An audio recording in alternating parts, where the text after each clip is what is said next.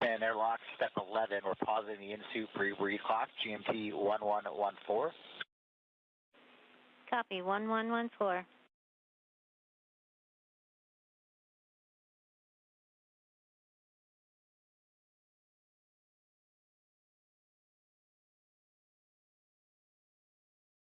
This is Mission Control Houston. You are hearing some communication there between NASA astronaut Jack Hathaway, currently on board the International Space Station, there in the center of your screen. He's speaking with the Capcom, or capsule communicator, here on the ground, who currently for the Orbit 1 shift is Kathy Bolt. Again, the Orbit 1 and 2 teams are currently completing a shift handover, and the Orbit 2 team coming on console will be responsible for executing today's spacewalk. You did hear NASA astronaut Jack Hathaway referencing some MEDOX canisters. He was providing some serial numbers and updates related to the canister changeouts.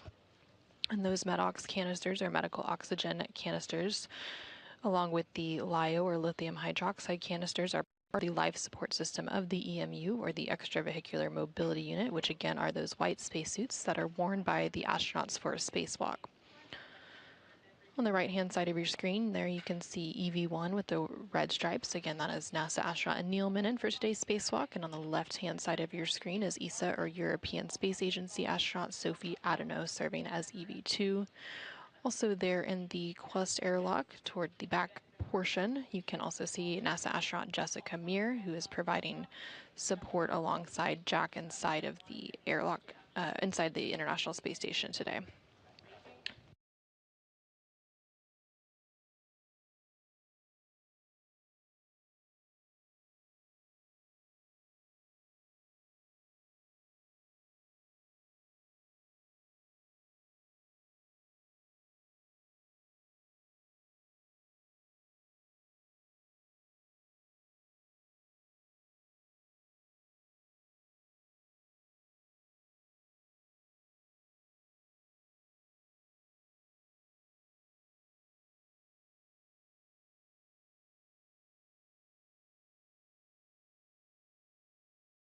Houston airlock, step 18, expended MEDOX canisters, serial number 0020 and serial number 0022.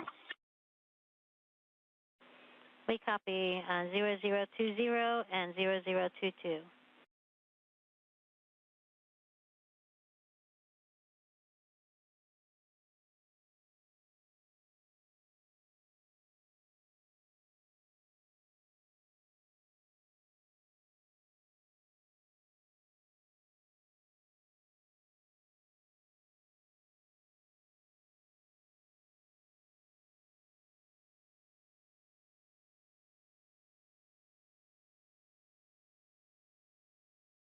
This is Mission Control Houston. Again, you're hearing those communications between NASA astronaut Jack Hathaway on board the International Space Station and the Capcom, or capsule communicator, here in Mission Control. Currently Kathy Bolt, but that will soon be taken over by Steven Zinter. Again, he's referencing some MEDOX canisters, which are the medical oxygen canisters. There are two different types of containment control cartridges used in the extravehicular mobility unit, or EMU, which again is those white spacesuits that the crew wears to go outside of the International Space Station on a spacewalk. And they're a means to contain trace contaminants and carbon dioxide from the EMU atmosphere. Again, the EMU, or extravehicular mobility unit, contains the suit assembly as well as the life support system. So those canisters are part of that life support system, providing carbon dioxide scrubbing. And then the spacesuit is basically a self-contained spaceship, so it provides... Step 21, in-suit pre-breathe clock resume, GMT 1118. Okay, we copy, pre-breathe clock resumed at 1118.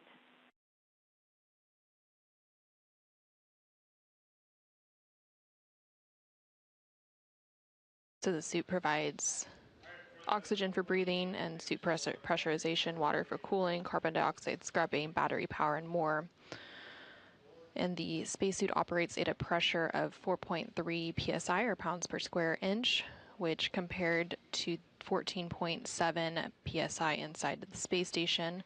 And that pressure difference is why the pre-breathe protocol is necessary. Again, you were hearing NASA astronaut Jack Hathaway communicate about some of that pre-breathe to the teams here on the ground, specifically regarding some times for that pre-breathe protocol and the clocks that they're monitoring. The pre-breathe protocol has two different portions to it. The first portion, the astronauts perform a masked pre-breathe with 100% oxygen, and then they complete what is known as in-suit light exercise, which was completed a little bit ago. And during that in-suit light exercise, the spacewalkers move their arms and legs to speed up their metabolic rate, which helps purge excess nitrogen. Due to the pressure differences in the suits and the station, the pre-breathe protocol is necessary in order to purge nitrogen from the bloodstream to prevent decompression sickness. Again, that is also known as the bends, which is a condition that scuba divers can also experience.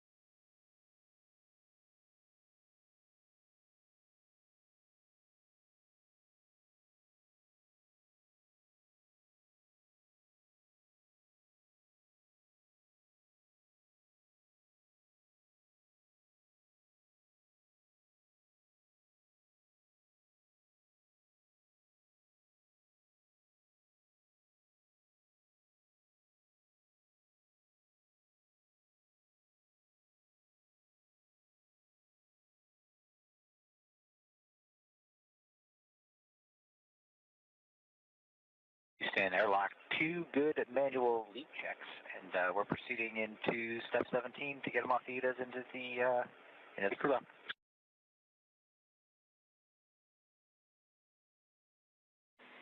Okay, we copy y'all, and we'll go with that plan. And just letting you know, I'll be handing over to O2 Capcom shortly, and wish you guys the best of luck for the rest of the day. Okay, we really appreciate your help.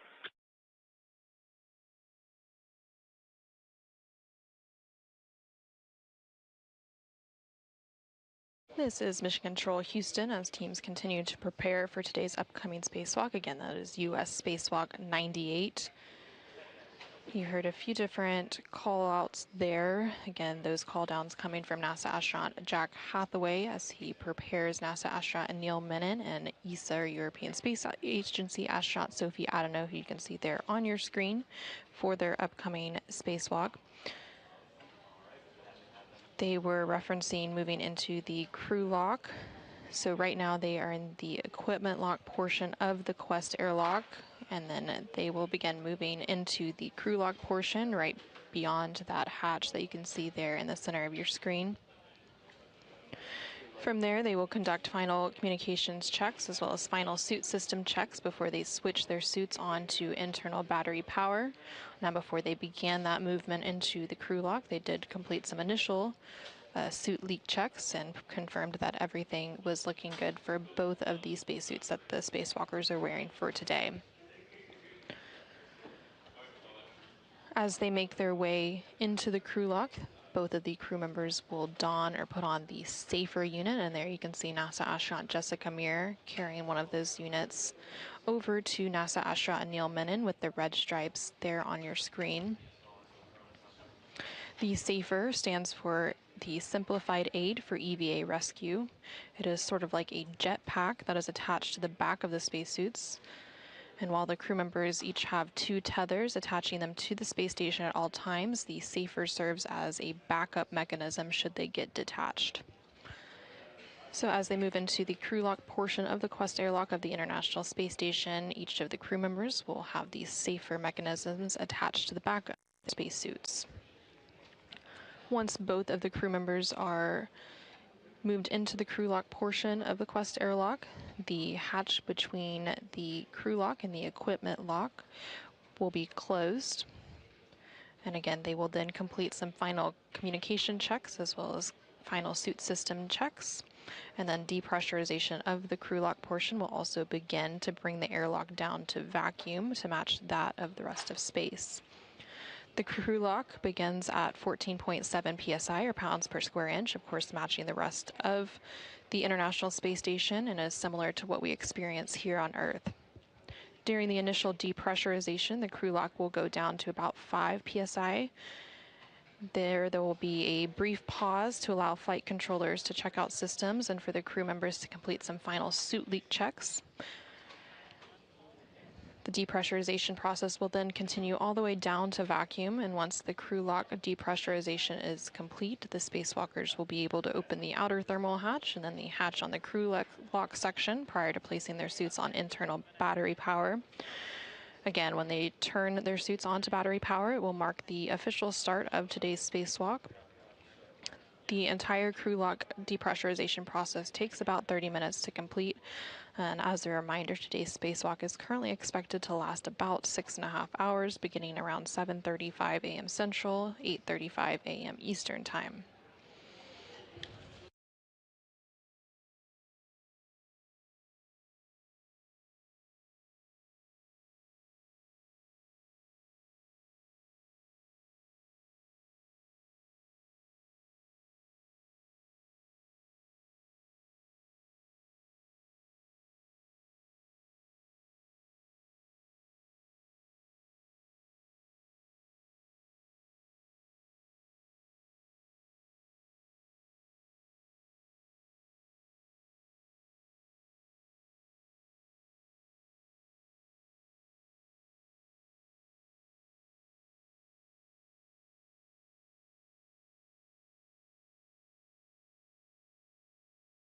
That's because of how that battery seats.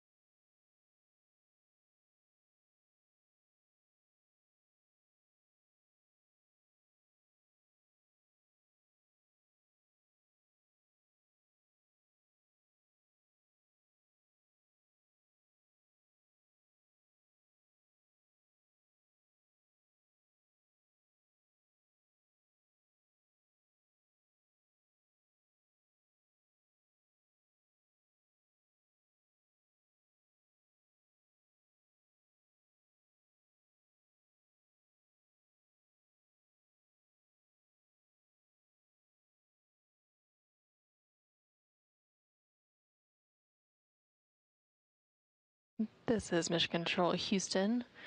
There on your screen, you can see a live look inside the equipment lock portion of the Quest airlock on board the International Space Station. NASA astronauts Jack Hathaway and Jessica Meir are currently attaching the SAFER, the Simplified Aid for EVA Rescue, onto NASA astronaut Neil Menon's spacesuit that he will be wearing outside of the International Space Station. And of course, he has the red stripes there on his legs, indicating that he is EV1. He will shortly be moved into that crew lock portion, and then the same process will be followed for ESA, or European Space Agency astronaut Sophie Adhanom. We are currently in a brief but expected loss of signal. We do expect to regain signal here momentarily. And this happens when there is a transition between the TDRS, or Tracking and Data Relay Satellite System. Today's spacewalk is expected to last about 6.5 hours, and it's the 3rd of this month. One, new TCV setting of 5. Copy, setting of 5.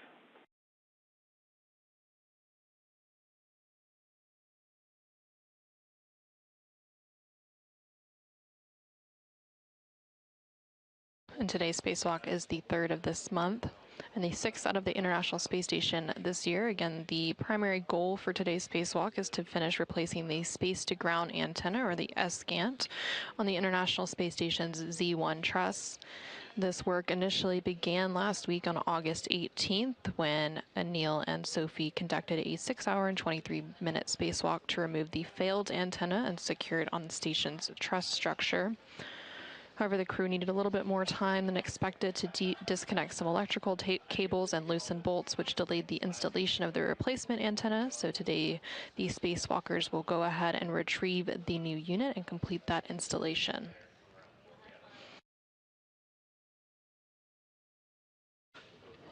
Once both NASA astronaut Anil Menon and ESA astronaut Sophie Adano are moved into the crew lock portion of the Quest airlock on board the International Space Station, the hatch between the crew and equipment lock will be closed and they will begin that depressurization process.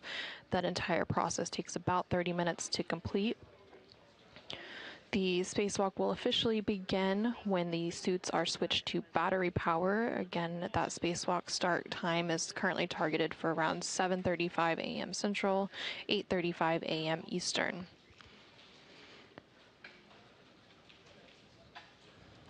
Once they complete that depressurization, the spacewalkers will then open the outer thermal hatch and then the hatch on the crew lock section. NASA astronaut Anil Menon, serving as EV1 with the red stripes, will exit first, and then he will be followed by ESA astronaut Sophie Adano, who's serving as EV2 today with the unmarked suit. They will then go ahead and set up their tools and tethers, turn on their helmet cameras, and begin to set up the SSRMS, which is the Space Station Robotic Manipulator System, basically the Canadarm2 robotic arm. And then they will make their way to External Stowage Platform 3, or ESP3, to retrieve the spare SCANT, which stands for the Space-to-Ground Antenna. Additionally, when they first exit the Quest airlock, NASA astronaut Anil Menon and ESA astronaut Sophie Adano will perform what are called buddy checks, basically examining each other's suits and tethers to make sure that everything is in order before they move away from the airlock. After that is complete, NASA astronaut Anil Menon, serving as EV1, will go ahead and retrieve the foot restraint from an external pallet, and he will set up the Space Station Remote Manipulator System, again, that robotic arm that he will be strapped into for the duration of today's spacewalk. So he will strap his feet into a portable foot restraint, or a PFR, at the end of the Canadarm2 robotic arm, and then he will be maneuvered to various work sites, carrying the spare antenna from its current location on the External Stowage Platform 3, which is on the Port 3 truss of the space station. It will be moved to the work site at the Z1 truss to be installed and then subsequently activated by ground controllers here in Mission Control. The robotic arm will be primarily operated today by NASA astronaut Jack Hathaway, and he will be assisted by NASA astronaut Jessica Meir from inside the International Space Station. And while NASA astronaut Anil Menon, serving as EV1, rides the arm to the spare antenna work site and begins releasing some bolts, EV2, who is Sophie Adano, will be assisting from the truss structure. Anil will remove the spare antenna, and the arm will then move to the installation location at the Z1 truss. And at that point, EV2, which is Sophie Adano, will then translate back along the truss. So they will be making their way to ESP3, which is on the Port 3 truss of the space station, remove the spare SCANT, which again is the only spare that is left on board the International Space Station. They maneuver it to its installation location on the Z1 truss to complete the replacement of the faulty space-to-ground antenna that was removed last week. Once it's installed, there will be some system checkouts by the ground control team here in Mission Control Houston, and it will restore the full redundancy to the space-to-ground communications system of the International Space Station. Once the installation of that spare is complete, the next task is to retrieve the failed SCAN. Again, that failed SCAN, or space-to-ground antenna, was removed last week and temporarily stowed. So it will be the job of ESA astronaut Sophie Adano to go ahead and retrieve that failed antenna from its temporary stowage location, and then she will pass it along to EV1, who is NASA astronaut Anil Menon, and they will also clean up the work site while dropping off the tool bag at the airlock and heading outbound for the next task. To stow the SCAN, again the failed one, they will be installing a couple of bolts And then after that is complete, EV1 and Neil Menon will return to the arm ingress location. Again, that is where he would have got into the portable foot restraint of the SSRMS, which is the Canadarm2 robotic arm. And while Anil is doing that, Sophie will then translate back to the airlock to prepare for ingress. Again, this is expected to be a 6-hour and 30-minute spacewalk to complete both the spare SCANT retrieval and installation, as well as retrieving the failed SCANT and stowing it into its permanent stowage location. If time allows, the crew will also attempt a get-ahead task to replace a retroreflector on the forward port of the Harmony module to improve navigation data for visiting spacecraft. And the space-to-ground antenna is a dish-shaped unit and one of two that sit side by side on the Z1 truss. Last November, SCANT-2 began experiencing periodic pointing issues during auto-track operations, meaning it wasn't properly gimbaling or orienting itself to communicate using NASA's Tracking and Data Relay Satellite System, or TDRS. And as a result, the flight control team switched operations to SCANT-1, which continues to provide that high-rate video, voice, and telemetry for flight controllers here in Houston and at other control centers around the world.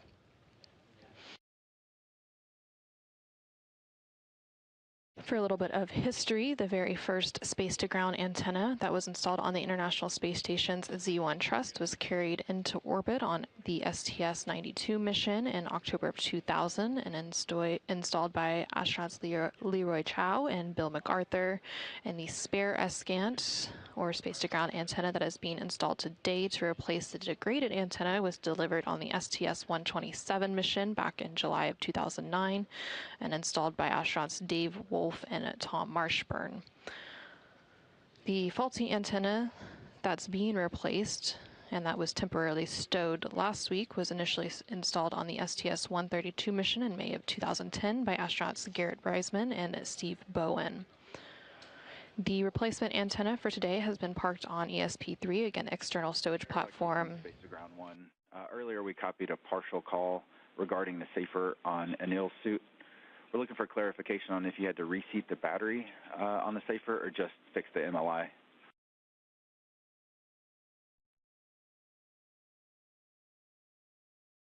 Yeah, we were just reseating some MLI, so it was in a more comfortable position. There's nothing wrong with SAFER at all. Everything is nominal. Copy, thank you.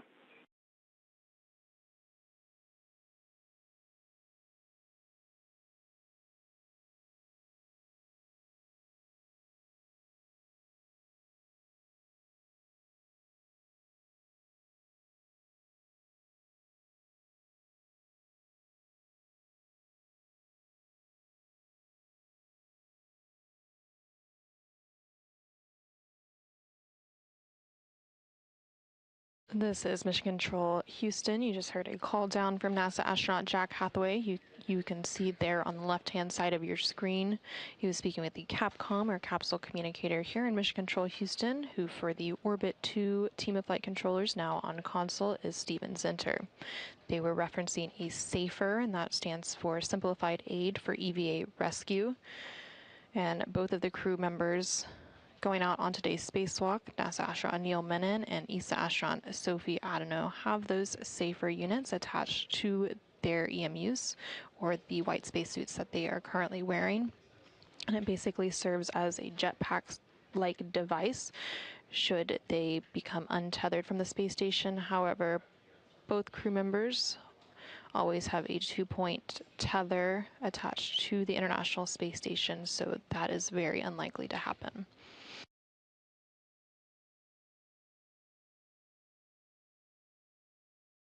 There in the center of your screen, you can see both NASA astronaut Jack Hathaway as well as NASA astronaut Jessica Meir. They're currently assisting ESA, or European Space Agency, astronaut Sophie Adenau into the crew lock portion of the Quest airlock. NASA astronaut Neil Menon was moved into there first as EV1, and now Sophie is joining him. Once they are fully situated into the crew lock portion, the hatch in between the crew lock and equipment lock of the Quest airlock, which you can see that hatchway there on your screen that Jessica Meir is currently touching, will be closed, and they will begin the depressurization process down to vacuum of that crew lock portion.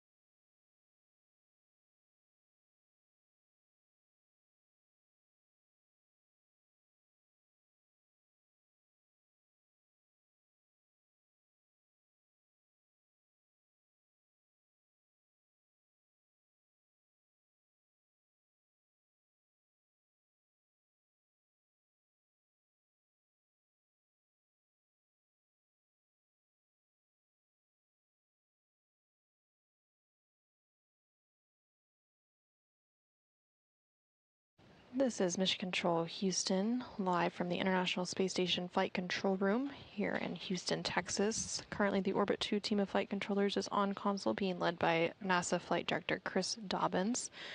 And the Orbit 2 team is responsible for executing today's spacewalk. Again, today's spacewalk is U.S. Spacewalk 98.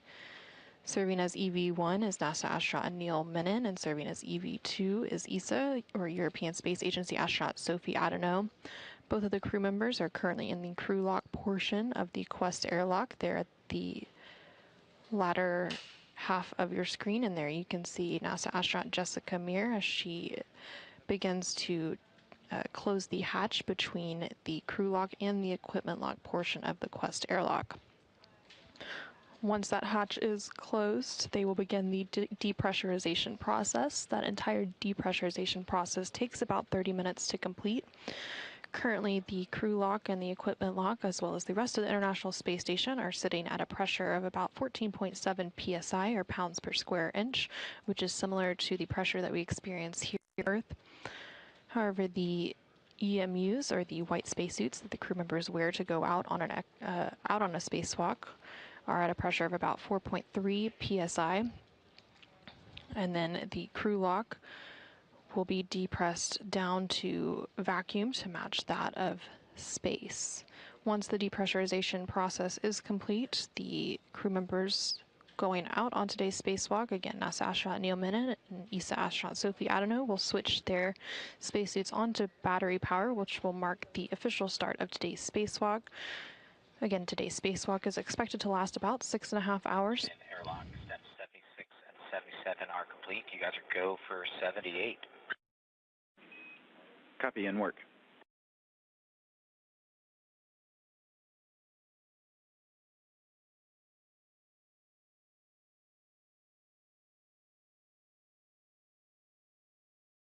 And you just heard a call down there from NASA astronaut Jack Hathaway. He's communicating with the Capcom, or capsule communicator, here in Mission Control, who for the Orbit 2 shift is Steven Zenter. The Capcom serves as the single voice link between the teams here on the ground and the crew on board the International Space Station.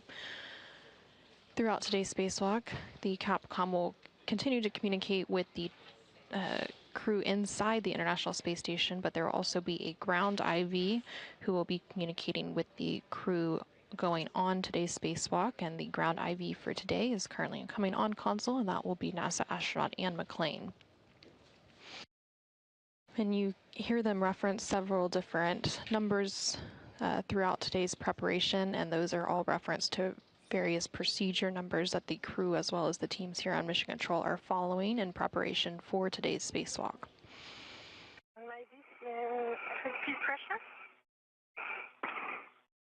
3.4 and 3.4. Airlock Houston on 1. You are now hot mic on Space Ground 1.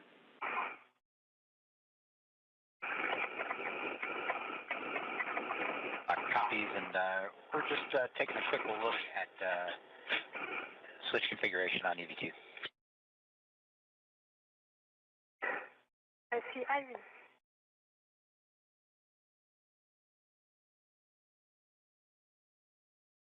Yeah, Houston, we're just want to double check.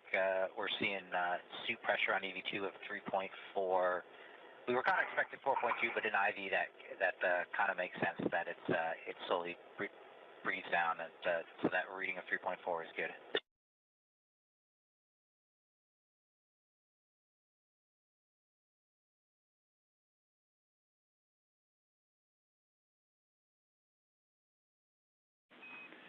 That's a good value for us, Jack.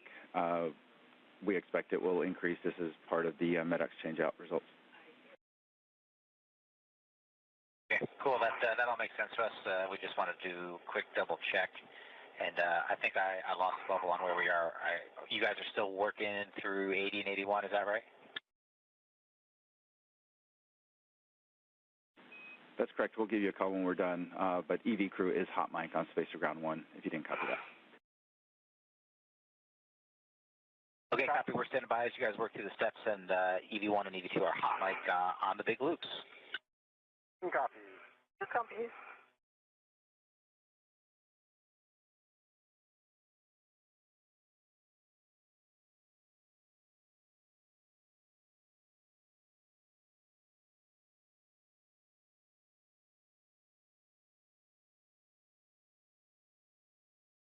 This is Mission Control Houston. You were hearing some communication there between NASA astronaut Jack Hathaway, who you can currently see in the center of your screen. He was speaking with the Capcom or capsule communicator here in Mission Control, who currently is Steven Zinter. They were referencing some pressure readings on the EV-2 spacesuit. EV-2 today is ESA, or European Space Agency astronaut Sophie Adano. The EMU, or the Extravehicular Mobility Unit, which is the white spacesuit that the crews wear outside the International Space Station. On one, we are ready for you to pick up in step 81 and subs. All right, we're going to work our way starting at 81.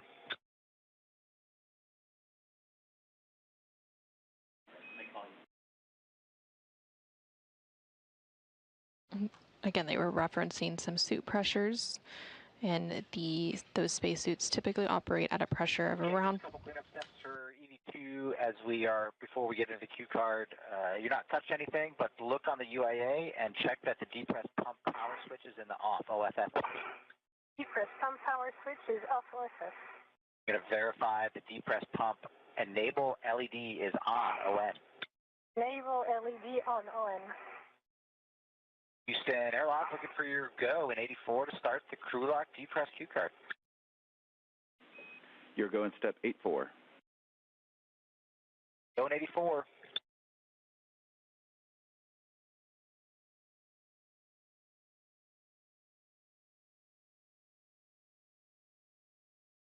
All right, Sunil and Sophie, I'm on the crew lock depressed Q card, step 1. So on the UIA, if you'll take that depressed pump power switch to the on ON position.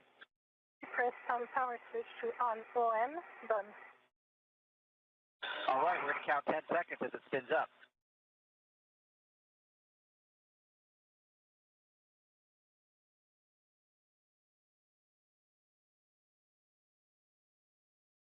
EV2, you can reach out and take the depressed pump manual isolation valve to the open position, and you'll get an alert tone. EV2 depressed pump man ISO valve to open. Now. All right, for both 1 and 2, monitor your SUP gauge is less than 5.5, and if it gets up there, let us know. 1 copy. Copy.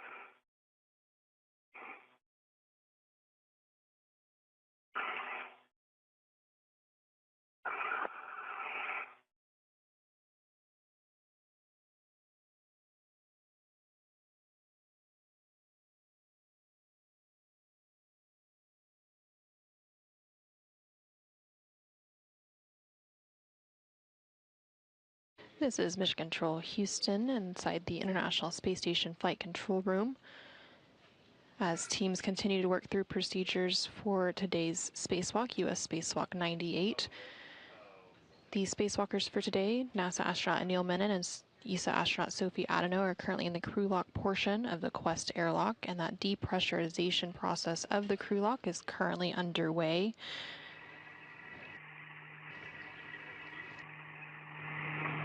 The crew lock pressure is now at about 12.4 psi, or pounds per square inch, and it began at a pressure of about 14.7 psi. It has to be depressed down to vacuum to match that of space, and then once that is complete, they will be able to open the thermal hatch and the hatch of the crew lock to exit the International Space Station to begin today's spacewalk. During this depressurization process, they will initially take the crew lock down to a pressure of about 5 psi, or pounds per square inch, and at that point they will go ahead and pause the depressurization process to complete some final suit leak checks and system checks before finishing the depressurization process.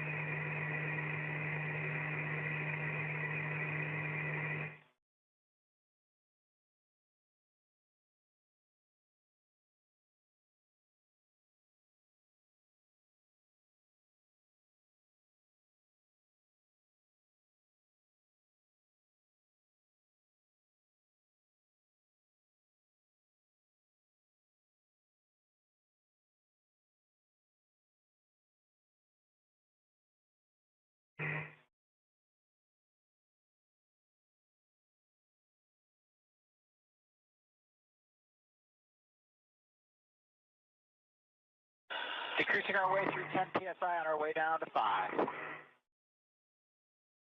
1, 2.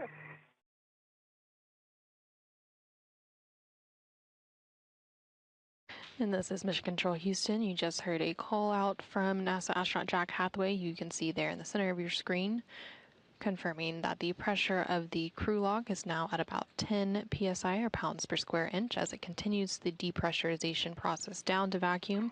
Again, they will pause at about 5 psi for some final leak and system checks before resuming and going all the way down to vacuum. Following that call out from NASA astronaut Jack Hathaway, you did hear a brief communication with the spacewalkers for today.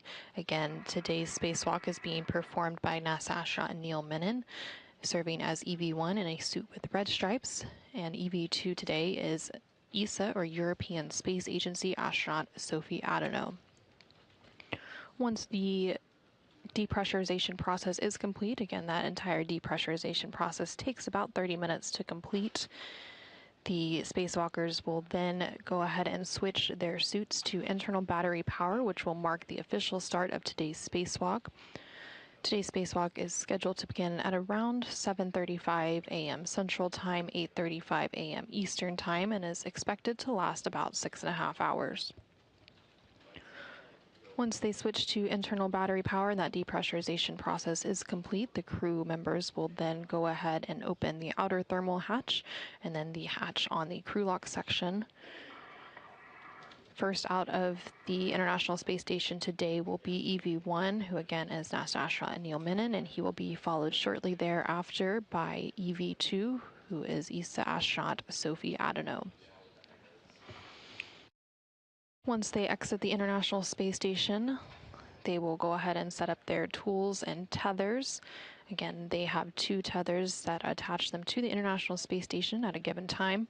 They will also turn on their helmet cameras, or their HECAs, and they will begin setup for today's spacewalk. They will also complete what are known as buddy checks, which is where both Neil Mennen and Sophie Adenau will basically be examining each other's suits and tethers to make sure that everything is in order before they begin to move away from the airlock.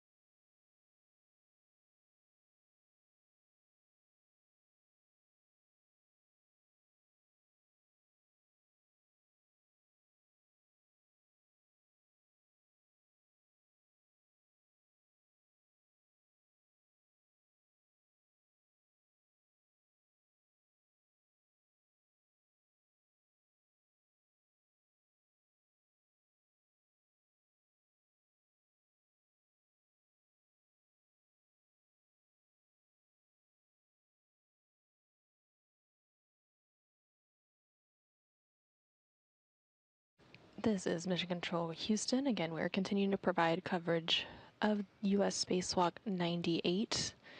The crew members for today's spacewalk are currently in the crew lock portion of the Quest airlock on board the International Space Station as the depressurization process for that crew lock continues.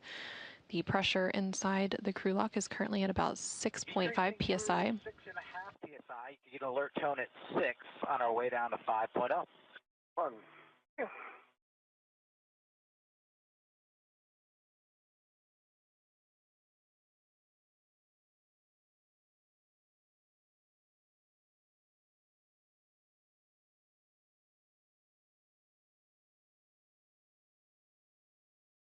And you just heard that confirmation there from NASA astronaut Jack Hathaway that we had passed that 6.5 psi or pounds per square inch inside the crew lock as it continues its depressurization down to about 5 psi.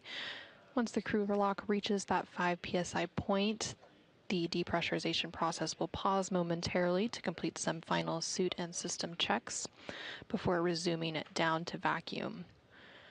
Throughout that depressurization process, you do hear periodic call-outs by the crew, and this is as they are following the procedures for that depressurization process. Various call-outs are required during the monitoring process, and you do hear confirmation coming from the spacewalkers inside the crew lock as NASA astronaut Jack Hathaway provides those call-outs for them.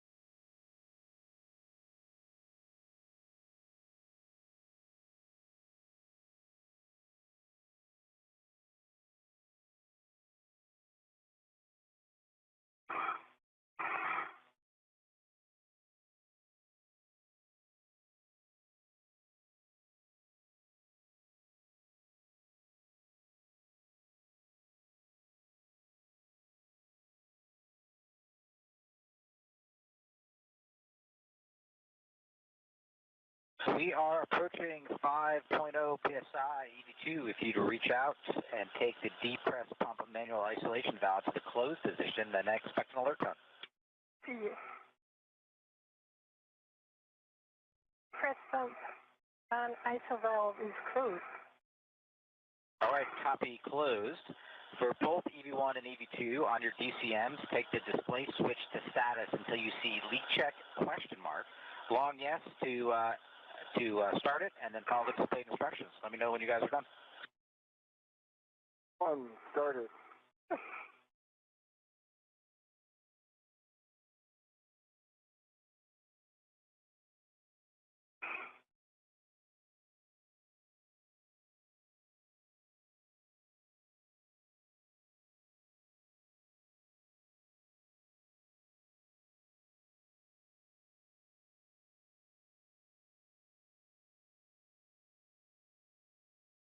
And this is Mission Control Houston.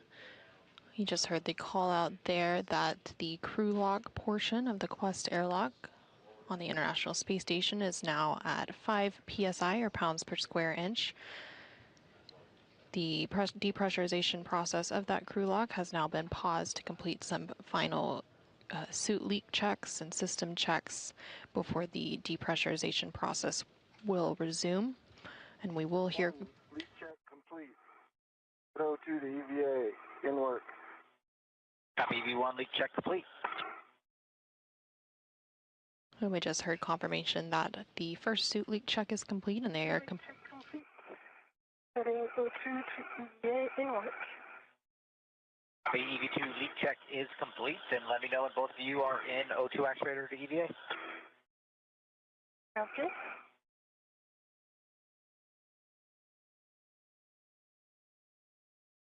And we just heard confirmation there that we do have 2 good suit leak checks. So they will complete some final system checks here on the ground. Both EV1 and EV2 are O2 actuator to EVA. All right, Sophie, take the depress pump manual isolation valve to open. Expect an alert tone. In work.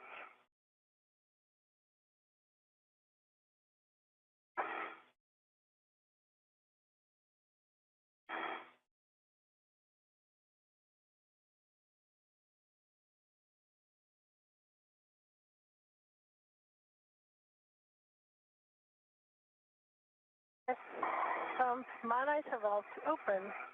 The open. I'm taking the emergency MPEV out here to open to help you guys. All right, both of you monitor your SUP gauge. If it gets up to 5.5, let us know. 1.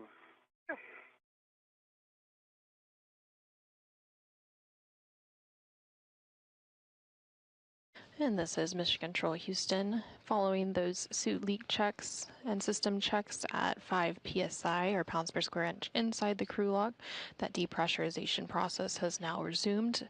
Again, this depressurization will take the crew log down to vacuum to match that of space. And at that point, the suits will be switched to battery power, which will mark the official start of today's spacewalk. Again, today's spacewalk is expected to last about 6.5 hours. As the crew works to complete the installation of a replacement space-to-ground or SCANT antenna.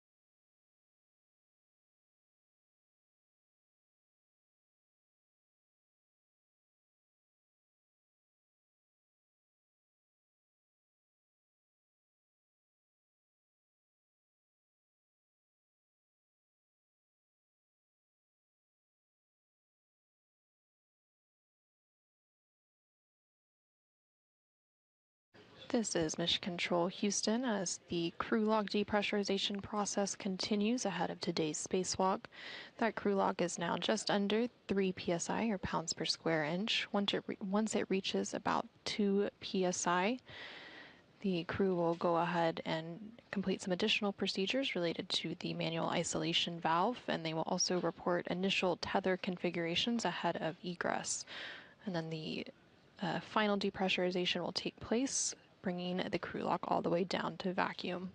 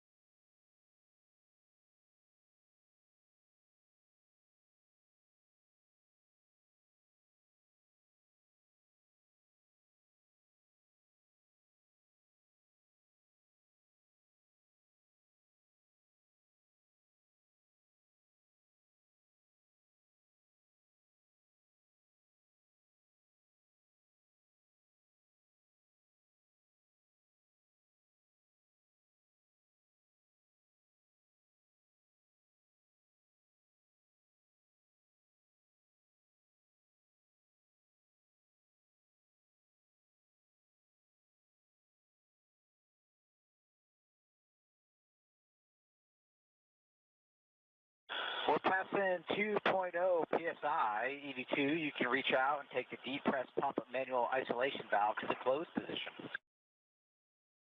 Depress pump man ISO valve is closed. Copy closed, and on the UIA, you can take the depress pump power switch to the off OFF position.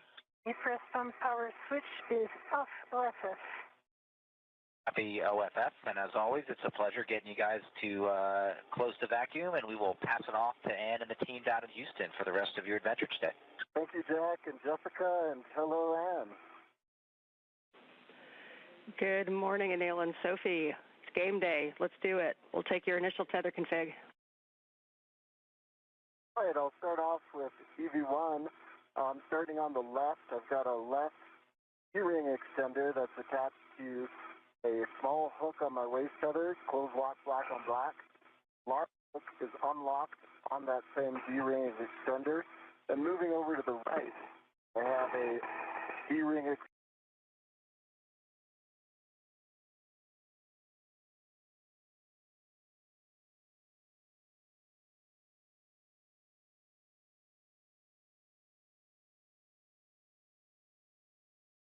This is Mission Control Houston inside the International Space Station Flight Control Room, which you can see a live look inside that room there on your screen. The Orbit 2 team of flight controllers being led by NASA Flight Director Chris Dobbins are on console. Red reel, close lock, black on black. And then that anchor hook is on my MWF. On my red reel, I also have EV2's anchor hook, close lock, black on black. I'm going to hand it over to Sophie to go through her tether config. Okay, thank you, Anil. I'll start with my right side, right D-ring extender. I have a waist tether, which is also gate closed locked black on black, and the other hand is on my mini workstation. On this right D-ring extender, I also have the red hook, gate closed locked black on black. Going to the red reel, which is unlocked. On this red reel, I have the green hook, gate closed locked black on black. Red reel also leads to the yellow hook, gate closed locked black on black, which is on the green reel.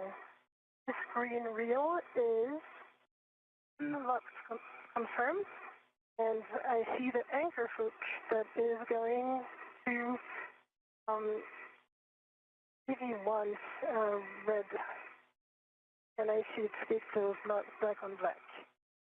On my left side, I have a D-ring extender with the small hook gate closed locked black on black going to the airlock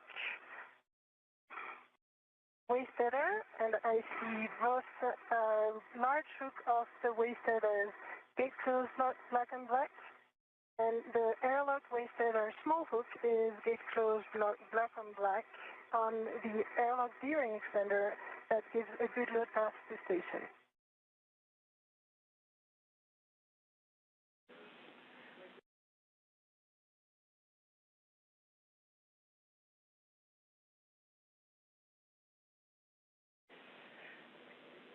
All right, that is mostly good config, and unfortunately we had a handover in Hill right as you started talking. So if you wouldn't mind giving us your tether config again. We got everything after the green hook on the red reel, but we're looking for your the status of your red hook and your yellow hook on the green reel, and your right waist tether.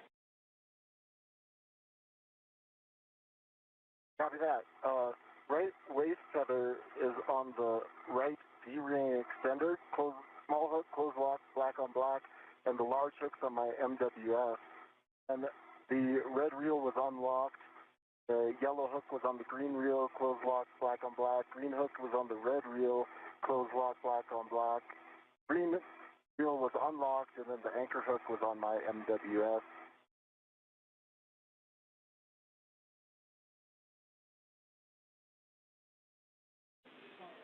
And Anil, we just need the status of your small red hook, please.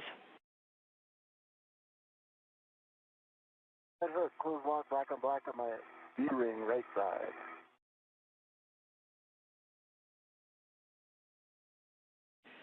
Okay, Neil, we appreciate the extra work there, and those are good tether configs.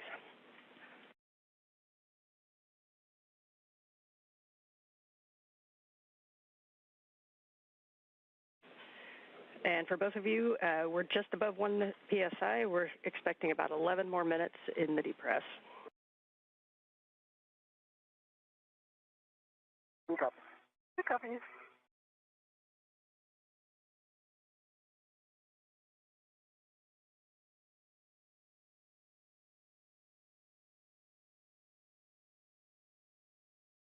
This is Mission Control Houston.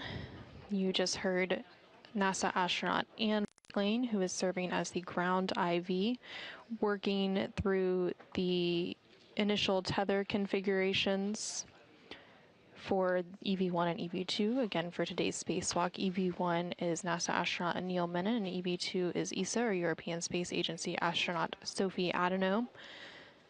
They reported those initial tether configurations ahead of egress, or exiting the Quest airlock of the International Space Station. That egress will come once the crew lock depressurization process is fully complete. There's about 10 minutes remaining in that depressurization process. The crew lock is just above about 1 psi, or pound per square inch. Again, it has to go all the way down to vacuum before that egress process can begin. Throughout today's spacewalk, you will hear NASA astronaut Anne McClain serving as the ground IV, speaking with the spacewalkers and walking them through the procedures for today. And then also there is a CAPCOM, or capsule communicator, who is Steven Zenter, and he will still be responsible for communicating with the crew members still inside the International Space Station.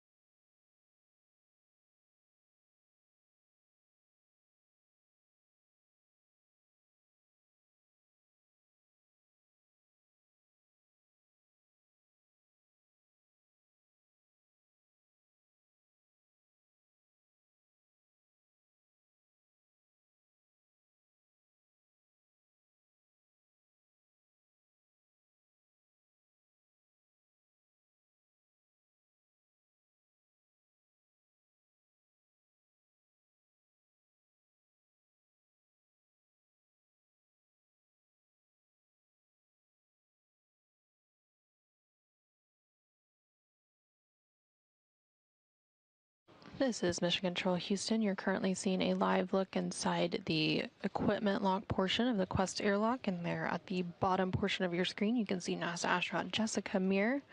Jessica, alongside NASA astronaut Jack Hathaway, are providing support for today's spacewalk from inside the International Space Station. Before the crew members for today's spacewalk, again, NASA astronaut Neil Menon and ESA astronaut Sophie Adhanom were moved into the crew lock portion just beyond that hatchway you see there on your screen. Jessica and Jack assisted them with donning their suits, and as well as walking them through their pre-breathe procedures and various other preparation steps for today's spacewalk.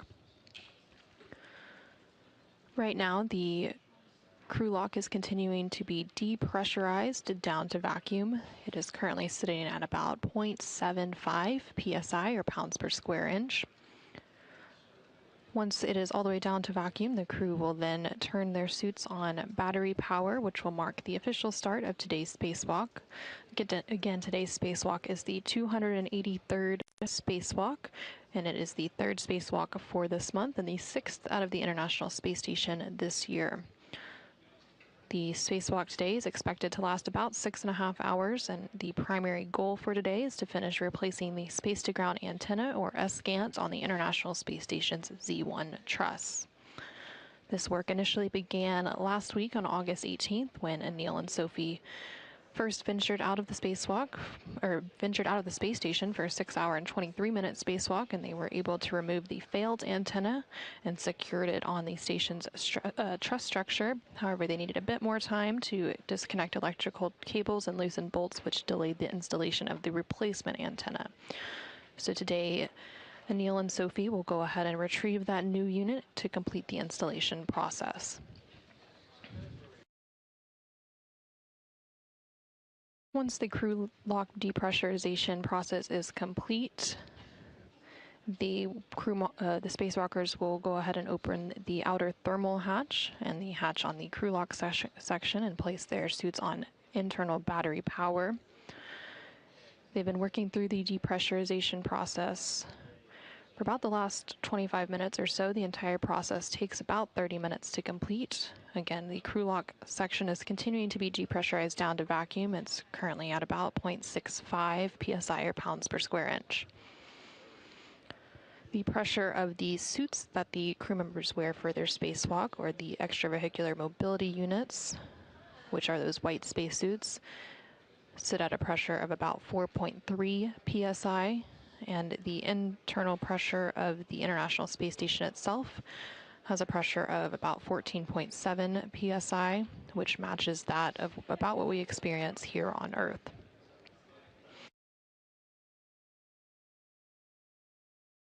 Once they begin the process of egressing or exiting the International Space Station, first out of the hatch will be EV-1, which is NASA astronaut Anil Menon, and he will be followed by EV-2, who is ESA astronaut Sophie Adenau. Anil, serving as EV-1, has the suit with the red stripes, and Sophie, serving as EV-2, is wearing an unmarked suit. Once they exit the airlock, they will complete some initial checks of each other, which are called buddy checks, where they examine each other's suits and tethers to make sure that everything is in order and looking good before they begin moving away from the airlock and working into their procedures for today.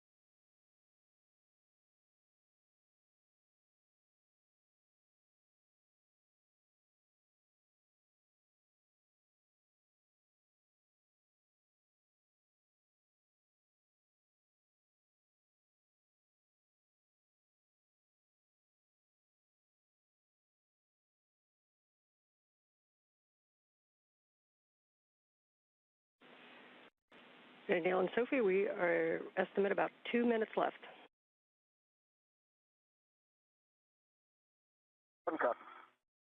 Copy.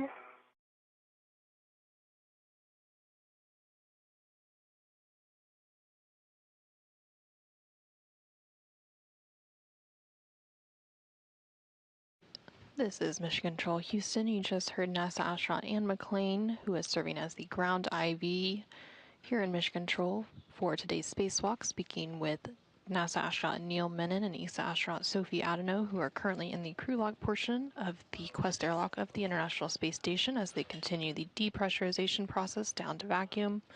They reported that there's about 2 minutes remaining in that depressurization process. The crew lock right now is sitting at a pressure of about 0.5 psi.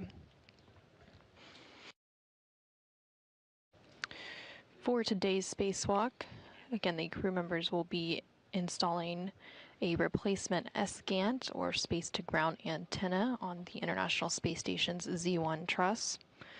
Last November, Escant number 2 began experiencing periodic pointing issues during auto track operations, basically meaning it wasn't properly gimbaling or orienting itself to communicate with NASA's Tracking and Data Relay Satellite System, or TDRS. And as a result, the flight control team switched operations to Escant number 1, which continues to provide high-rate video, voice, and telemetry for controllers here in Houston and around the world. But following today's Escant installation, the redundancy for that space-to-ground antenna system will be restored.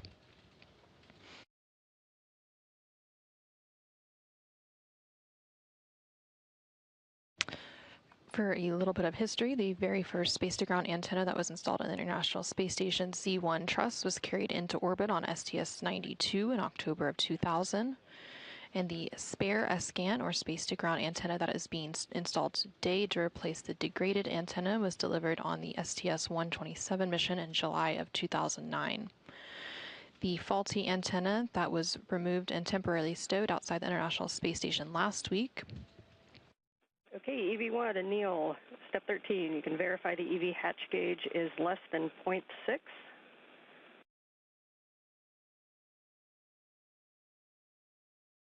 EV hatch gauge less than 0.6. Copy. You are going to open the EV hatch and stow it. Uncopies go. In work.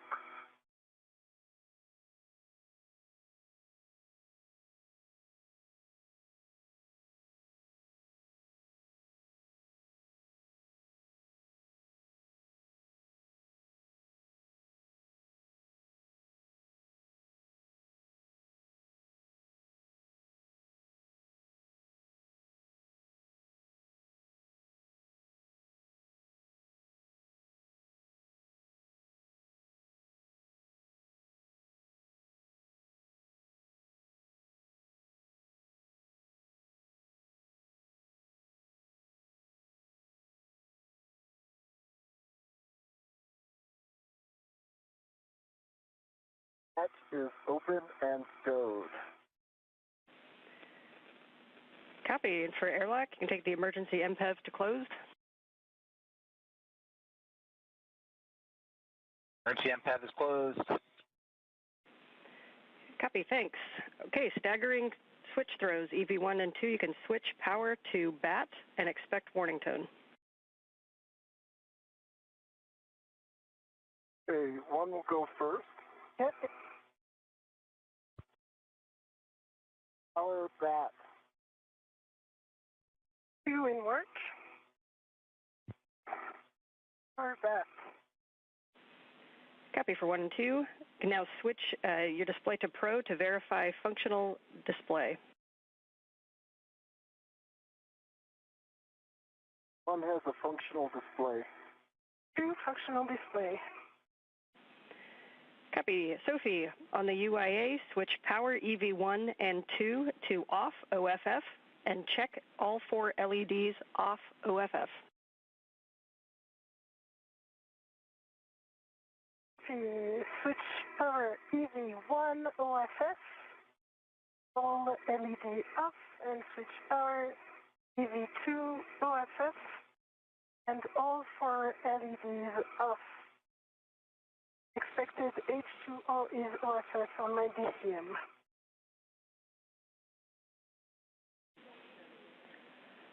Okay, we copy, and that is an expected message. For both crew, you can remove your SCU from your DCM, install the DCM cover, and stow the SCU in the pouch with pouch Velcro closed.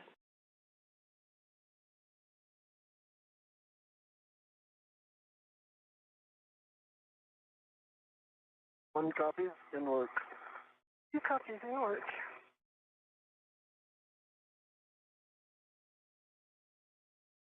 This is Mission Control Houston with NASA astronaut Anil Menon and ESA astronaut Sophie Adano having placed their suits on battery power. Today's spacewalk has officially begun, that taking place at 7:27 a.m. Central Time, 8:27 a.m. Eastern Time.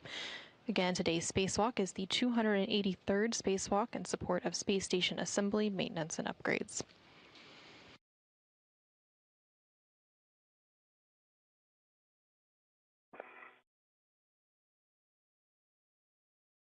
One stowed.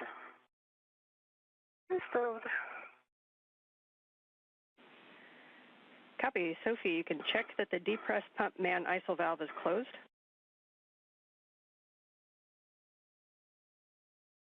Depressed pump my alpha valve is closed. Copy for both crew. Take your temperature control valve to max hot, lowest numbers.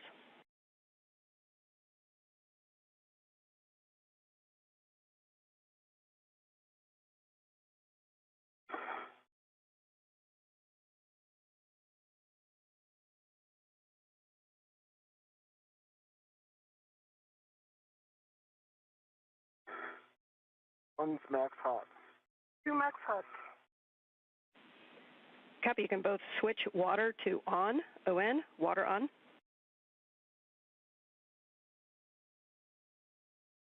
One water on. 2 water on OM. Check that your DCM is blank and your bite off.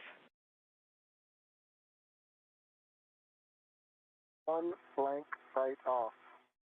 2 blank sight off. Copy. You can each set your temperature control valve as desired.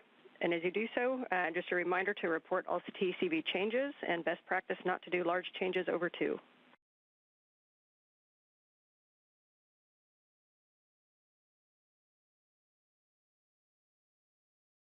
One set 6 TCV.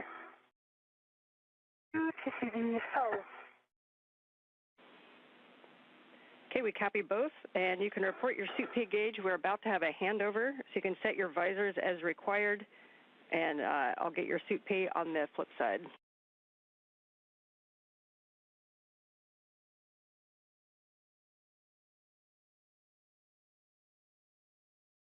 This is Mission Control Houston. We are currently in a brief but expected handover between tracking and data relay satellite system. We do expect to regain that communication with the International Space Station and the crew for today's spacewalk here shortly. You are continuing to hear some communication from the ground IV, which is Anne McLean. I see that your EMU TV is on, the one that's up high that we don't use. You can press that button if you reach it.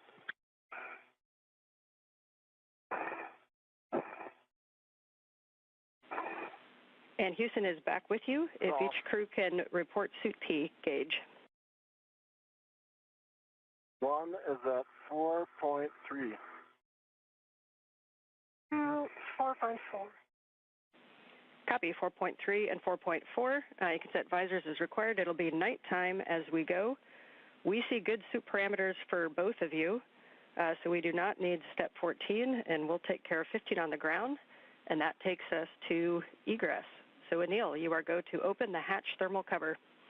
You'll unhook the strap from the magnetic plate D-ring, move the hook to the tether point, cinch the strap, and report Sharpie lines. Thermal covers in work.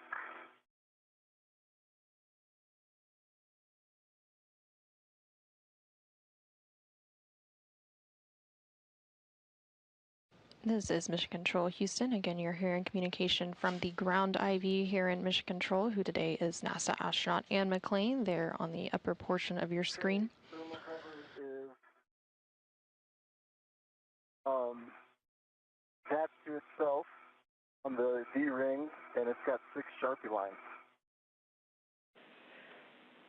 Copy 6 Sharpie lines. Anil, you are go to egress the airlock. Let's take the office outside.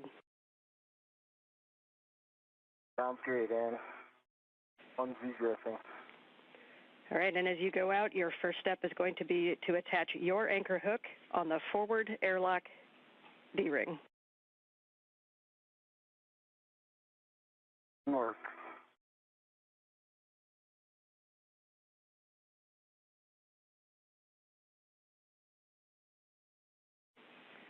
And Sophie, as you get a little more room in the airlock, your first step is going to be to transfer the medium ORU bag if you'd like to prepare that. In work.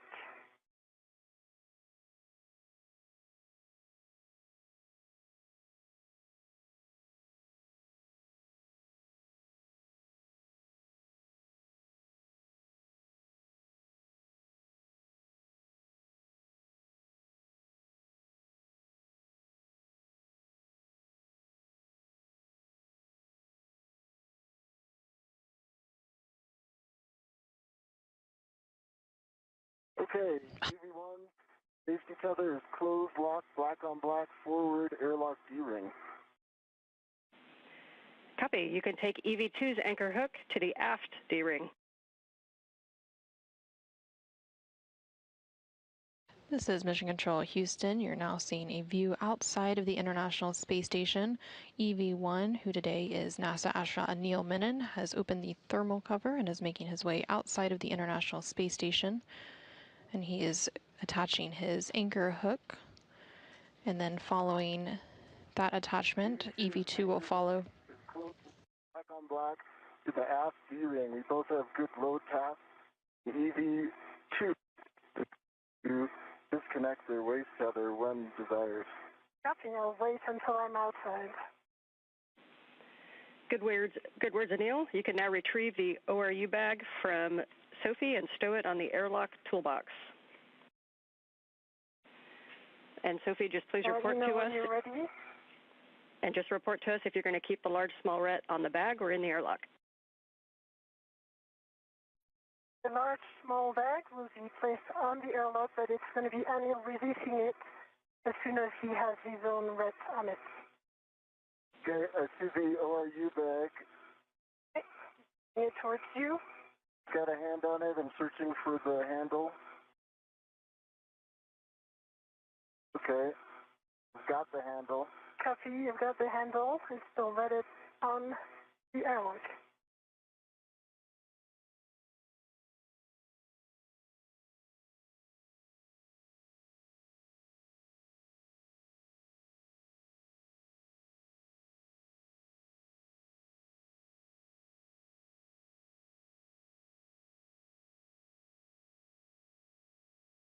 Okay, I've confirmed a good ret on my MWF, and I'm going to release the airlock ret. Okay, I am ready. Released. See it.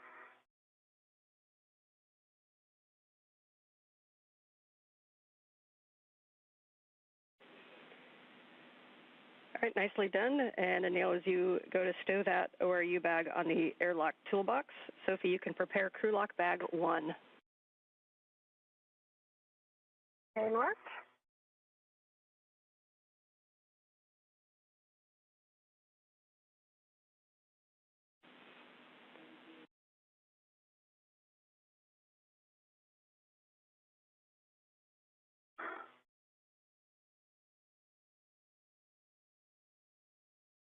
This is Mission Control Houston. There you're seeing a live view of NASA astronaut Neil Menon, who is now outside of the International Space Station, and following him soon after will be ESA astronaut Sophie Adenau.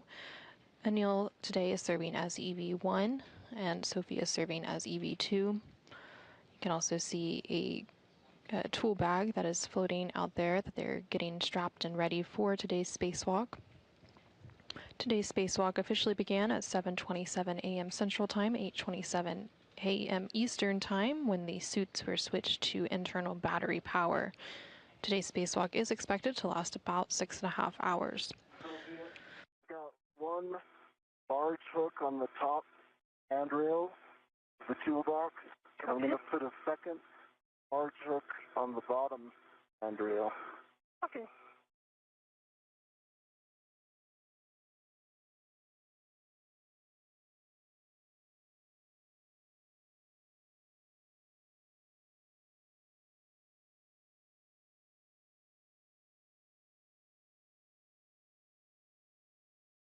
Okay, 2 hooks are down. I'll get my ret and come back to you. Copy.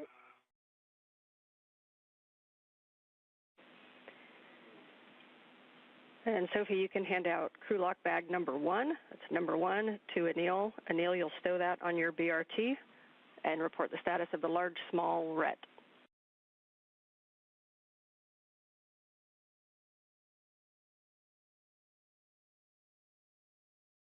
2 copies. 1 copy.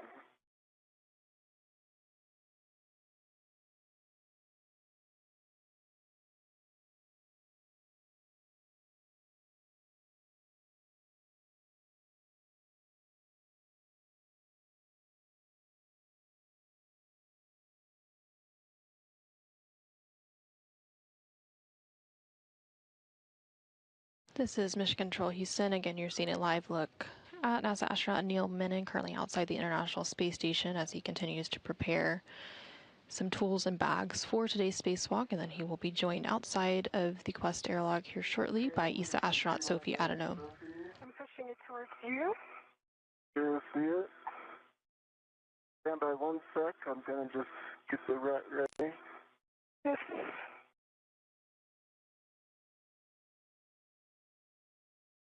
And you can see that it is currently nighttime outside the International Space Station. So the space station does see 16 sunrises and sunsets per day. So the spacewalkers will be working in alternating light and darkness throughout today's spacewalk.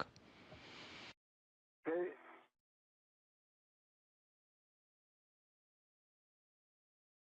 Got a hand on it. Pulling it towards me. Copy.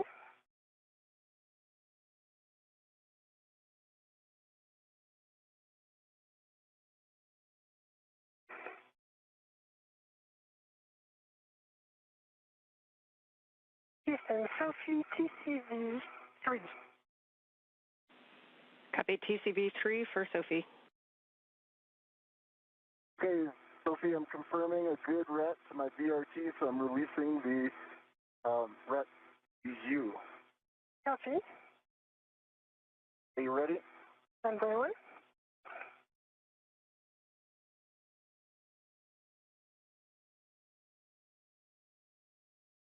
I am ready. Okay.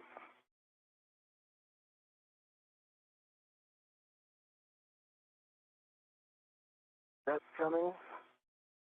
I've got it.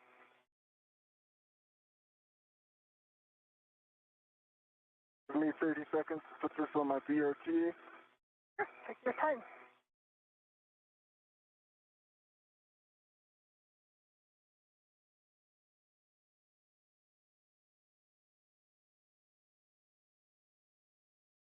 This is Mission Control Houston.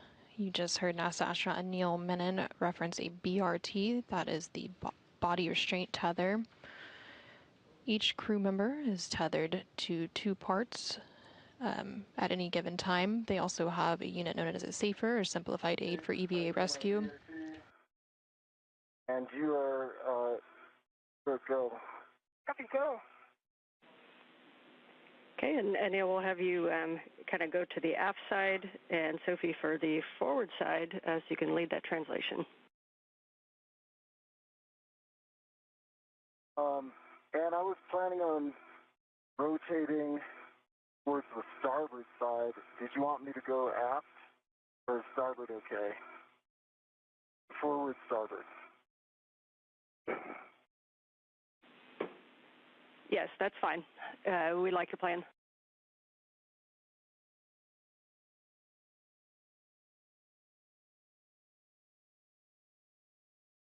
Coming out. I see you coming out. Safe room.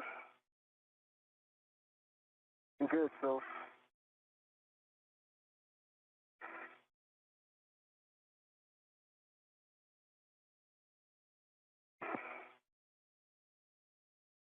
I can see your pliss hitting the hatch. So Yeah, I'm working it. okay. Let me know if you want. More vertical will do the trick. Yeah, in work, rotation in work.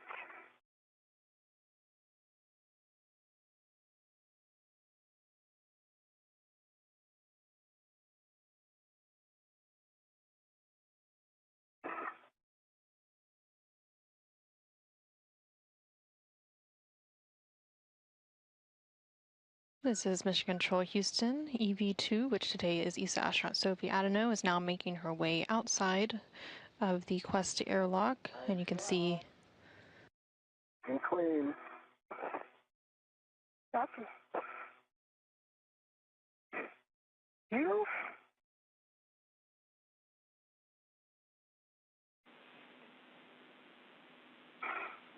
Good to see you guys out there. And when you're ready, you can turn on your HECAs. One hecka on.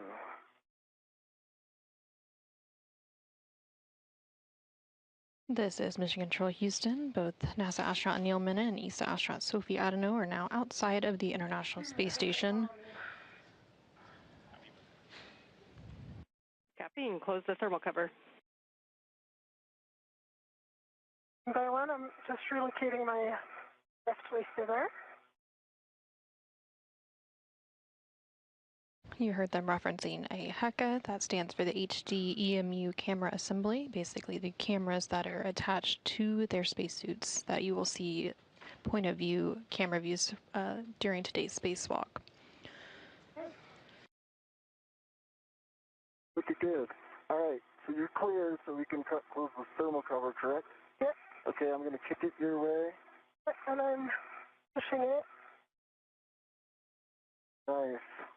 Nice.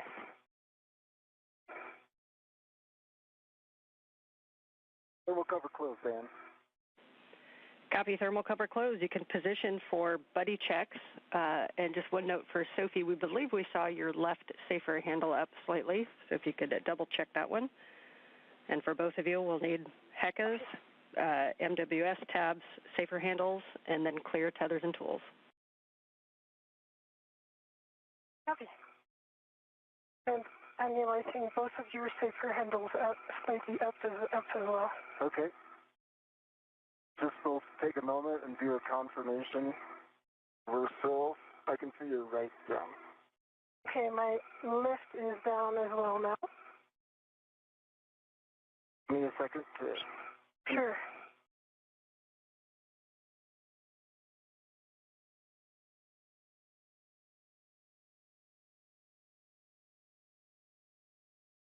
This is Mission Control Houston with NASA astronaut Anil Menon and ESA astronaut Sophie Adenau now outside the International Space Station. They are currently performing a buddy check.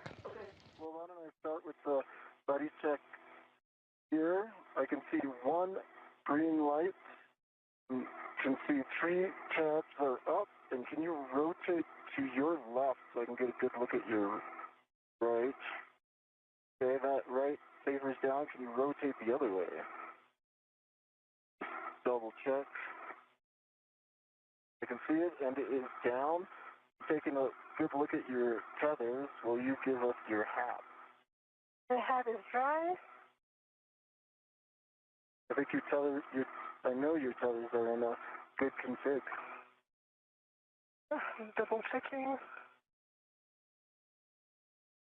Are in good config. Right, let me do the buddy checks for you.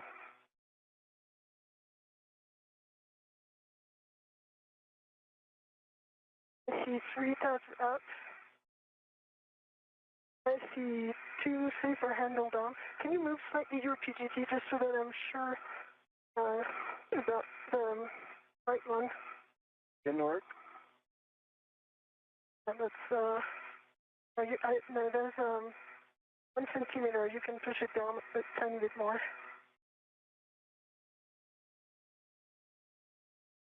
Is it parallax? I'm putting a lot of pressure on it.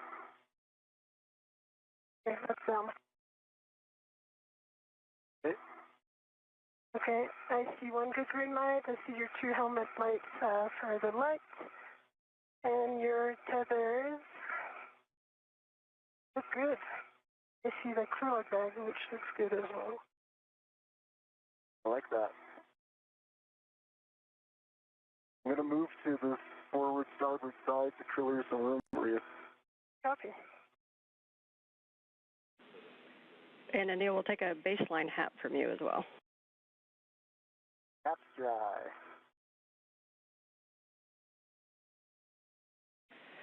Okay, we see good buddy checks on both of you. So at this time, you are go to start translating. Sophie, you are going to lead the translation, and you're going to the port Cedar-Kurt. Anil, you're heading to S1 for the APFR setup. Okay, leading the translation. And as you do this translation, just keeping an eye on the tethers to make sure that they go where you want them to go.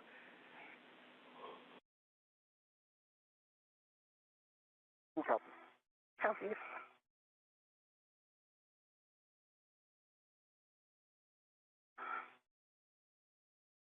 This is Mission Control Houston. We did just hear confirmation that NASA astronaut Neil Menon and ESA astronaut Sophie Adano have completed their buddy checks.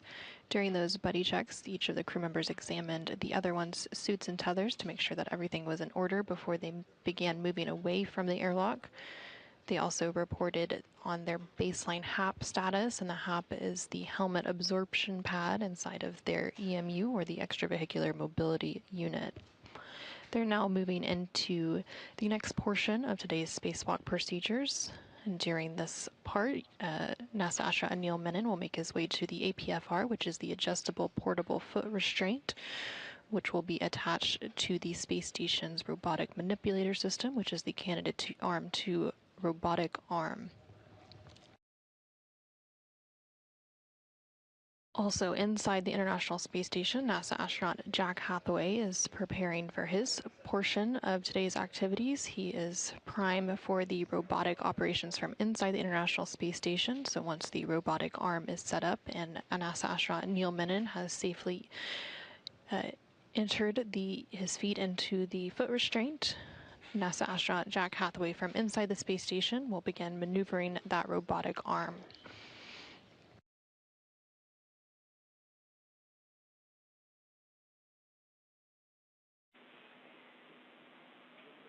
And a reminder to both of you as you approach Phase 1 to avoid inadvertent contact with the deployed TUS cable, zenith and nadir of the cedar rails.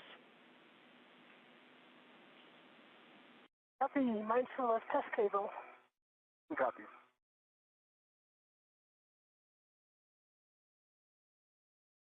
How about the cedar spur?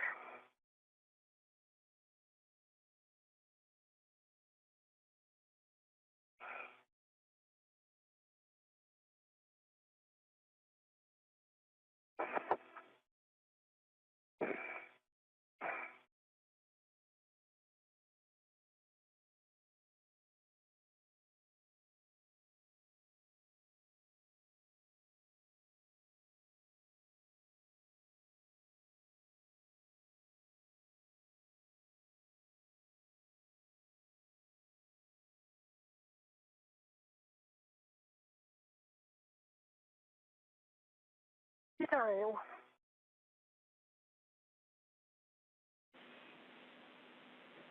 Copy, nicely done. And you're heading to the port CETA cart, and you'll be looking to position yourself to get the APFR. That'll be in WIF 3, which will be the top left when you get to the CETA cart. And Neil, you know where you're going well. You're heading toward what'll be mile marker 6870, 6870. 6870.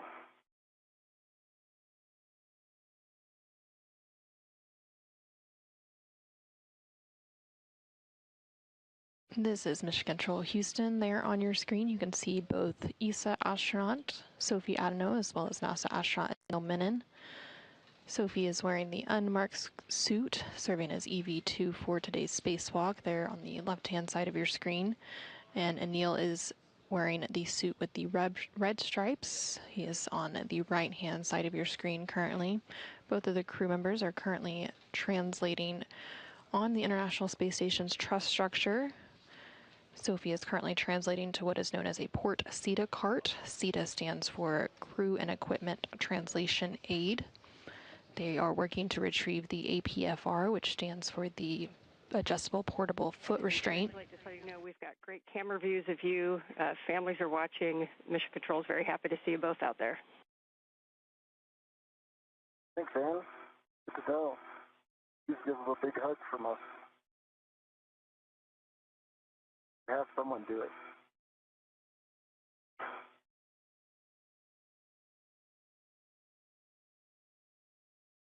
Where's CETA cart?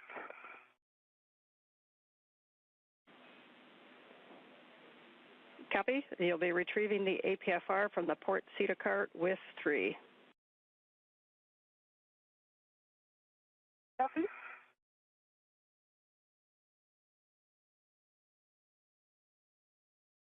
And you did just hear ESA astronaut Sophie Adano call down and say that she had reached that port CETA cart. Again, that is the Crew and Equipment Translation Aid outside of the International Space Station, which is where the... At the NTA, so I'm ready for handoff to Jessica at M1.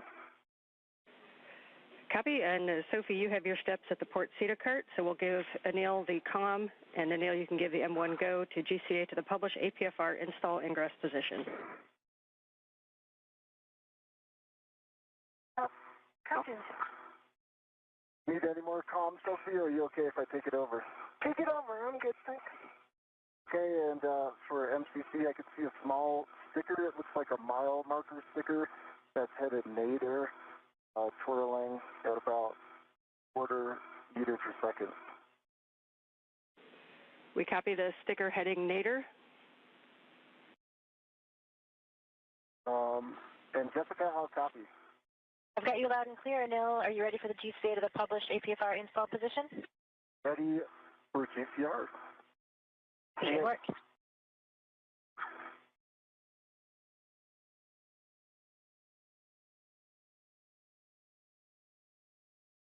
And I know you've got good clearances, Jessica, but I've also got good clearances, and I'll keep you abreast. All right, we copy, Anil. You'll be helping with clearances. We're starting motion station aft in 3, 2, 1.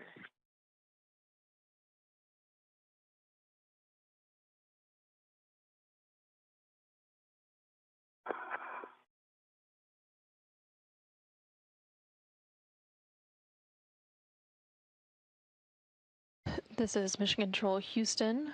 We are currently about 29 minutes into today's spacewalk. That spacewalk beginning at 7:27 a.m. Central Time, 8:27 a.m. Eastern Time, when the cruise suits were switched to internal battery power. You're currently hearing NASA astronaut Neil Menon, who is serving as EV1 for today's spacewalk, and you can see him there on the left-hand side of your screen in the suit with the red stripes.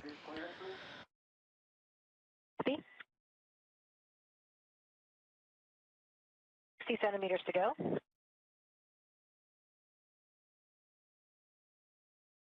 3 centimeters remaining.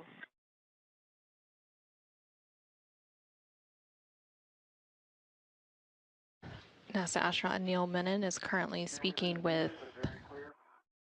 We're ramping out. We are at the published position. Will that work for you? It worked last time, so I call GCA complete. Okay, stand by for brakes. Anil is currently speaking with NASA astronaut Jessica Meir. Go for APFR install and ingress. Happy install. Okay, Sophie, we see you working the APFR. You can just bring that toward Anil when it's ready. And Anil, I'm ready to work your tether swap. Once you have your waist tether down, let me know and I'll read you steps. My waist tether is down. Copy. You can lock your green hook on your red reel. Okay, green hook is locked on my red reel. You can retrieve the yellow hook from the green reel and stow it on the SSRMS Lee tether point, checking gates and hooks.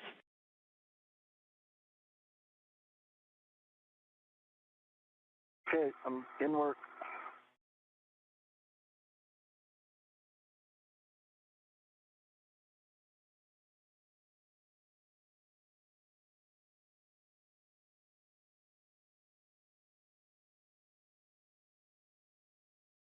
This is Mission Control Houston. You're now seeing the helmet camera, which is the HECA, on NASA astronaut Neil Menon's spacesuit. We will see these views throughout today's spacewalk. They're providing some point-of-view visuals for each of today's spacewalkers. NASA astronaut Neil Menon is currently working alongside ESA astronaut Sophie Adenau as they prepare the SSRMS, which is the Space Station Robotic Manipulator System, which is also known as the Canadarm2 robotic arm. They will be working to install the adjustable portable foot restraint to that robotic arm. NASA astronaut Neil Menon is also currently working on some tether swaps, moving over to that space station robotic arm.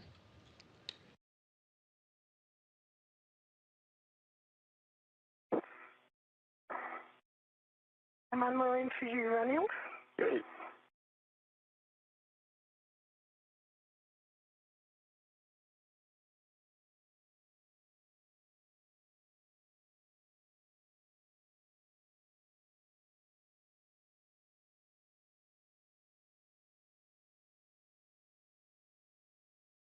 Okay, the yellow hook is closed lock black on black on the lee handrail.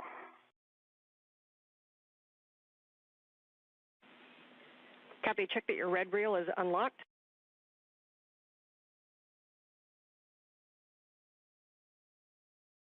Red reel is unlocked. Copy. You can lock your green reel.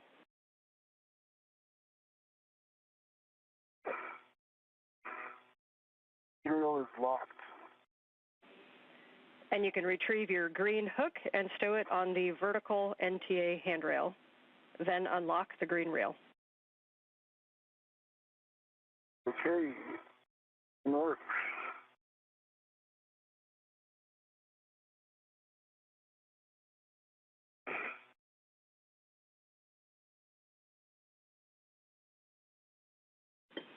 And Sophie, as Anil does that, if you want to look at the APFR, I can give you settings to confirm that we'll be using to install. Copy.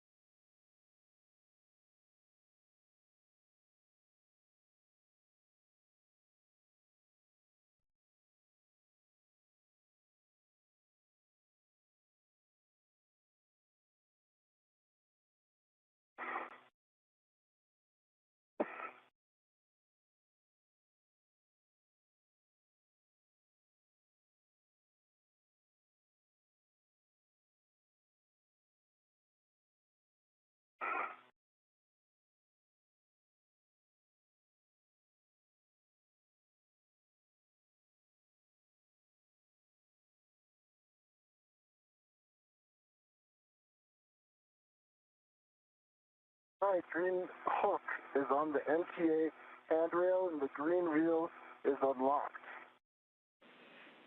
Copy, Anil.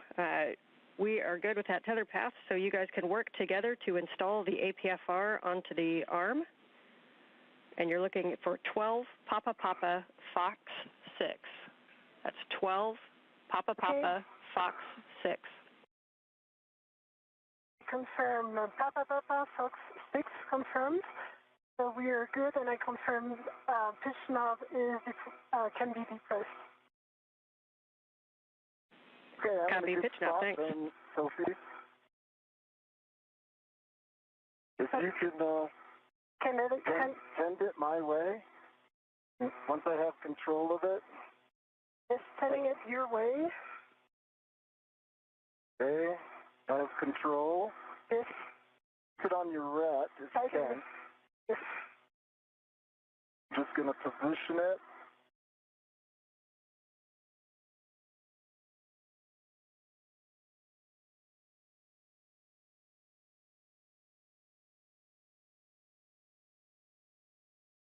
Almost there.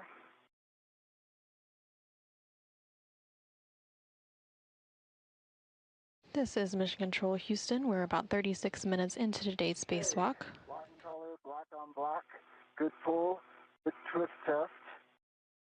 And I'm going to release this ret to you, okay? Okay, and I am ready.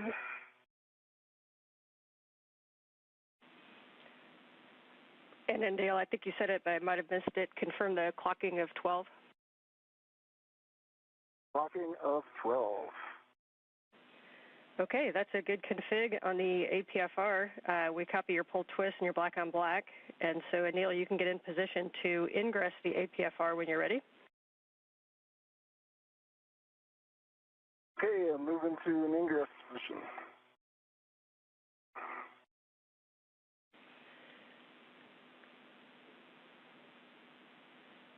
We copy. And Sophie, if you want to wait and just make sure Anil's in a good position prior to starting your translation, you may. Copy. Observing. And so you know you guys are working incredibly you guys are working incredibly efficiently right now. So we're just over half of the time that we've allotted for the arm setup, and you're just about done. So really nice work this morning. Thank you, Ann. Thank you. Saving that for the boom.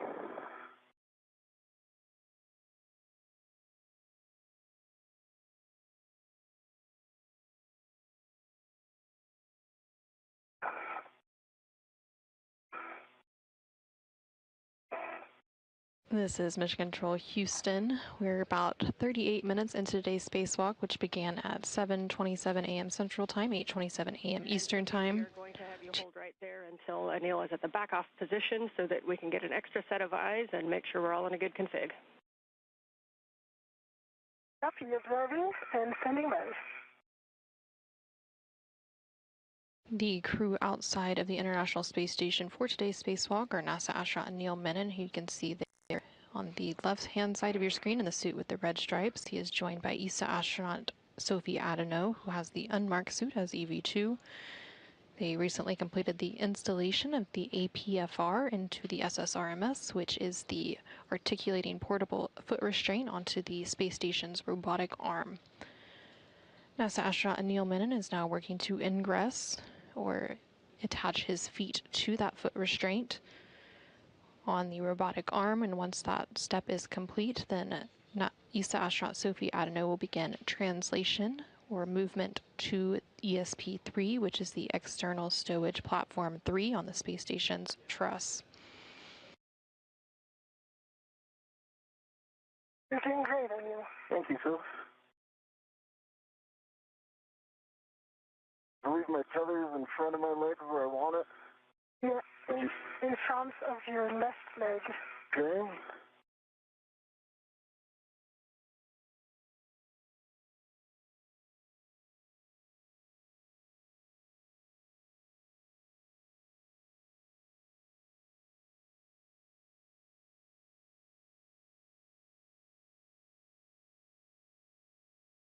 Can you confirm my heels? The left one is not in. Need to go inboard, yeah.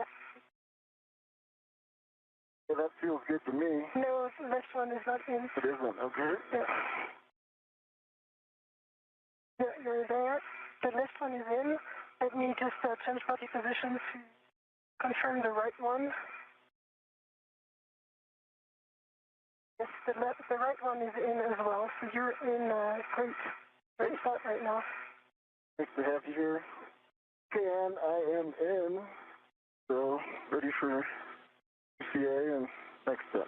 Copy, and Neil will take a baseline glove inspection and a HAP check, please. HAP dry.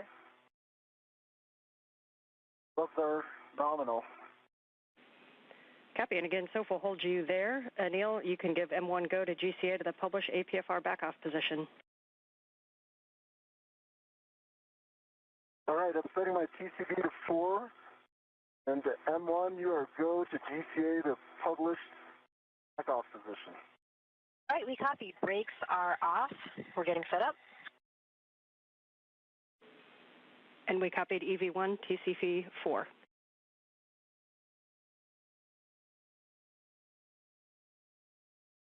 Neil, we're starting motion station forward in 3, 2, 1. I see motion, good motion. Confirm. Copy, continuing. Over 3 meters to go.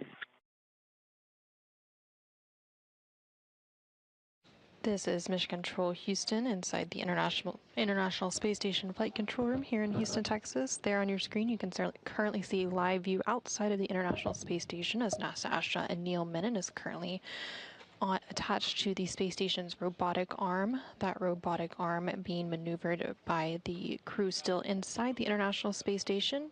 A moment ago, you did hear the voice of NASA astronaut Jessica Meir, who is at the robotic station inside the space station assisting with today's operation alongside NASA astronaut Jack Hathaway. Prior to the movement of the robotic arm,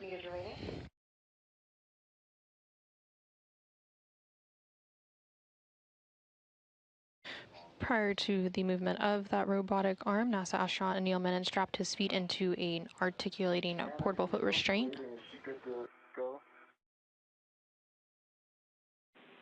Once you're at the backup Oh, position. looks good. Sorry. We're at the back off position, and now we'll get set up for the JoeCast immediate. Okay. Okay, and Stand by.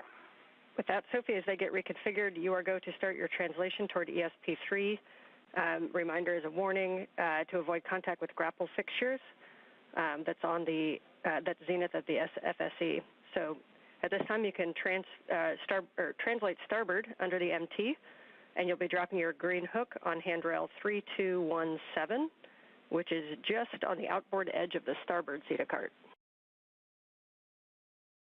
Copy 3217. Good number.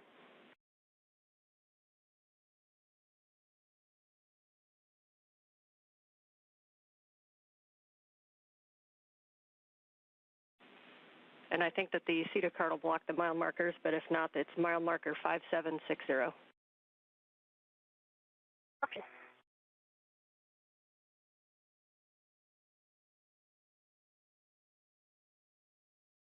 This is Mission Control Houston. We're now just over 43 minutes into today's spacewalk. NASA astronaut Neil Mennen, serving as EV1 in the suit with the red stripes on the upper center portion of your screen, is currently in the articulating portable foot restraint attached to the robotic arm on the space station. And ESA astronaut Sophie Adenau, there in the upper left corner of your screen, is translating on the International Space Station's truss structure over to ESP3, which is External Stowage Platform 3 on the Port 3 truss of the space station. Once they are at that location, they will then retrieve the spare SCANT, or space-to-ground antenna. We're currently... 2, 1.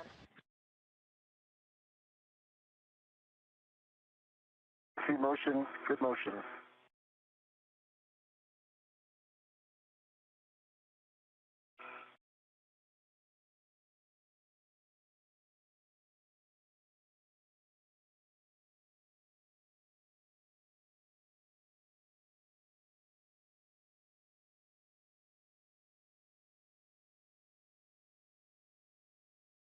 This is Mission Control Houston. You can currently see a live look inside the International Space Station Flight Control Room. The Orbit 2 team of flight controllers is currently on console, being led by Flight Director Chris Dobbins for today's spacewalk.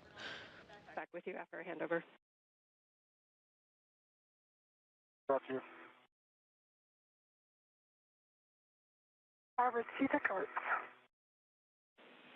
Copy starboard CETA cart. Congratulations on your first MT translation. Thank you, Anna.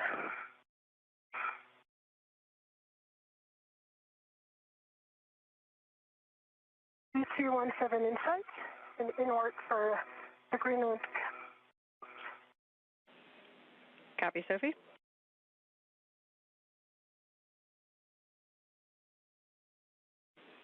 And as you put your green hook down, you can start to give a recon to your translation path. The diagonal beam that we've talked about is probably down there to your lower left.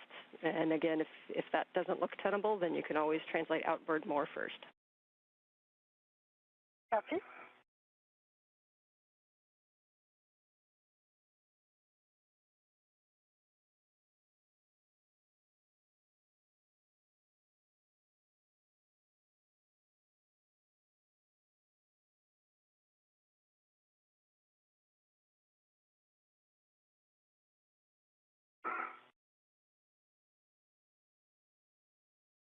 This is Mission Control Houston. Again, there on your screen, you're seeing a live view of the outside of the International Space Station.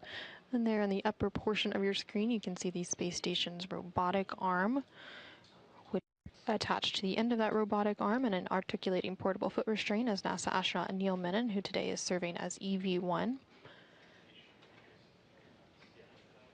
Anil and EV2, which today is ESA astronaut Sophie Adano, are currently making their way over to External Stowage Platform 3, or ESP3, on the Port 3 truss of the space station to retrieve the spare space-to-ground antenna, or SCANT. Copy, Green Hook on 3217, nicely done. So you can continue your translation starboard, and you can use that diagonal I-beam if you'd like, or let us know if you choose to go starboard first. Okay. I'm going to choose symmetrical diagonal compared to the one that we've reached. There are far less cables, and my body position as well as feathers will be much better. Okay, stepping out to intermediate, NL. Okay.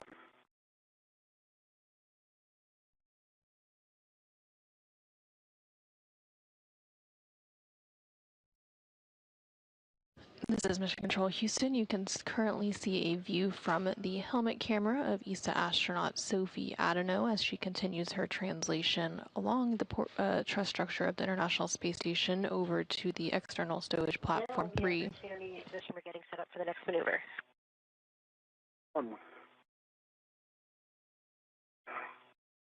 And you also just heard some... And Sophie, if you're going to take the 90-degree path, you're looking for mile marker 5490, and you should see an I-beam headed straight down toward Earth that has WIF 19 on it. That's mile marker 5490. 5490 in sight. So I'm not going to take this one. I'm going to take the opposite diagonal. Copies at the opposite diagonal, and if you head out that direction, there's also would be a handrail path just inboard of the Sarge that can take you down Nader also.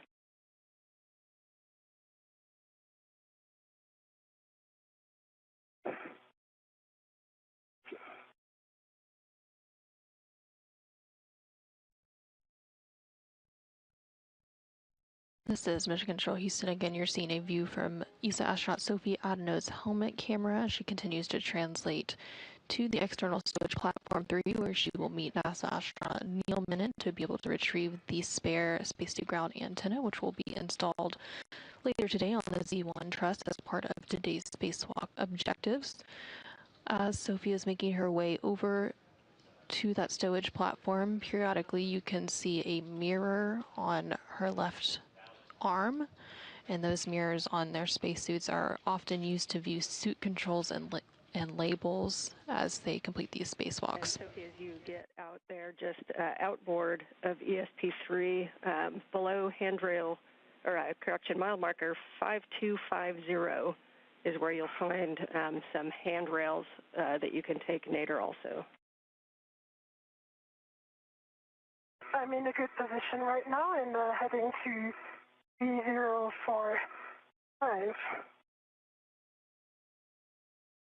for the Foreman prelude.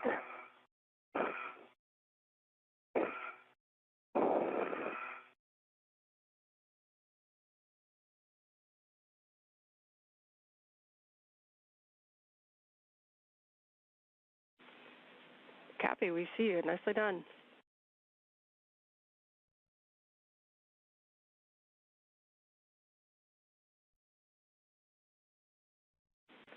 Great work on that translation. You'll be heading now aft on the inboard side of ESP3 to our SCANT FSE. And reminder about that grapple fixture, just to not come in contact with it, which will be just above your work site. Okay.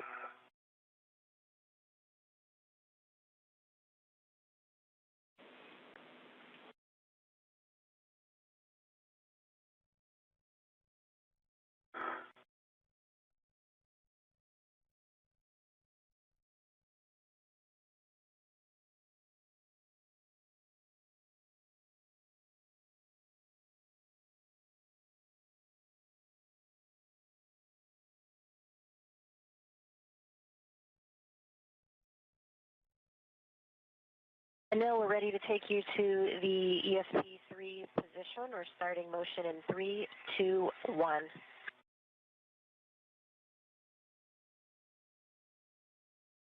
See motion, good motion.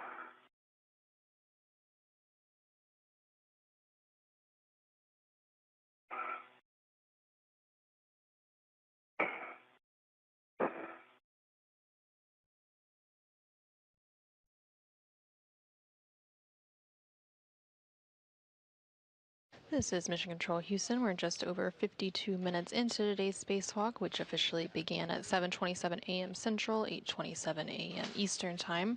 There on your screen, you can continue to see a live view of the external portion of the International Space Station, with NASA astronaut Neil Mennen currently attached to the end of that space station robotic arm, which is currently maneuvering to its next location over on the external stowage platform 3, where Sophie and Anil. Corner that we've talked about, it looks like you're working it. If you need any words, let us know. If you need to do a rich man's fair lead to keep that tether a little more secure, you can. I know they don't loop around handrails as well as they do in the NBL. Yeah, so I changed the rail for the foreman fair lead because the 3041 is not an appropriate one. I used one on the starboard side of ESP3, and I'm still in work. I'll show all the process. Good job improvising.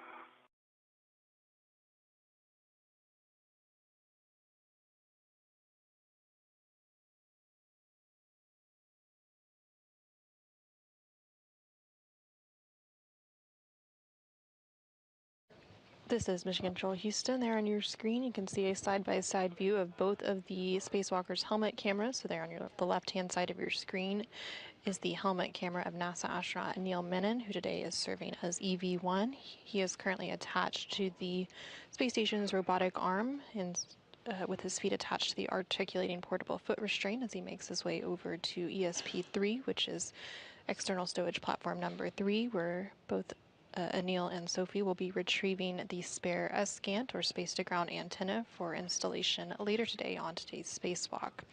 On the right-hand side of your screen there, you can see the helmet camera for Sophie Adenau, who again is a European Space Agency astronaut, who is serving as EV2 for today's spacewalk. Nice job working that corner. You'll see 8305 is off to your right, and that should lead you straight up to the FSE.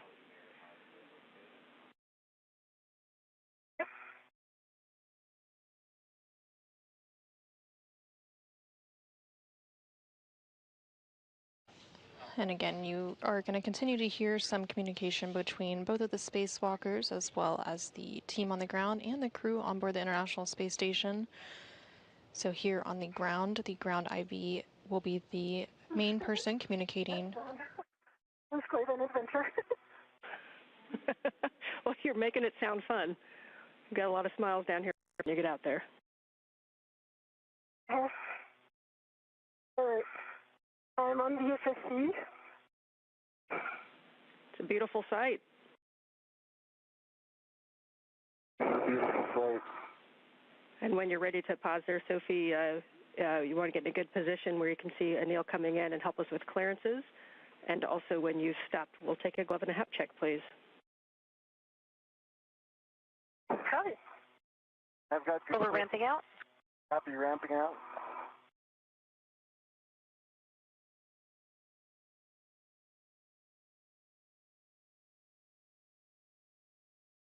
This is Mission Control Houston. ESA astronaut Sophie Adenau has made her way over to external stowage platform at number 3, or ESP3. And she was communicating with the ground IV, who for today's spacewalk is NASA astronaut Anne McLean here in Mission Control Houston. I have a good view on Anil on the weather antenna on the grapple fixture. The 2 grapple fixtures, so I'm in a very good condition to get clearances. I've also got good clearances, and I'm tracking my crew lock bag and the antenna as well. Okay, and a reminder, Sophie, you can help us out with the clearances to the WETA with Anil and also to those 2 different grapple fixtures, the one that'll be past his head and then the one that'll be on his left side. Good clearance view. I think I've got really good clearance to the one past my head. Man, I've got my ratchet wrench out. Copy, you read my mind. So with that, and we have got a good heck of you, so Anil, you can give the M1 go to GCA to the published ESP3 bolt access position. Okay, Jessica, your go to the published bolt access position. Okay, we copy, Anil. This is going to bring you body left, and I can see your crew lock bag just off to the left of your helmet there. Assume you've got eyes on that. Got eyes on it, Jessica. Thank you. And you might have to lean forward. This is the, if you're going purely body left, you will have to lean forward. So let's observe. A lot of range forward. Okay, Anil, we're starting motion in 3, 2, 1.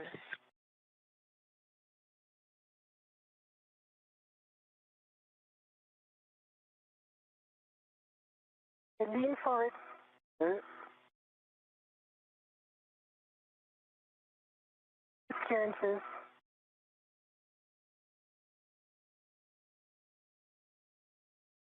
Continue leaning forward, that's good. Body position.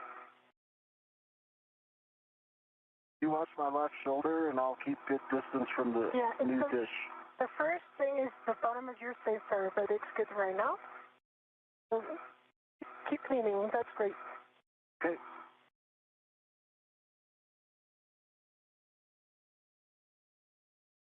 If you want me to go more forward, use the words more forward. Copy, you're good. The next closest thing is going to be close to your head. I see it. Observe, yes, the dish.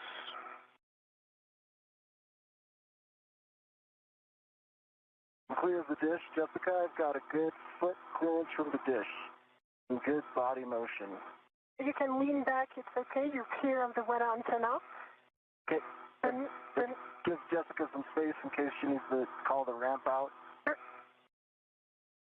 Copy, we're getting relatively close. Check your ingress aid.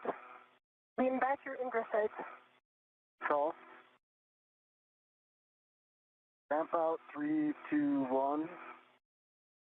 Ramped out, and that is almost at the exact published position. You hold here, let us know if you need additional GCA. I think the published position was perfect. Okay, can I jump in? Yes. Okay. Are you ready for brakes? Complete. GCA complete, ready for brakes. Bringing brakes on. Brakes are on, your go for FSC bolt removal. Okay, Sophie has some words. Yes. Go ahead. But the closest obstacles are the dish itself. You can see it closest to your hand. I'll observe your ingress aid so that it doesn't go out. And the second closest one is right above your helmet. You have about 20 centimeters to the top of the grapple fixture. So I'll observe those two. Do not extend your body upwards. Okay, I will not pitch. I will not pitch back. I will not pitch towards my back. Yeah, and so if you had to make one error in terms of body position, keep your knees bended. That's going to be better. I mean, it's okay, but don't extend your knees. Okay. Okay, good word, Sophie. Thank you. And Anil, you've verified reach the FSC bolts, so you can now ret to the S-Gant T-handle. And Sophie will take that glove and hap check, please. Copy, inward.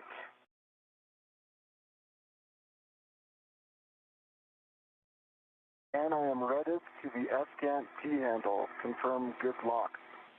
Copy, you can open the bolt MLI flaps.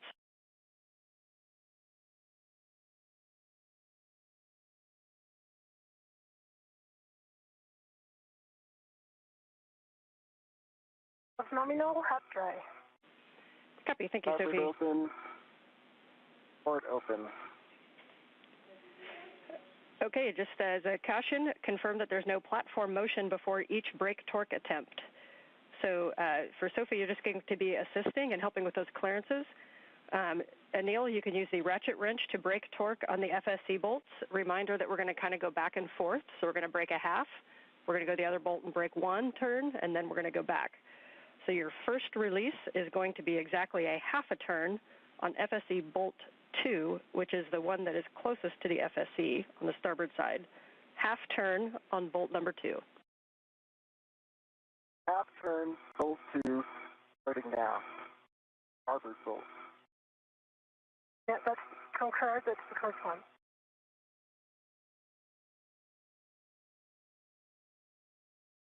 This is Mission Control Houston. We're now 1 hour and 2 minutes into today's spacewalk. Both NASA astronaut Anil Menon and ESA astronaut Sophie Adenau have made their way over to ESP-3, which is External Stowage Platform 3, where the spare S-scan or space-to-ground antenna is stored. Your helmet is very close to the thing. If you're done with the torque bracing, that's good. But then you're really very, very close to the FHRC. To the grapple fixture, sorry. Thank you. Half turn, starboard bolt. Felt a significant decrease in running torque with that half turn. Copy, good words. We're happy with that. You're going to release bolt number 1, exactly 1 turn. Bolt number 1, which is the port bolt, the other one. Bolt, 1 turn. Sophie, I'm going to get into position to turn it. You tell me if I'll ask you for your feedback. You tell me if I'm in a good position. For this bolt, it's okay. We're in good position.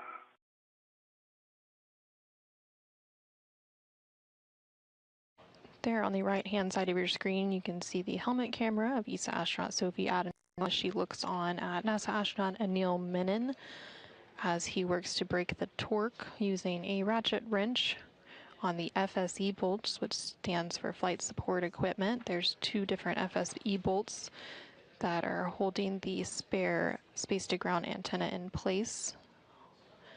So he is currently working to release the second of those FSE bolts.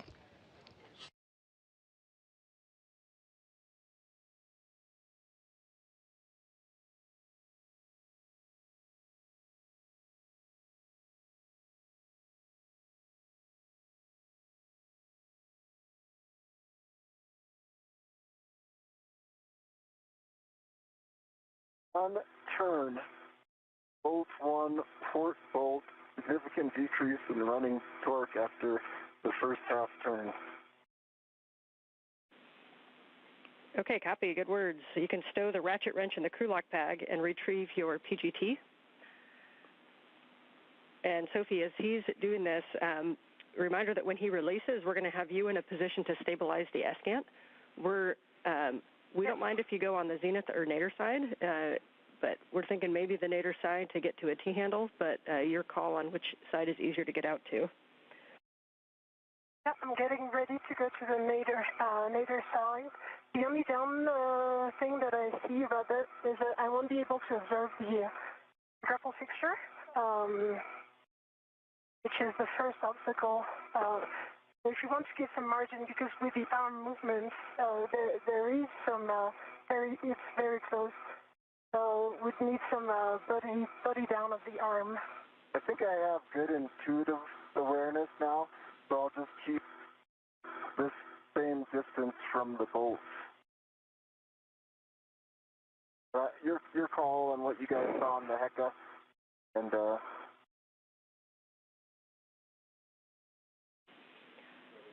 Anil, we concur. Thank you.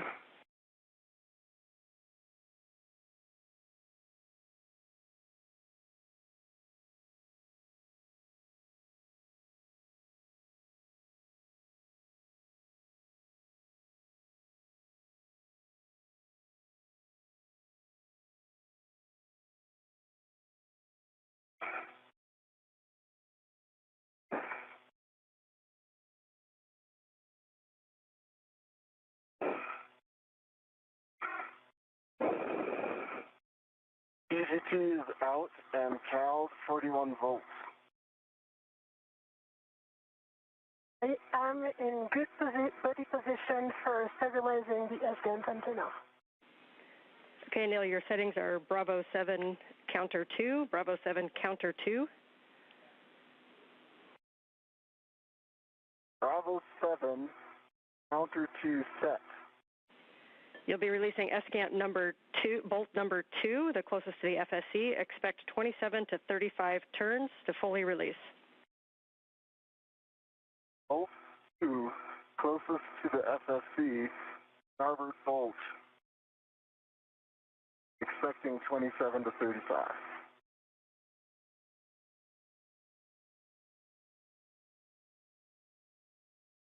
This is Mission Control Houston. There on your screen, you can see the helmet camera of NASA astronaut Neil Menon while he is using the PGT, which is the pistol grip tool. This tool is used to bolt and unbolt various items on the external portion of the International Space Station and will be referenced throughout today's spacewalk. While he completes the release of this FSC, or Flight Support Equipment bolt number 2, using that pistol grip tool, ESA astronaut Sophie Adenau is currently stabilizing the space-to-ground antenna while the final bolt is released. 20.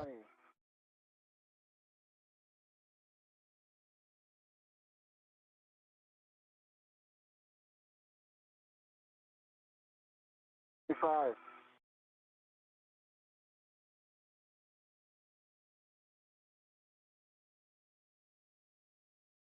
30.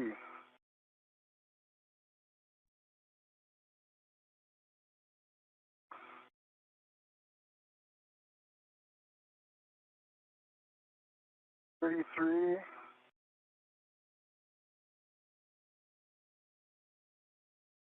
'I think the bolt's released. I'm just checking.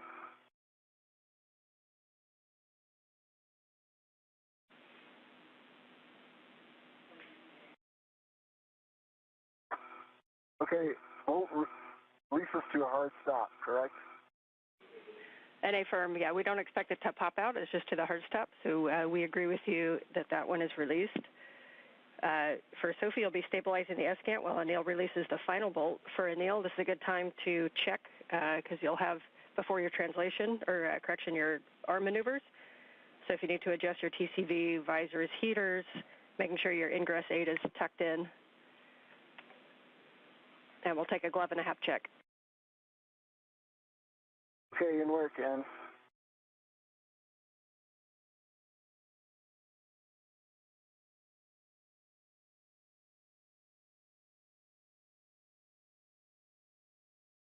I'm stable and with one hand on the T handle and one hand on the FSC, good position to stabilize the antenna. The one thing I cannot offer right now is clearances for Anil, the WEDA antenna. So I will have to reposition once Anil has good control. Copy and good words. Thank you, Sophie. And will I be in night for a period of this holding when I make it back to the boom? You have about 30 minutes, just under 30 minutes to a night pass. So it's likely going to be a little bit of both.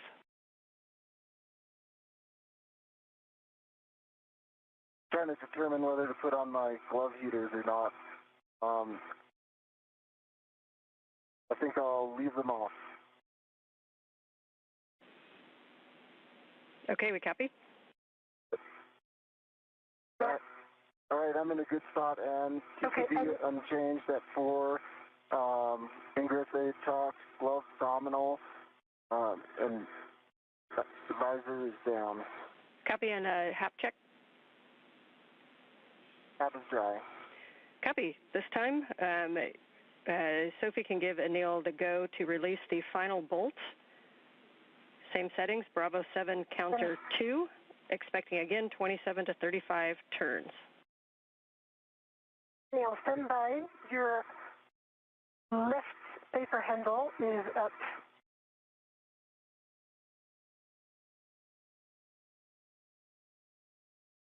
Yes, it is now down, and I confirm the right one is down as well. So you're good config now. Okay, I suspect I'm doing that when I'm touching the BRT shoulder joint. Copy. Let's just keep an eye on it. I'll keep an eye. Don't worry. Got you.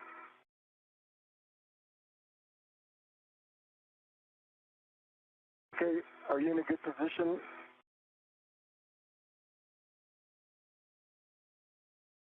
I am in a good position. You are go to release the bolt. Copy, go. We concur.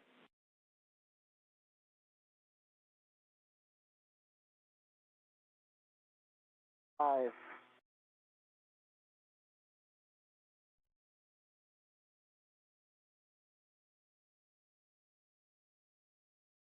Ten.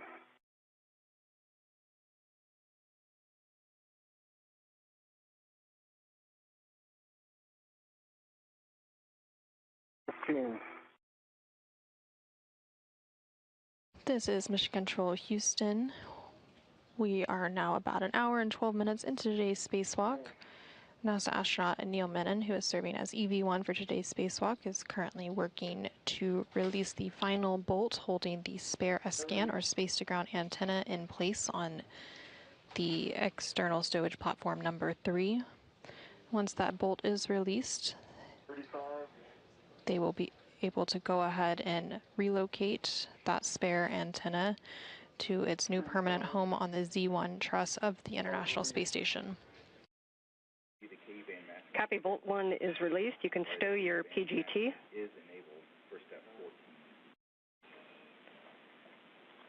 And so if you can hold it stable, or you can slide the S-scan slightly to remove from passive FSC pins, or you can wait to do that together. I'll wait until we're together.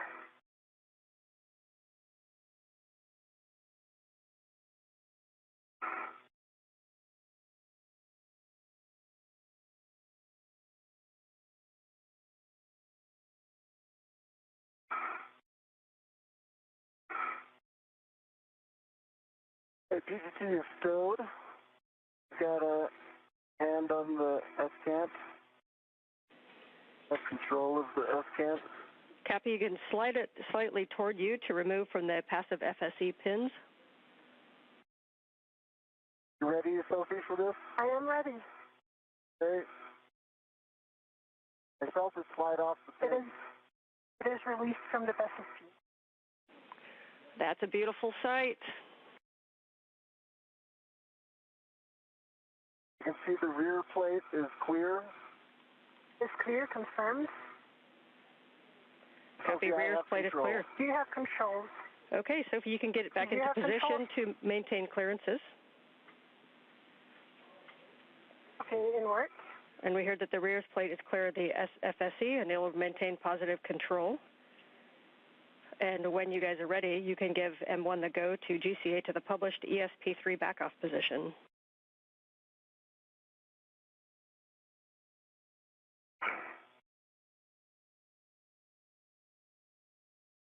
All right, M1, you have the go for GCA to back off. 1 by 1, I'm not in position for clearances. Copy, Neil. We'll get set up and we will wait until Sophie's in position before we start moving. We're going to take brakes off now. Okay.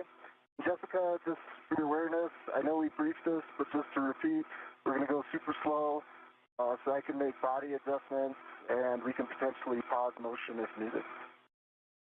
We concur. We'll go slow and we'll be ready to listen to any pause you have. And a reminder, you have the grapple fixture just ahead of your head, and then it'll be the WETA behind you and then to your left.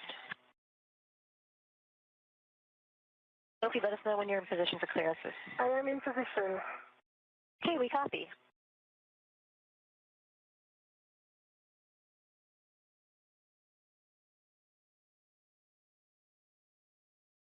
Okay, Anil and Sophie, we're starting motion in 3, 2, 1. So we'll be going back to the position you started in.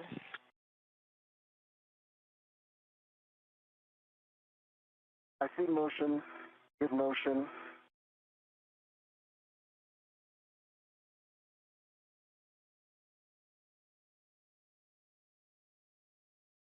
Continue leaning forward, that's great. Scan is clear of FSE.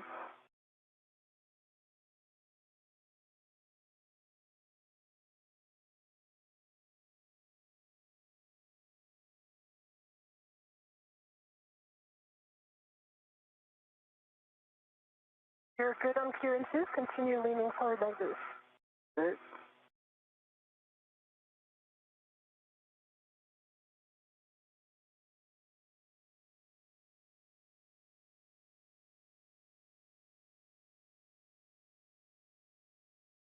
This is Mission Control Houston. We're now about an hour and 17 minutes into today's spacewalk, which began at 7:27 a.m. Central Time, 8:27 a.m. Eastern Time. You can currently see a live view outside of the International Space Station of NASA astronaut Neil Mennen. You can have whatever body position it will work. Okay, I've got a good solid body position, left hand on agate, right hand choked up on the key handle, feeling stable. Okay. We're getting close to our final position here. Copy. Of NASA astronaut Neil Mennen on the space station's robotic arm. He's currently attached to the articulating portable foot restraint. We'll get set up for the next, which will be the intermediate position, the JOCAS. All right, if you can just give me the initial movement I'm expecting of my body, I can anticipate and call the 3-2. Copy. Sophie, you can begin your translation back towards your green hook, 3217. Copy, inward.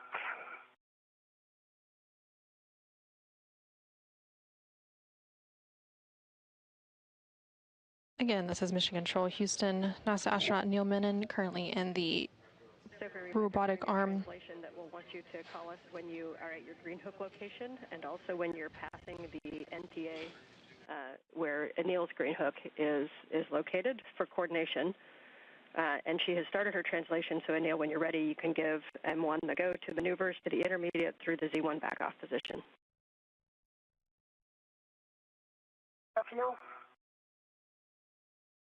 Neil, are you happy with the orientation right now of the antenna? Yeah, I would prefer to reorient it with Sophie's help. It's got a lot of mass, so I think that's the best location to rotate it.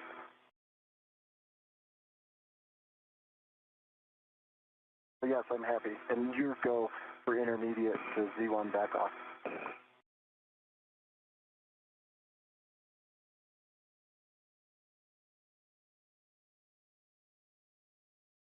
This is Mission Control Houston. NASA astronaut Neil Mennen on the robotic arm is currently being maneuvered over to the Z1 truss, and he is carrying the spare SCAN, or space-to-ground antenna.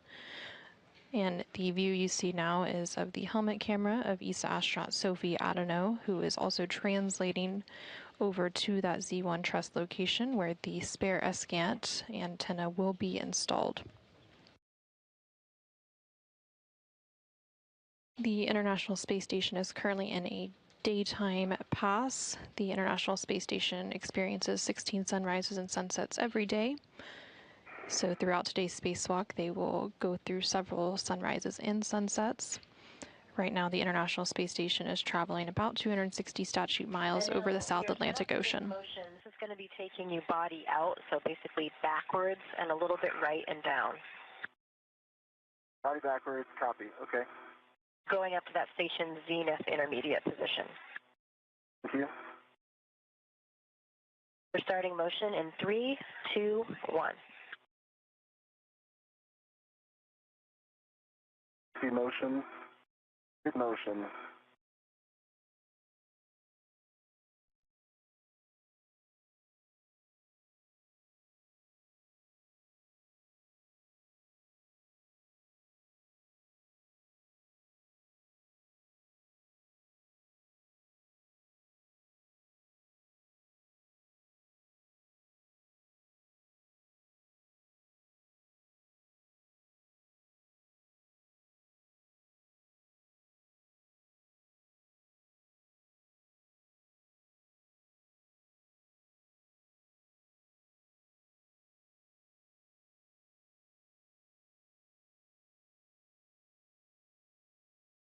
Arriving at my green hook location.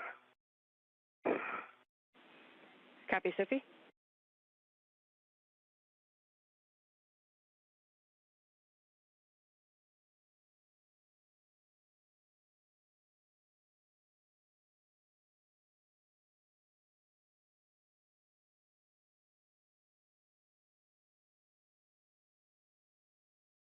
Neil, we'll switch to course for the rest of the maneuver if you're comfortable. I can handle 33% more speed. All right, here it comes. Now we're talking.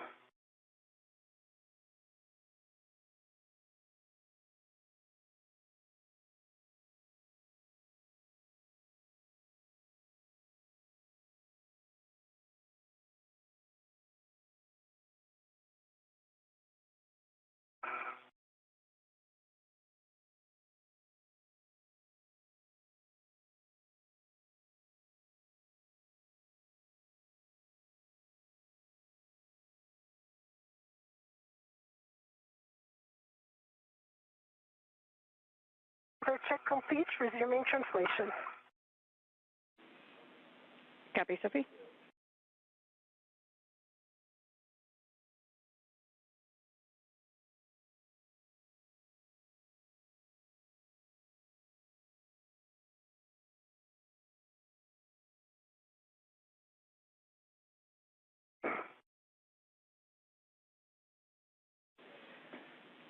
And Sophie, thank you for the status calls. We did turn your HECA off for a little while to let it cool down.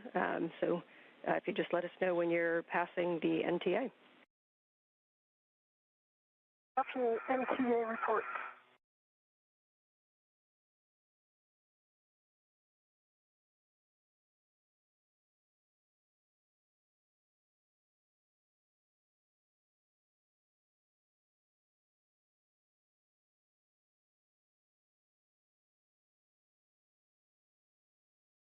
This is Mission Control Houston. We're now an hour and 23 minutes into today's spacewalk.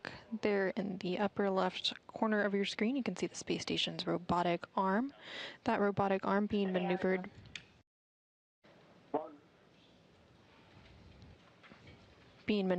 by the crew on board the International Space Station, which is why you can hear the voice of NASA astronaut Jessica Meir from inside the space station, providing updates on the on the robotic arm's position and speed.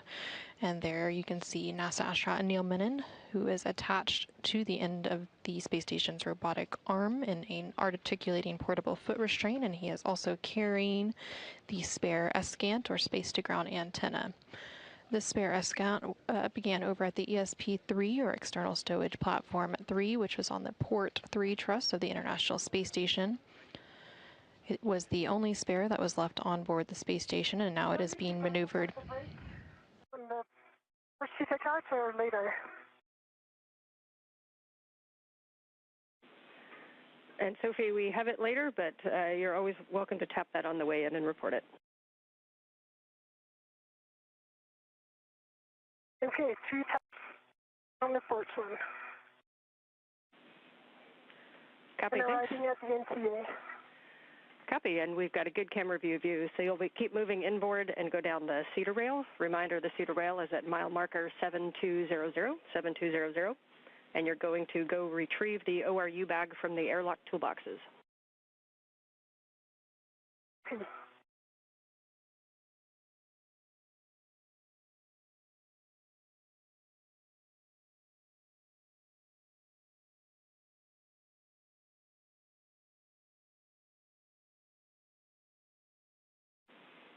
Sophie, as you come down to the airlock, just a reminder that Anil's tether is going to be strung down there, so just keep awareness of it and let us know if you have any issues or need to fair lead it. I think there will be some issue.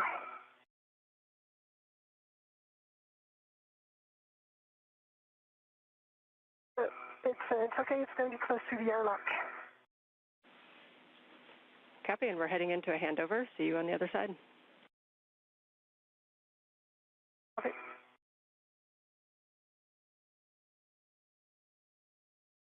Sophie, run.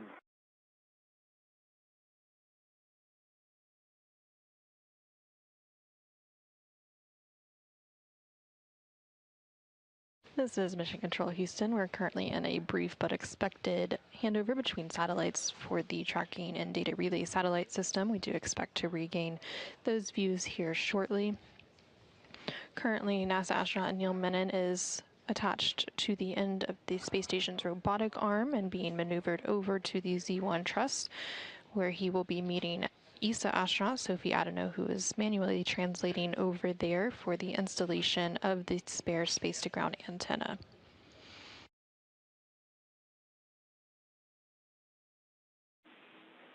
Back with you after the handover. Okay. I'm at the toolbox for retrieval of the bag. Copy, good words.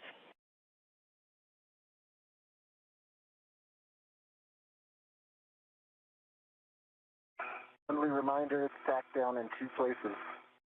I see it. Thank you. No, we are ready to bring you to the next position. If you're ready, you're going to be moving body in and down and a little bit right. Are you ready for that maneuver?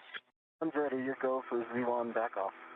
Okay, starting motion in 3, 2, 1. I see motion. Good motion. Control.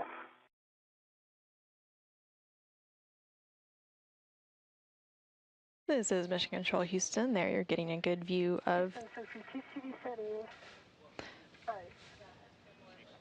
Copy TCV 5 for EV2. a good view of that space station robotic arm as the crew inside the International Space Station continues to maneuver NASA astronaut Neil Mennen, who is attached to an articulating portable foot restraint on the end of the robotic arm. He's being maneuvered over to the Z1 truss, and that will be the final location for the installation of the spare S-scan or space-to-ground antenna. Once NASA astronaut Neil Mennen, who today again is serving as EV1 for the spacewalk in the suit with the red stripes, meets up with ESA astronaut Sophie Adano, who's serving as EV2, they will begin the process to install that spare antenna, which will begin with a boom insert cleaning and lubrication process. So they will be seating and installing the antenna onto the boom. They will also remove 2 gimbal locks and then install a thermal cover. The entire installation process on the boom also includes the hookup of cables and various connections. So again, you will continue to hear a lot about bolts and the pistol grip tool, which is the PGT, basically a space station power tool that is used to bolt and unbolt a variety of bolts and connectors on equipment outside of the space station. And you'll also hear about gimbal lock bolts, which are bolts to release that were used to release the spare antenna from the stowage location on the external stowage platform number 3, as well as bolts to install the antenna to its new location on the Z1 truss.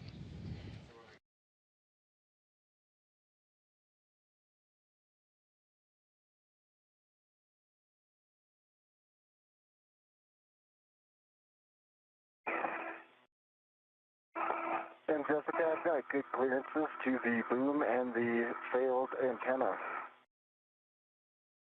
Copy.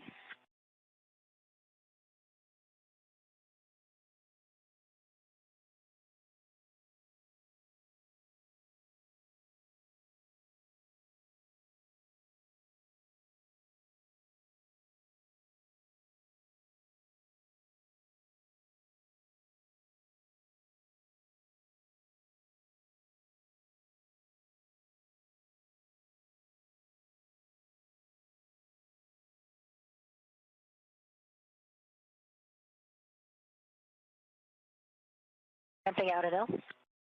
Copy.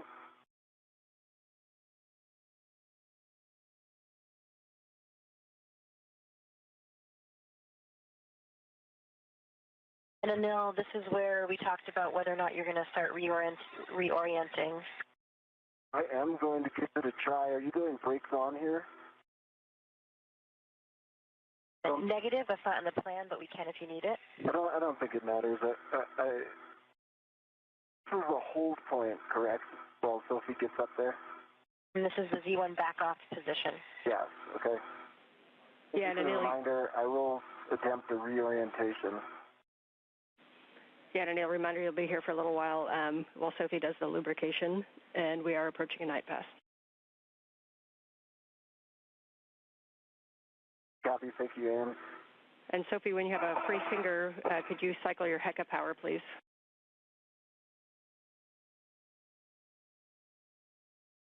Copy. North.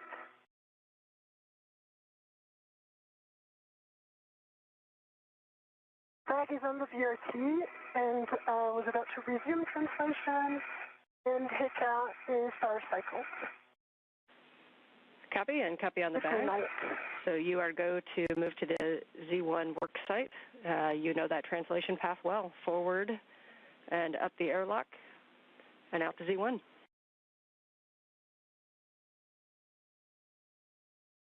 What? And we discussed this. I believe this is okay. I'm just triple checking. I have put a ret on the agate handle hole. I'm going to release the ret from the T-handle and do a rotation. Anil, we are good with that plan.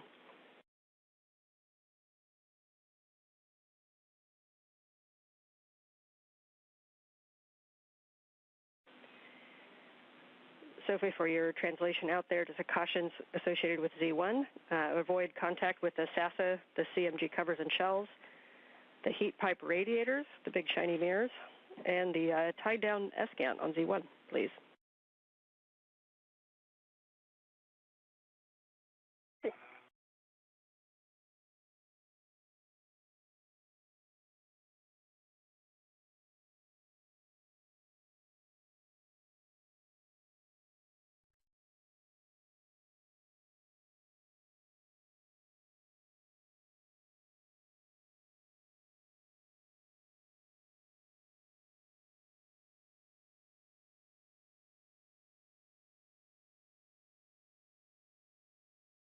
Resuming translation.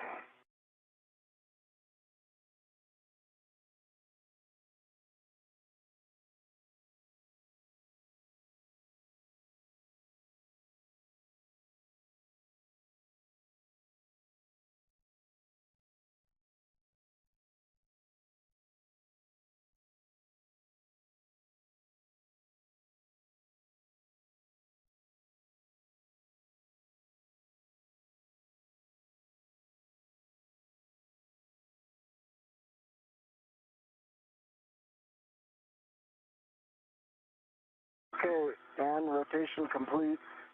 Do you recommend I go back to the T-handle, or is it okay if I leave it on the agate?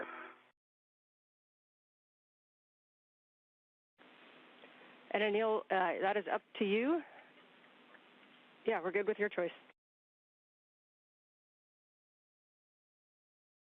Okay.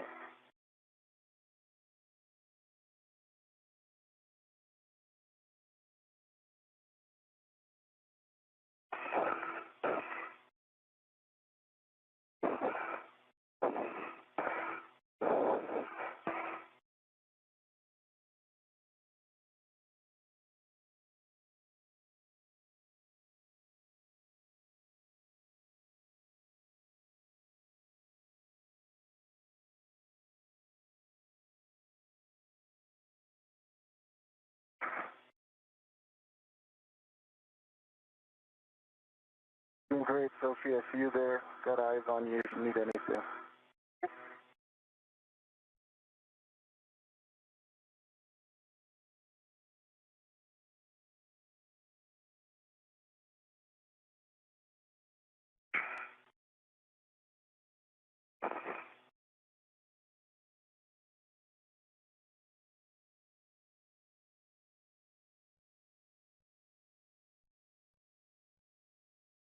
This is Mission Control Houston inside the... Tether control and or you keeping them clear of everything.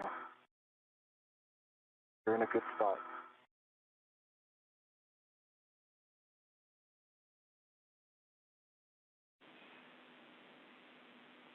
Welcome back, Sophie, to the adventures last week.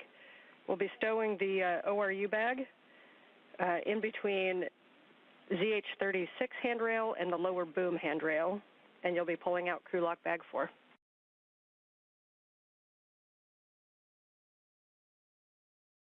In work.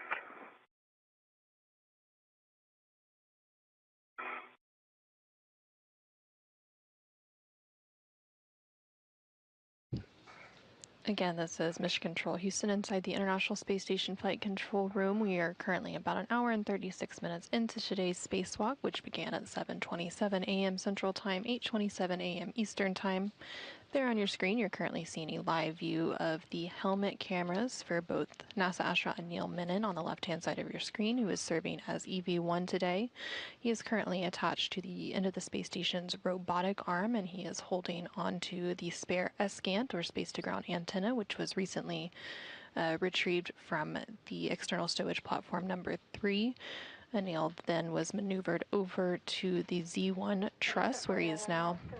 Between 6052 and the boom, this is going to be better.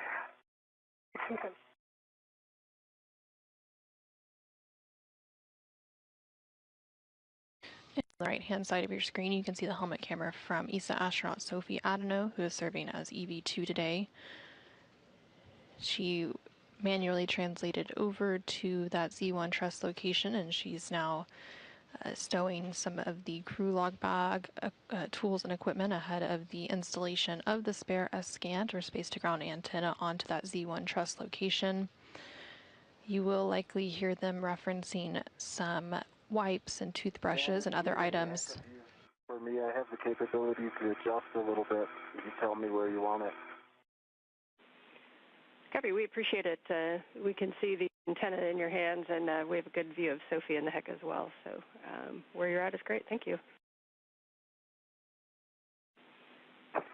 And Sophie, for translating on the boom, a reminder to translate slowly on the Z1 boom, avoiding sudden stops or cyclic loading.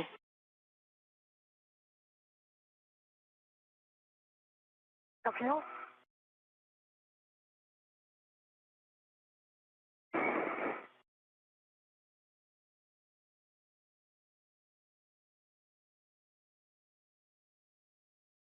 Again, coming up, you will likely hear them referencing various wipes and tool brushes and other tools, and these will be used to clean and lubricate the boom insert. So as a part of the space-to-ground antenna installation coming up, the crew will be seating and installing the antenna onto the boom, and then they will also remove 2 gimbal locks and install a thermal cover. Additionally, the installation on the boom includes the hookup of cables and other connections.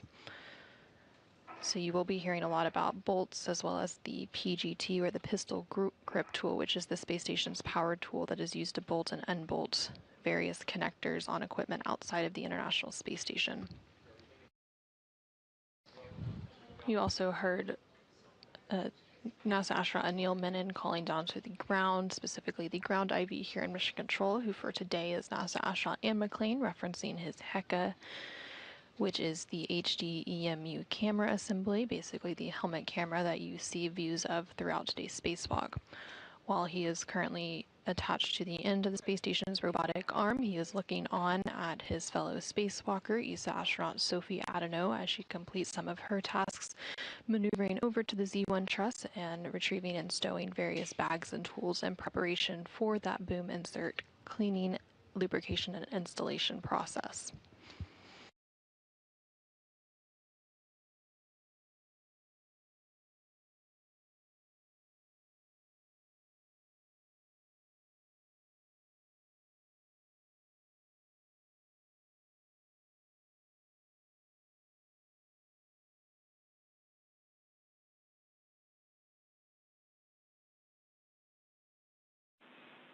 And nice work getting that stowed in a pretty tricky work site that we left for you.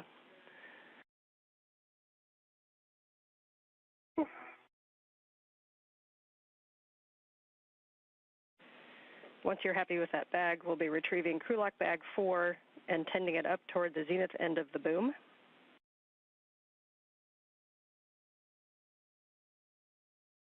Copy. In work.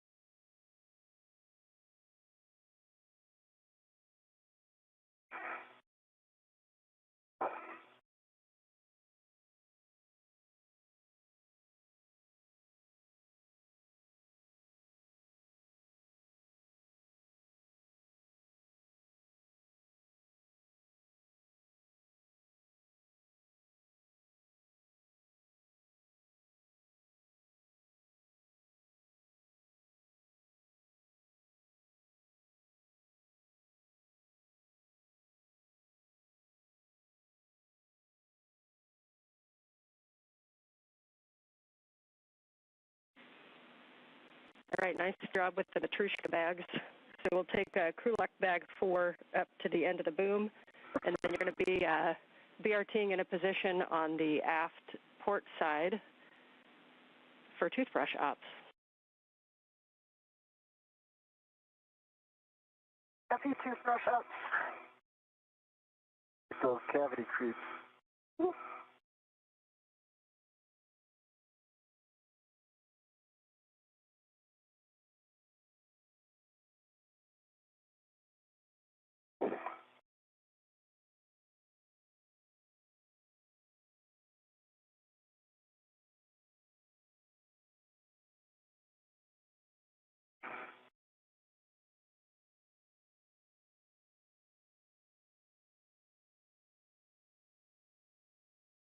This is Mission Control Houston. Again, you're seeing a view from the helmet camera of ESA astronaut Sophie Adenau. And as you get set up, I'm just going to give you some words so you can refine your body position. So right now you're located between bolts 1 and 2. Bolt 1 is on your left. That has the waveguide. Bolt number 2 is on your right, facing aft. We're going to do bolt number 1 second, that starboard one with the waveguide. We're going to be doing that one second, and we're going to want to move from farthest to closest.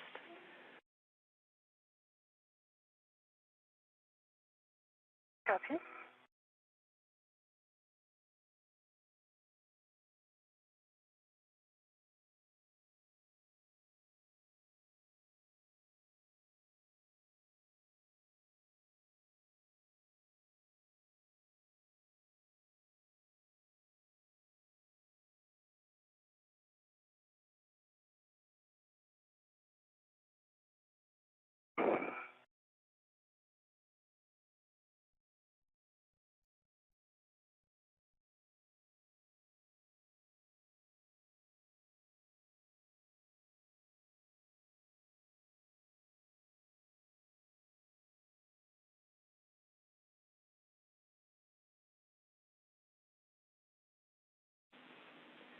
And Anil, you're doing great playing the part of the mutt ball stack mutt.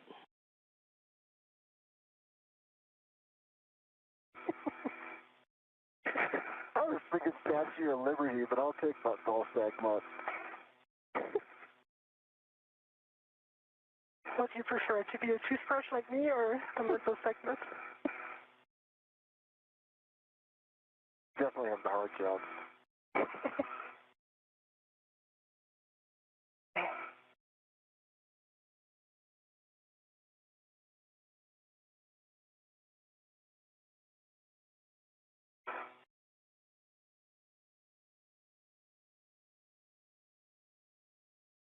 This is Mission Control Houston. We're now about an hour and 46 minutes into today's spacewalk. Again, the expected spacewalk time for today is about 6.5 hours. You can see a view of both of the spacewalkers' helmet cameras for today. So on the left-hand side is NASA astronaut Anil Menon, and he continues to be positioned. Hey, nicely done. So as you know, your first step is going to be to ret to one of those pieces of tape. Actually, first thing I want to do is take a look at those bolt inserts for visible FOD or damage, best effort.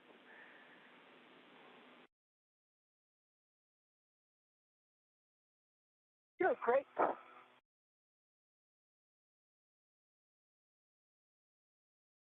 Don't see any damage. You see them in my HECA? We do see it in your HECA. Your words will probably be a little more helpful only for clarity of image, but we hear that you see no FOD or damage.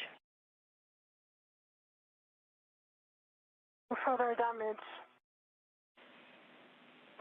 Copy. You can now take your MWS RET to one of the tape covers, and you'll be relocating that from the Krulak bag door to the waveguide interface place. You're going to make sure that the adhesive gets all the way pressed down and that the tape cover is not directly touching that interface and that you are not blocking access to the agate bolts. While you work that, I'm going to read you a couple of cautions. We want to avoid suit or glove or tool contact with the waveguide interface. We want to avoid getting any grease on gloves or tools or anything other than where we want it to be.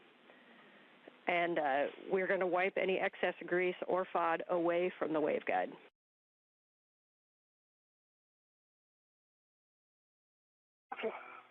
Once it's on the waveguide, can I remove my red, or do you want me to leave my red so it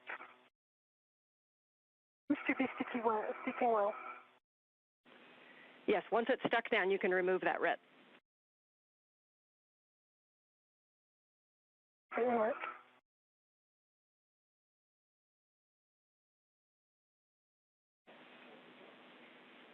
And once released, you can then retrieve the cap keeper from the crew lock bag that has the EV wipes and toothbrushes.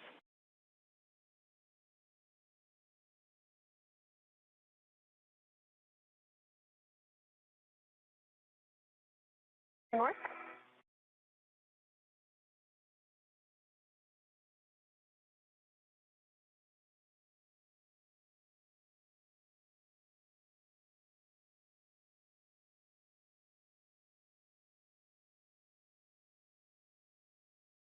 This is Mission Control Houston. Again, you're currently seeing live views of both of the helmet cameras for NASA astronaut Neil Menon on the left-hand side of your screen and ESA astronaut Sophie Adano on the right-hand side of your screen.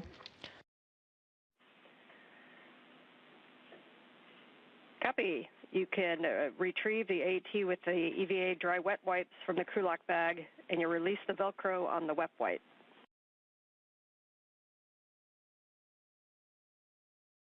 Okay.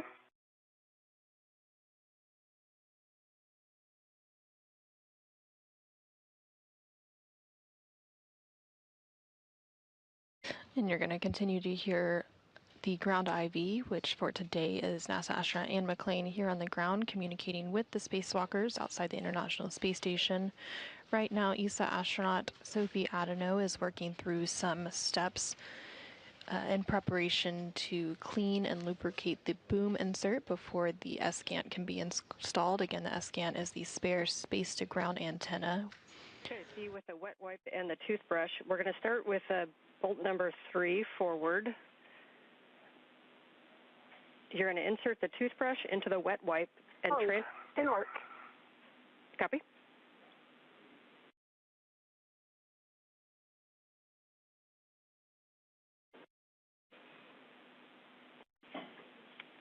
And a reminder, we just want to go around the entire circumference of the bolt, applying grease, including the first 2 to 3 threads. And we will take your words on grease transfer.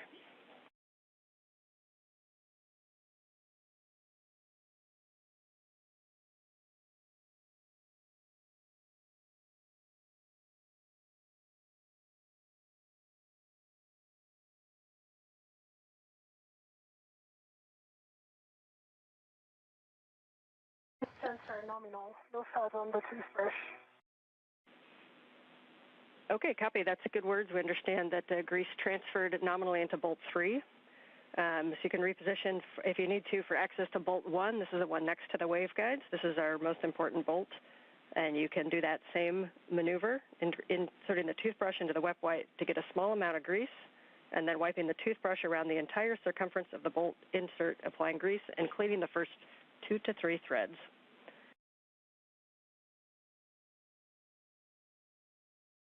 Inward, also number 1.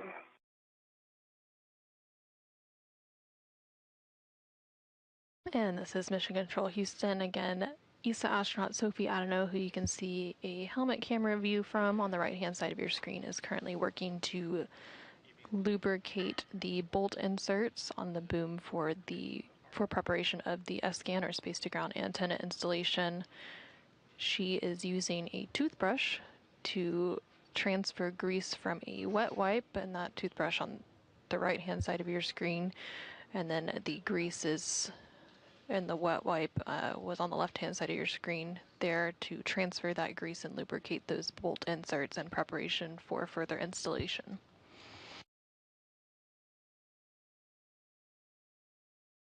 That's nominal, no thought on the toothbrush.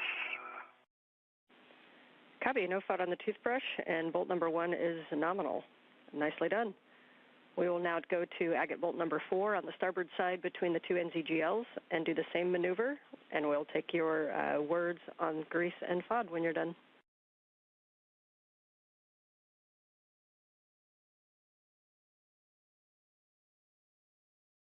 Inward, bolt number 4 starboard.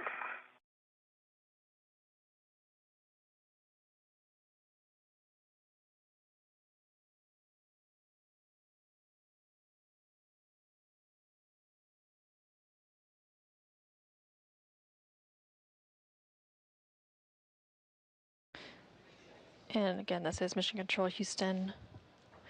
ESA astronaut Sophie Adano there on your screen, continuing to grease the bolt inserts on the boom for the installation of the spare S-scan antenna.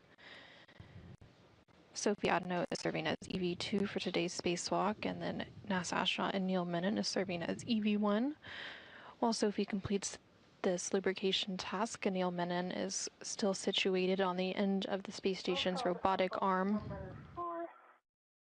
After the toothbrush and up nominal. Copy for bolt number 4. And final bolt will be agate bolt number 2 on the aft side. Same maneuver. Thank you. Bolt number 2 aft side.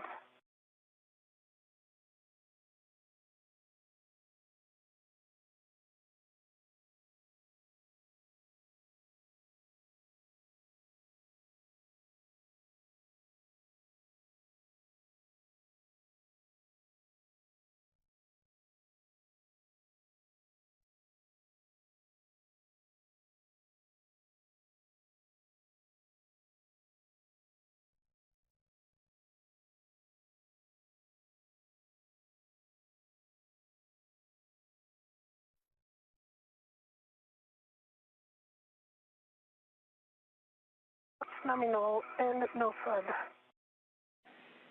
Okay, copy for bolt number 2. At this time, we're gonna talk a little bit about that grease transfer. So what we'll take from you is if you can do a HECA scan and look to see if there is any excess grease anywhere, including the upper boom surface, your suit, or any surrounding hardware. Okay. There is none on my suit. There's a tiny bit on the surface, which I'm going to clean right away with the dry wipe set containing toothbrush number 1, so that it will contain toothbrush number 1. Okay, we copy, and reminder that dabs pick up the grease the best, and to keep that away from the waveguide.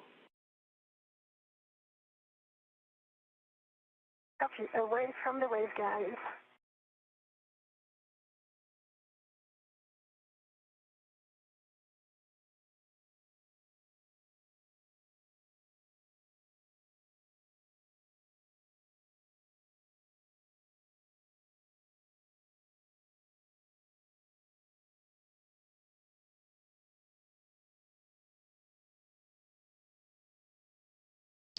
This is Mission Control Houston. We're now about an hour and 56 minutes into today's spacewalk. Currently on your screen, you can see a HECA view, or helmet camera view, from ESA astronaut Sophie Adano. She is wrapping up some lubrication tasks. And I'm ready to put the toothbrush inside its wipe. Okay, we agree. You can stow the toothbrush in the wipe, and then you'll be stowing the cap keeper back in the crew lock bag, and the AET with the wipes back in the crew lock bag. Very nicely done.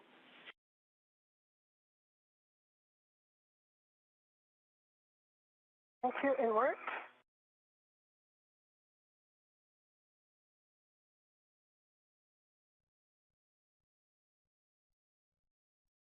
And Sophie is now cleaning up the workstation where she was lubricating the bolt inserts on the boom, which will be used momentarily for the installation of the spare S-scan, or space-to-ground antenna.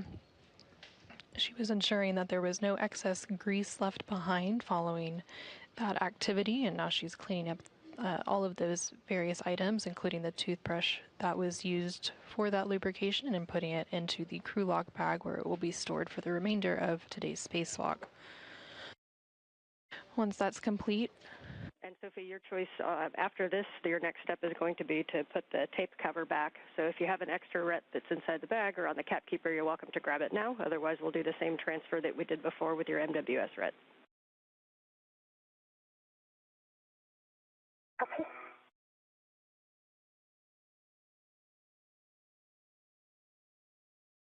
And once Sophie finishes cleaning up that work site and putting everything into that crew lock bag, she will then begin to get into position to install the spare space-to-ground antenna.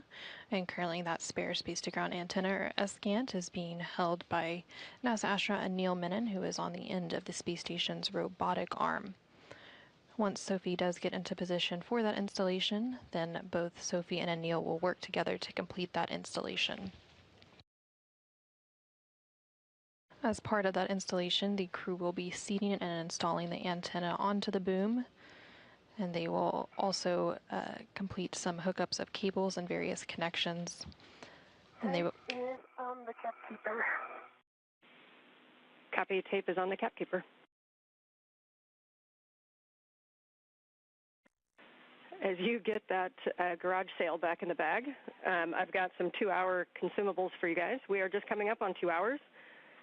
Which means that we are ahead of the timeline. You guys are working very efficiently, thank you. And we are battery limited to 755 on EV1, so we've got plenty of time.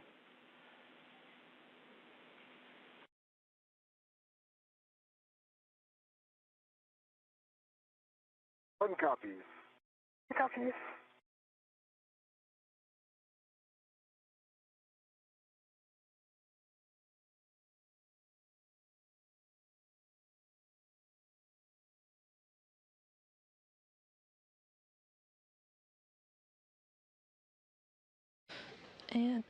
And this is Mission Control Houston. You did just hear the ground IV, who today is NASA astronaut Anne McClain, call up to the spacewalkers for today.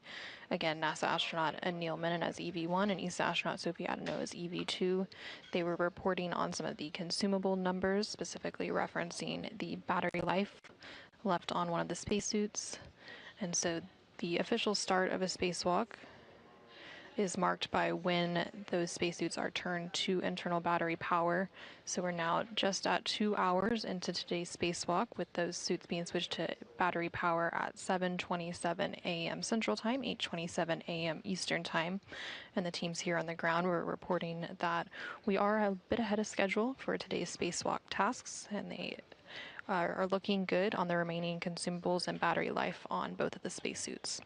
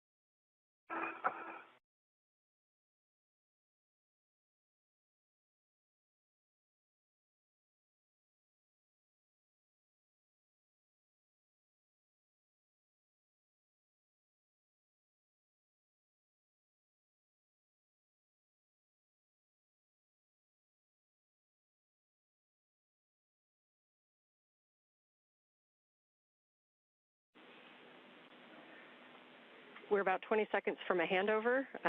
So we got a good HECA scan already, so we'll take a glove and a half check that I'll get from you on the other side of the handover, but you can get in a position for the spare SGAN install, which will continue in right after handover. Okay.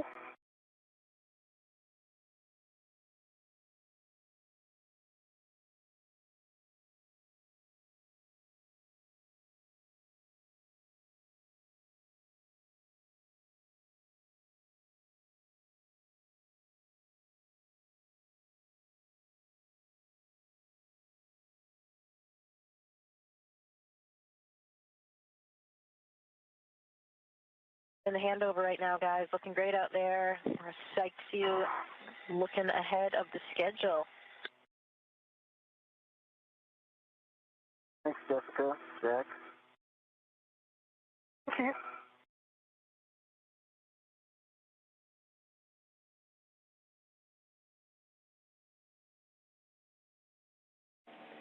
We're back with you after the handover, ready for the glove and hap check for Sophie. Dry, gloves nominal. Copy nominal. When you are in a good position for the spare S-scan install, then we can have Anil work with M1. So let us know when you're in a good position. We do not have camera views at the moment. Okay. And you will want to be on the port side of the boom looking at bolt 1. North.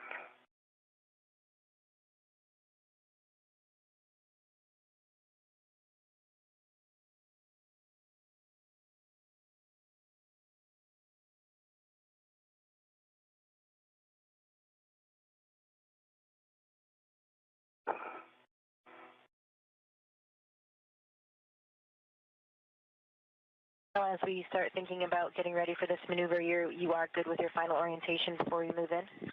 I've got in the right, correct orientation. Be firm. Okay, and just a reminder, when we do start this motion, it'll be just a body in for you. Copy, body in.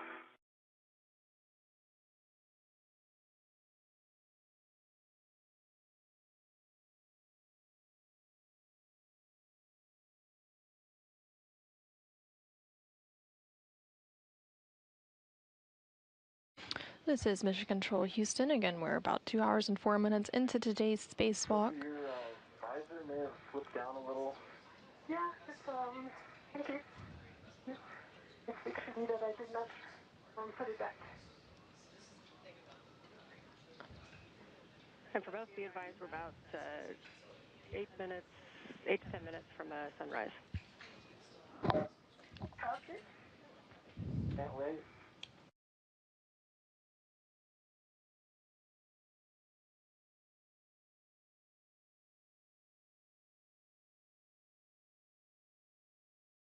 All right, I'm in a good body position. Okay.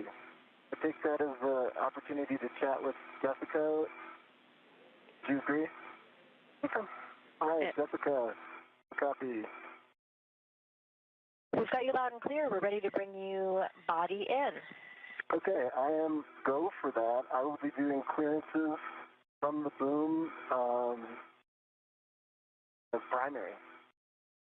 Okay, yeah, we concur. We'll rely on your clearances from the boom, and if you need to hand over to Sophie for the clearance for the S-scan and the boom, let us know.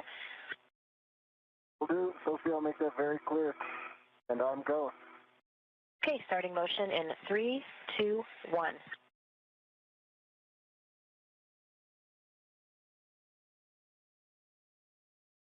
Motion, and it's good motion. Okay.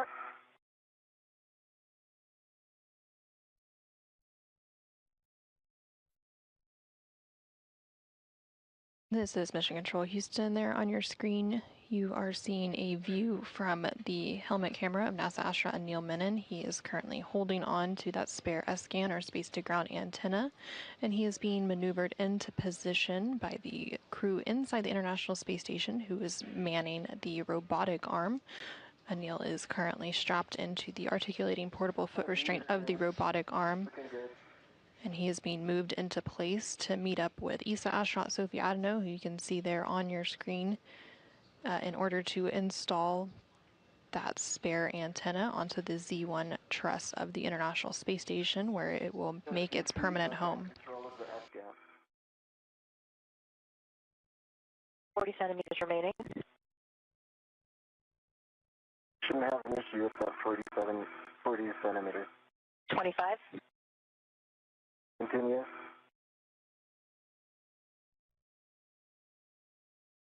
Got good clearance.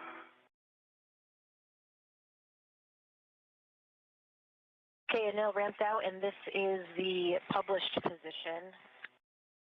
I could take 10 centimeters body in. Okay, copy, 10 centimeters body in. This is also where we talked before about whether or not you need to be feet down. We'll just bring your body in for now. You can think about it.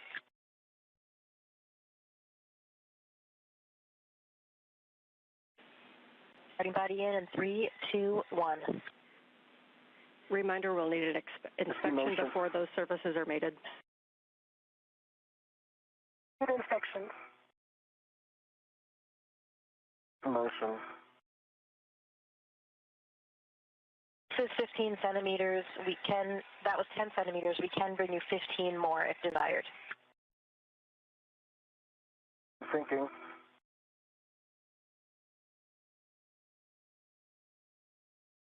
Let's do 10 more. Copy. Starting motion 3, 2, 1.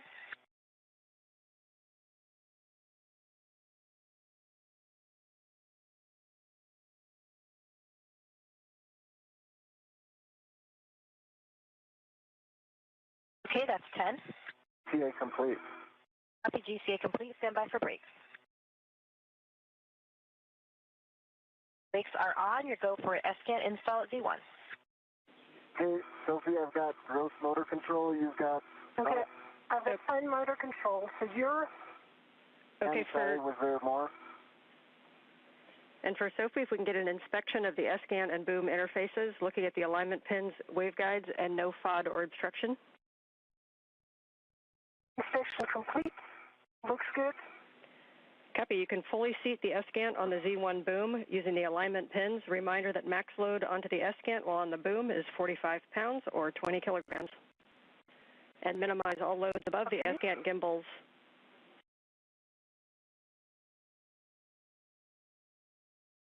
You rotate clockwise. Rotating clockwise. You have control. I have control. Need to slightly adjust body position again. Okay.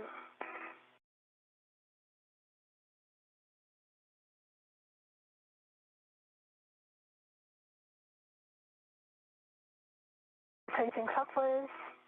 Clockwise. Your rotation. Keep. Continue rotating clockwise. Continuing.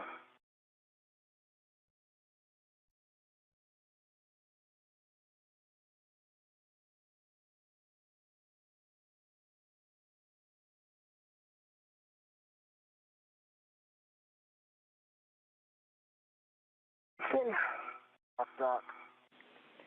And we see that in SOFGOT. Reminder now we are going to manually drive the S-scan bolts at the initial bolts 2 to 3 turns. You can do that with your hands, the palm wheel, or the ERAD as we talked about. Your choice, and we can go in any order for initial turns. Can you release? Well, I have control. You have control. Can you release the ret that's right in front of you? No, I need to put first a ret on it. I've got a ret on the key handle. So I've got 2 rets on the S-scan right now. Copy. If you release that, I will have a ret on it. Copy.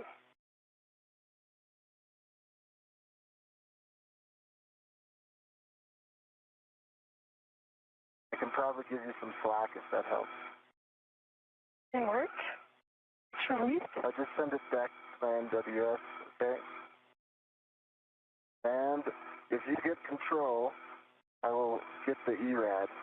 Yeah, I'm just trying. Yeah, okay. The ERAD has control. You have control. I'm going to take a look as well. You know, that's going to be hard to do a hand start. We'll go with the ERAD. And understand we're going for the ERAD. Confirm. Copy.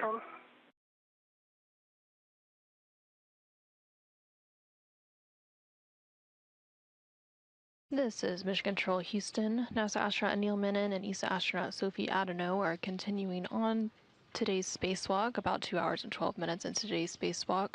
They are currently working together to complete the installation of the spare S-Gant, or space-to-ground antenna, on the Z1 truss of the International Space Station. They began that process by fully seating the S-Gant onto the Z1 boom. There were 5 alignment pins that they had to line up. Yes.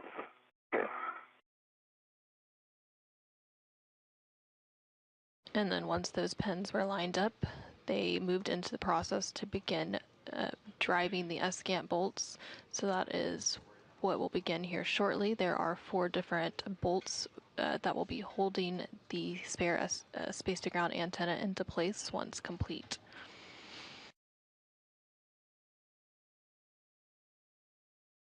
What's your right when you're See it. and what's also when you're removing your PTC, the IRS print? I see it. Thanks. Did I?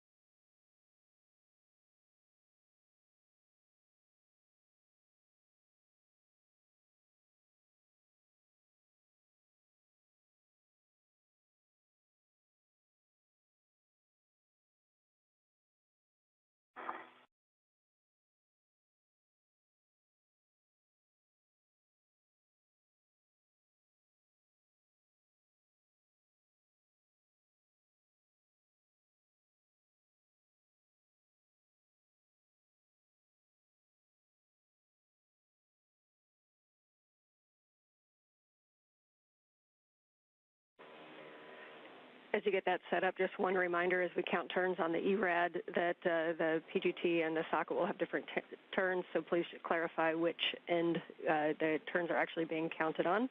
We prefer socket, but we know that sometimes you can only see the PGT, and that's fine too.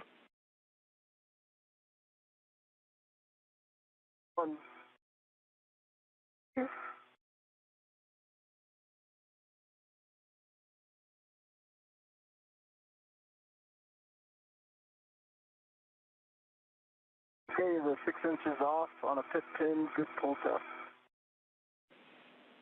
Copy?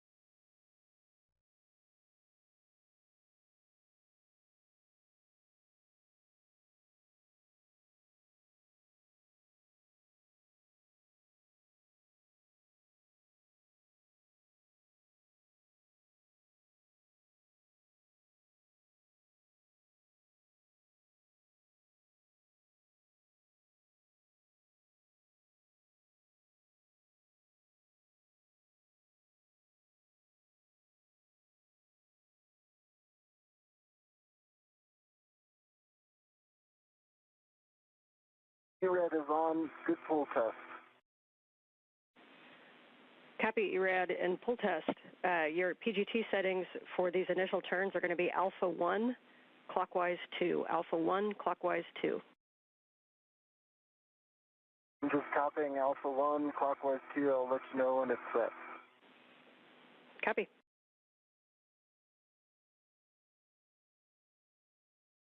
Thanks for holding that. Sophie. Good. I'm good.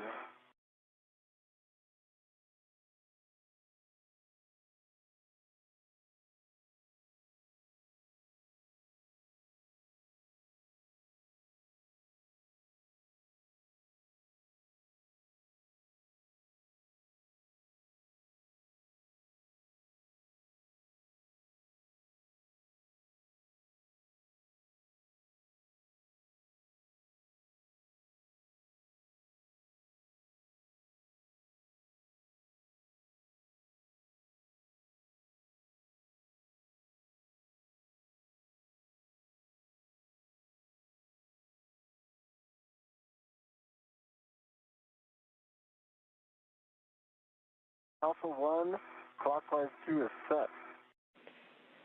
Copy, Alpha 1 clockwise 2. You are go to drive all 4 SCANT bolts, 2 to 3 turns for the initial, and just let us know exactly how many turns you get.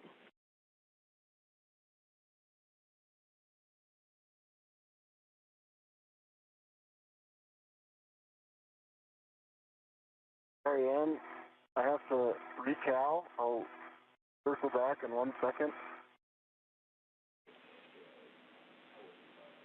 Copy on the cal, and let us know if you need any steps. We're good. Got a good cal, 40 volts. Just mindful of your ret, the T-handle.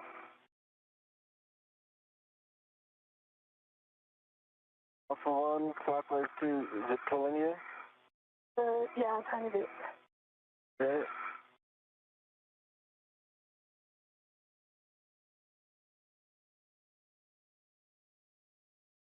Okay, I've got Alpha 1, clockwise 2 set. Copy, Alpha 1 clockwise 2 set. You're go to drive. And, okay. I cannot see number 4. Okay, I'm going to start with volt 4. Can you remind me how many turns I'm putting in volt 4? 2 to 3 turns on bolt 4. Okay. Okay, I can see bolt 4. Okay. Mindful of the tool, the antenna.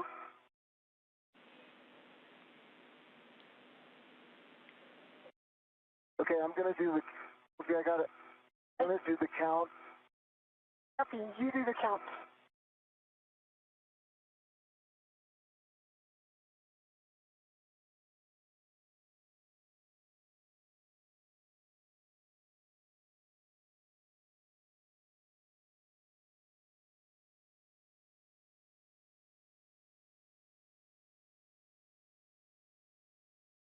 Two turns, volt 4.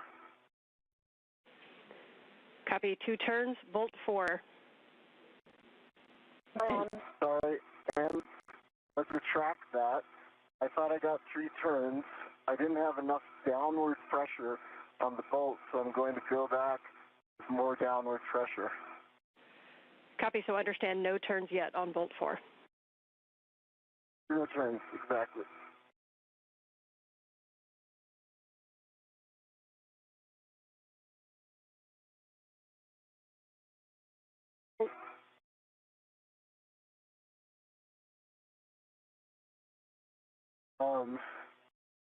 Yeah.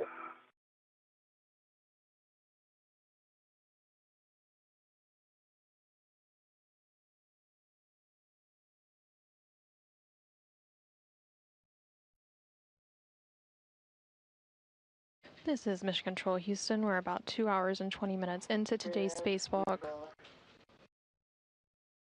The crew is currently working. Alpha 1, it does not turn volt 4. So I'm going to try, if you agree, volt 2. Maybe I'll have more luck there. Copy. Copy, and with Sophie, you can also make little micro adjustments to minimize side loading on the bolts. And we're good for you to try any other bolts. The antenna is flush, and I'm working hard to stabilize this. Sorry. One thing we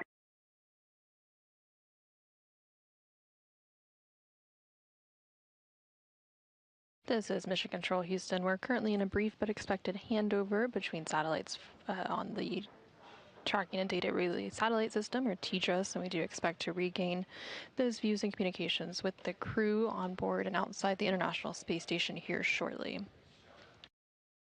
Currently outside the International Space Station, NASA astronaut Ed Neil Menon and ESA astronaut Sophie Adano. For a moment, and then I'm going to take control, and then I'm going to let you do a rep, okay? Okay. Back with you after our handover. Not sure how much of that you caught, Ann. We did not catch the status due to handover. Okay, so plan is I'm going to hold down, I have control, Sophie. I'm going to hold down the SCAN. Sophie's going to ret to it, then I'm going to undo my ret to the T-handle, because it's possible that's also adding some challenges in terms of side loading. Okay, my red is on the Copy, and we are good with that plan. So if he has a ret to the agate handle, I'm going to go release my key handle ret. Copy and concur.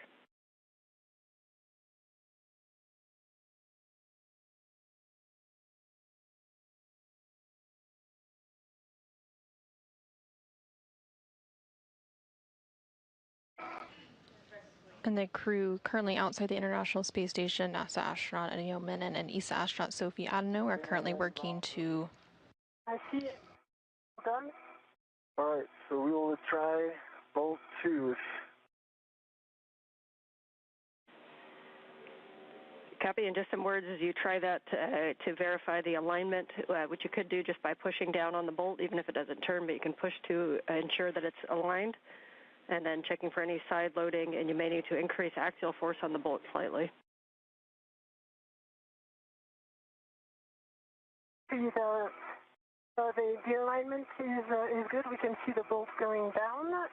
The surfaces are flush, so minimal side loading. Copy message. Copy.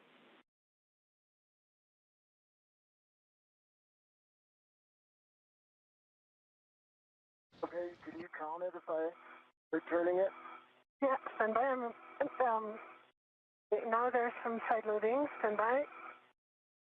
Realizing. Yep, now time to put some force on it. And I'm counting.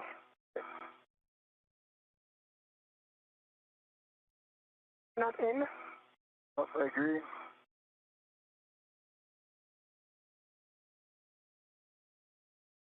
Oh, we're not in. It's coming off a little bit. Could be that I'm bumping it with that. So I'm going to try. Now that we have the rat, I'm going to try the one in front of me again. Okay. Because that's a clean shot. Copy.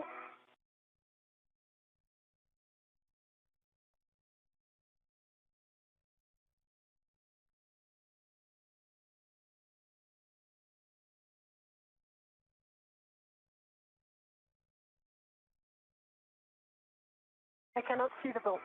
I can see it.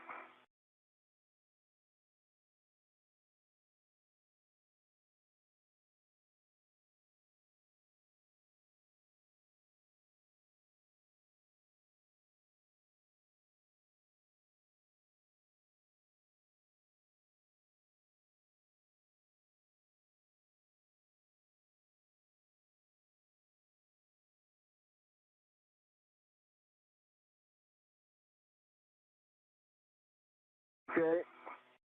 I believe I got 2 good turns on bolt 4 in front of me. Well done. Copy, 2 turns on bolt 4. Nicely done. You're going to move to any other bolt. We're going to the aft bolt.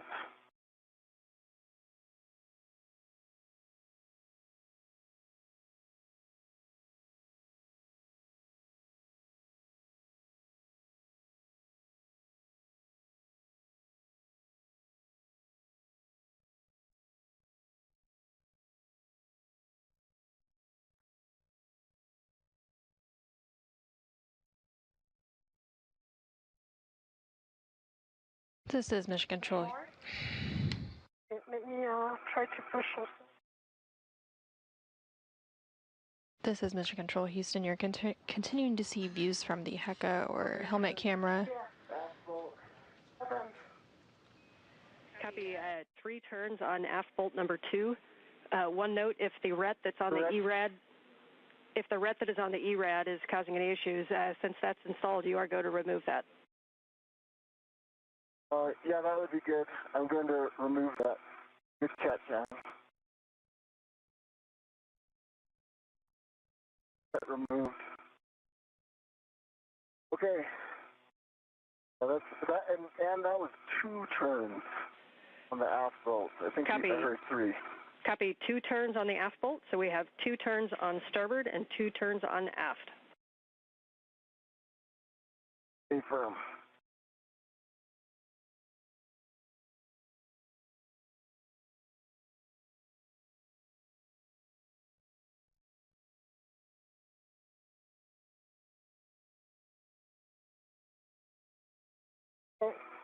I can press on it.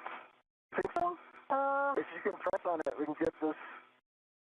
I mean, is it going to be, yes, okay. Go for it. Okay. Go. Might be side loaded.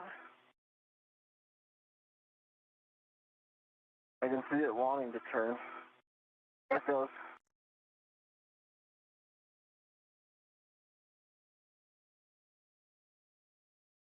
Okay.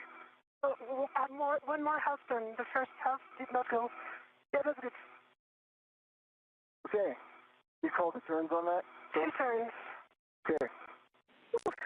Copy 2 turns on forward. Copy 2 turns on forward bolt.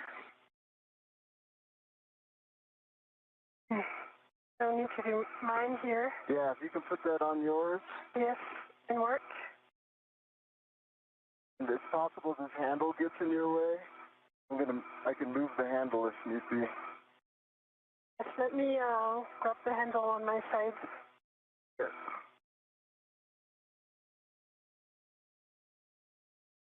If we can go like that, Sophie. Let's try.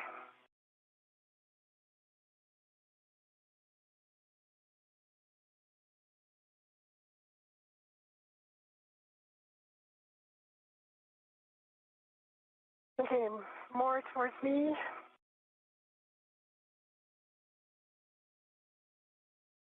More towards me.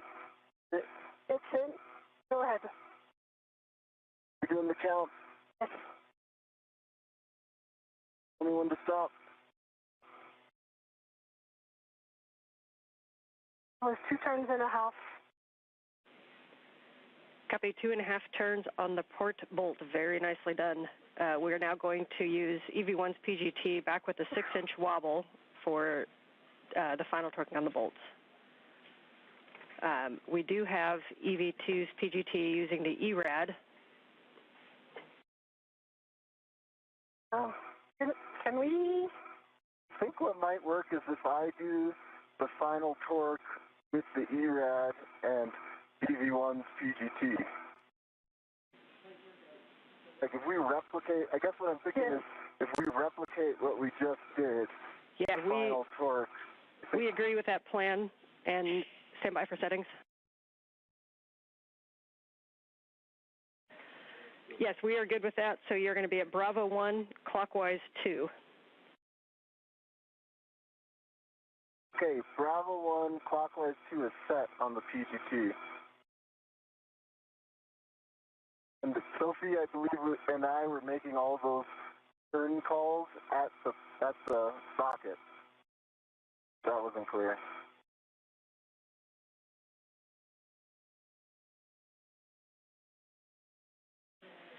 Okay, and this is where we do want to do bolt number 1 first.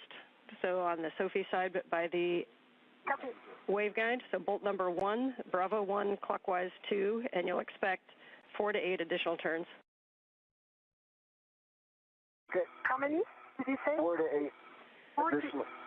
4 to 8 additional turns.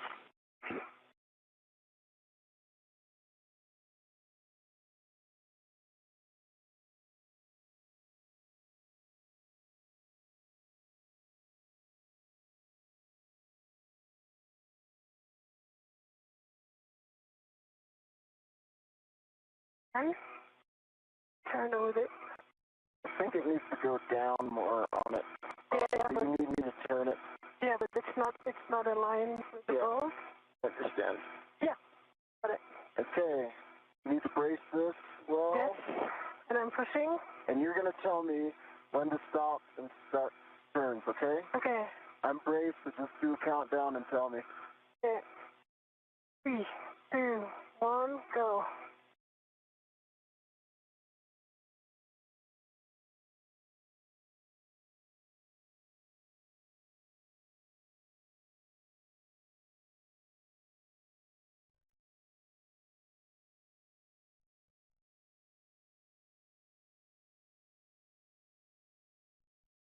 Five turns. Okay. I'm going to check the PGT. Got a green light, 12.1 torque. green light 12.1 torque, 6 turns for bolt 1. F5. And you are going to move to bolt number 2 on the aft. Okay. And that was 5 additional turns. Copy, 5 additional turns. The bolt is flush. It's receptacle. It looks nominal here. Copy, flush. Thank you.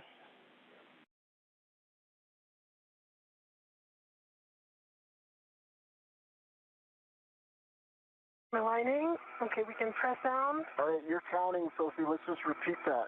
Rinse and repeat, okay? All right. Are you ready? I'm ready. Okay, 3, 2, 1, go.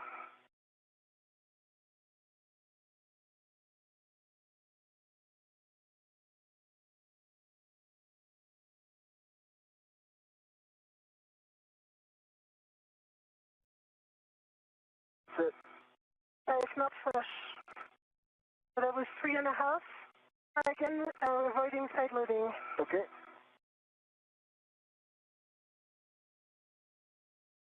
Let me just check the...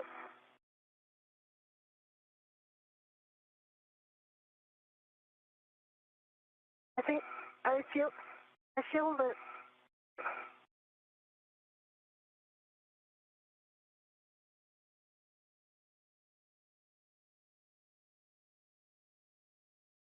So that was 3.5. We did get a green light, and we got 12.1 torque on that.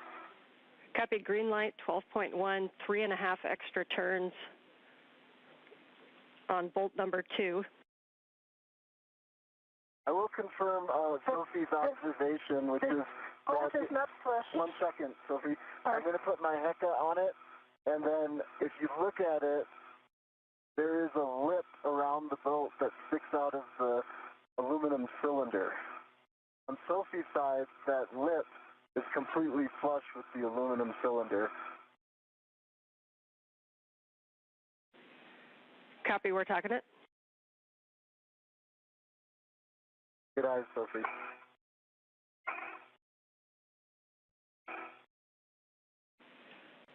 Anil, does it look like that may be driving a side load? Gosh, I don't think so. I could try again. Or we could come back to it. Checking.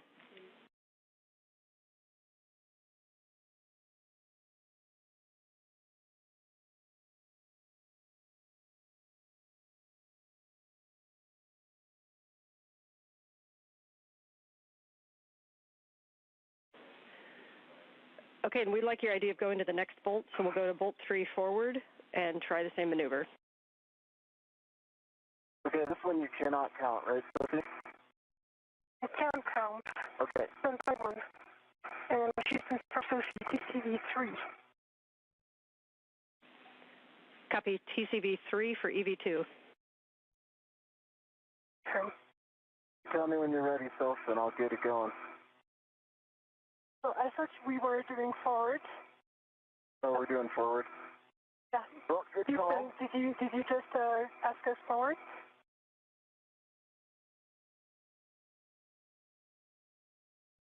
And could you confirm next bolt? Yep, next bolt is bolt number 3 forward. Copy, inward. And I am ready. Are you ready? I am ready. Okay, 3, 2, 1, go.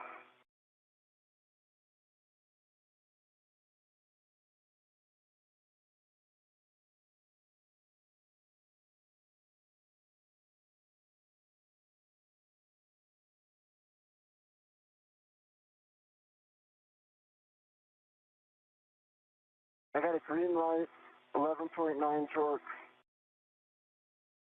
How many turns to get, so? 4.5. Same observation, the bolt is not completely flush. We copy green light 11.9 torque and 4.5 turns. Confirm. And We're checking. 2 millimeters.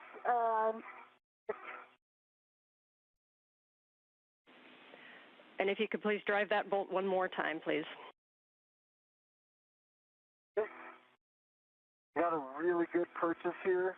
Yep, me too. And there's no way there's side loading here. And it's got 0 turns, 11.9.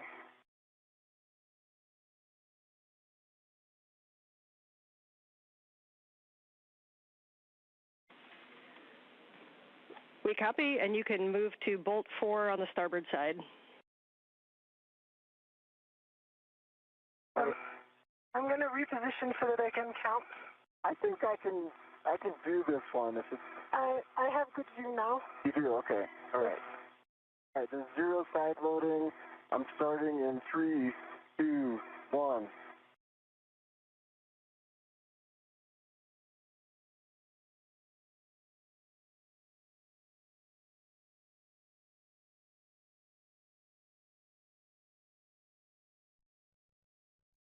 All right, it's got green light, 12.0 torque. 3 turns. 3 turns. Copy. 3 turns, 12 torque, green light. Let us talk about that for a sec.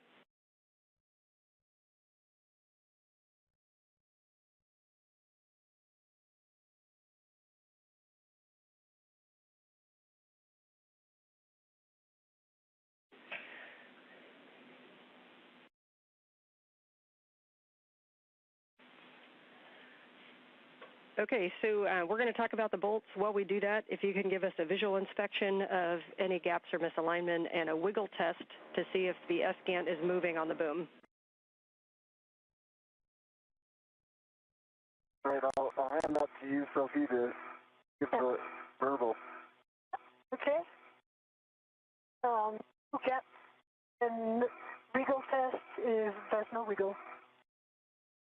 It's really stable on the boom. And if we could do the wiggle test at the T-handle, just to be able to impart a little bit more force. Sophie? Let me do that, Sophie.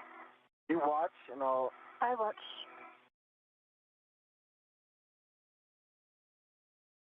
Okay, stand by, stop, stop, stop.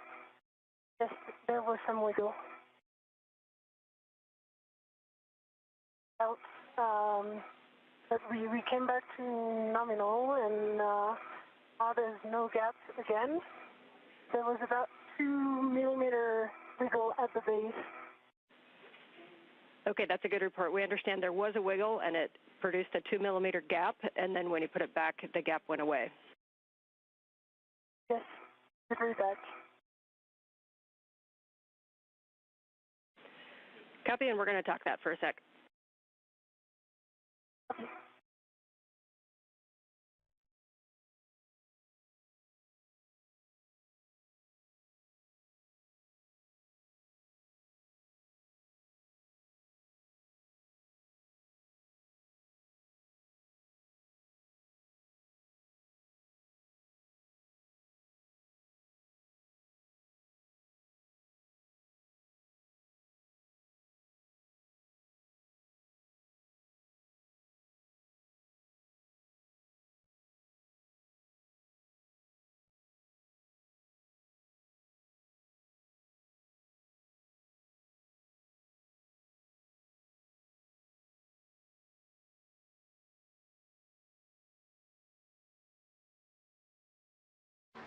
This is Mission Control Houston. We're 2 hours and 41 minutes into today's spacewalk. Bolt 1 is fully installed, so we are going to have you increase your PGT setting to Bravo 4, clockwise 2, and we will go in order and hit Bolt 2, 3, and 4.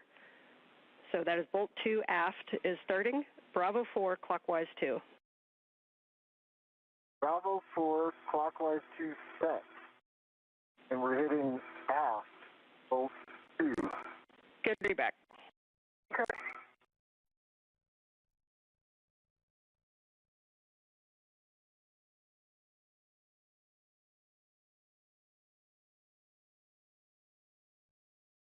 The crew is currently working to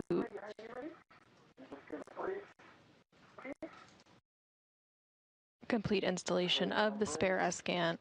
Okay, I've got good bracing. Sure there's no side loading. Starting in 3, 2, 1.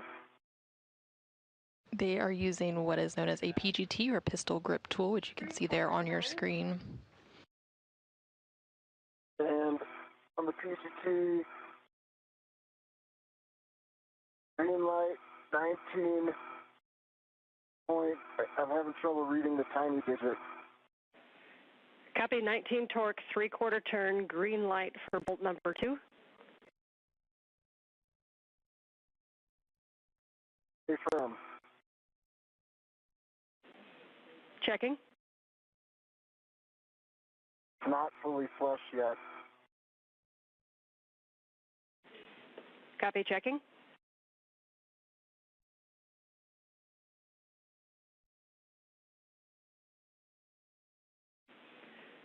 And let's go ahead and hit that bolt one more time. Same settings. Same settings. Facing.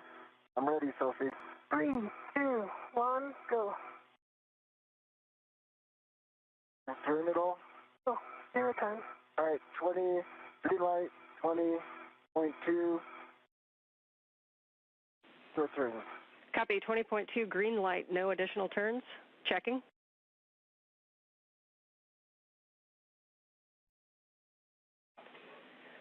Okay, we like that torque, so we're going to move on to bolt number 3, forward.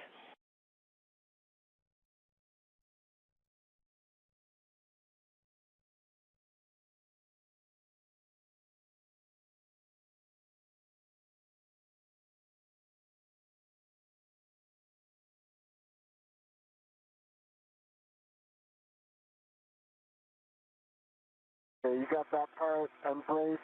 Yeah. Give me the count. 3, 2, 1, go. Try again. We'll do it.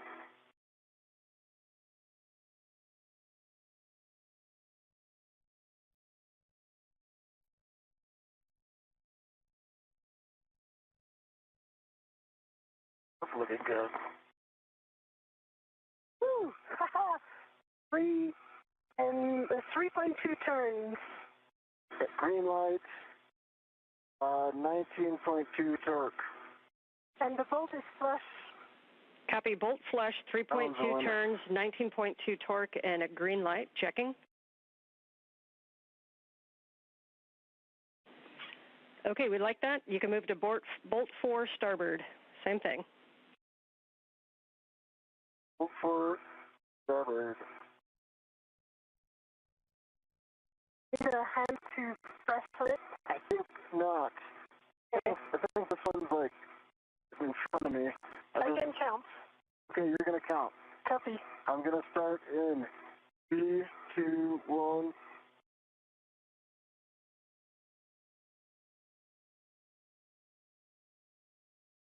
I'm gonna go one more time, Sophie. Copy, you go. 20.3, green light. How many turns did you see there? 1. We copy 1 turn, green light, 20.3 torque on bolt 4, starboard. Checking. And just FYI, 2 and 4 are not flush. Copy, 2 and 4 are not flush. While we talk that, we'll take another wiggle test, please.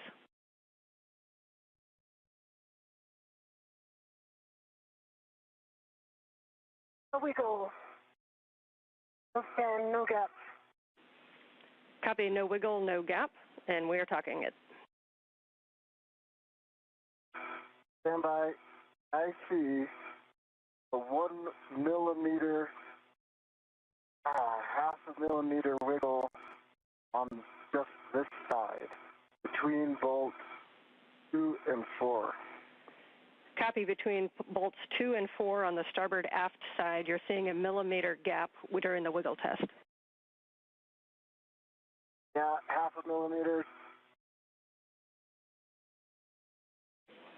Copy, and we're checking.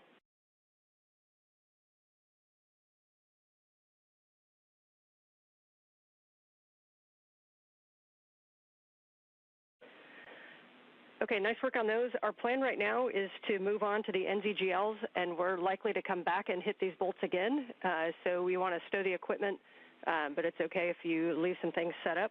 We're going to do the NZGLs and then come back to bolts.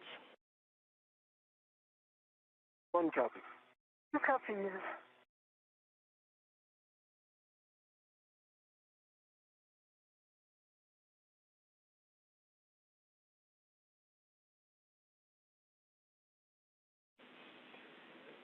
And Sophie, can you cycle your HECA button, please? Copy.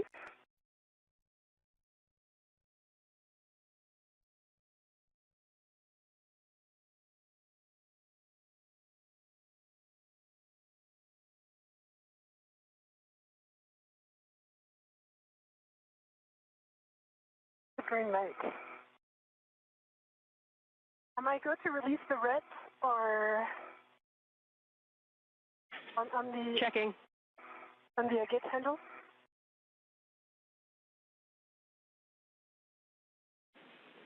You are go to release the red. Okay.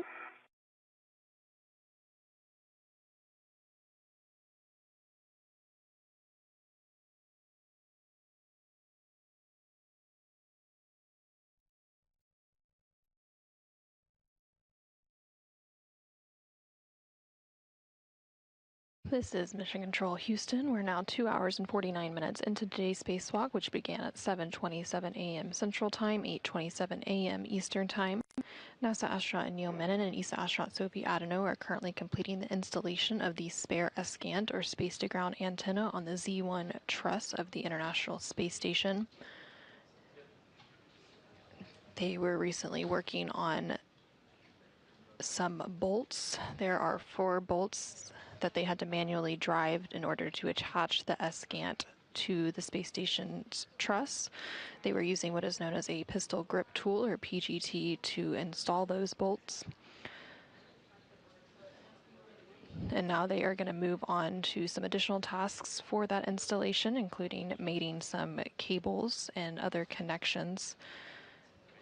So the ESCANT was seated and installed on a boom, and those bolts were installed. Now the hookup of cables and connections will mostly complete that installation, but then there will be some verification here on the ground, and they may have to go back to those bolts to ensure that they are fully secured.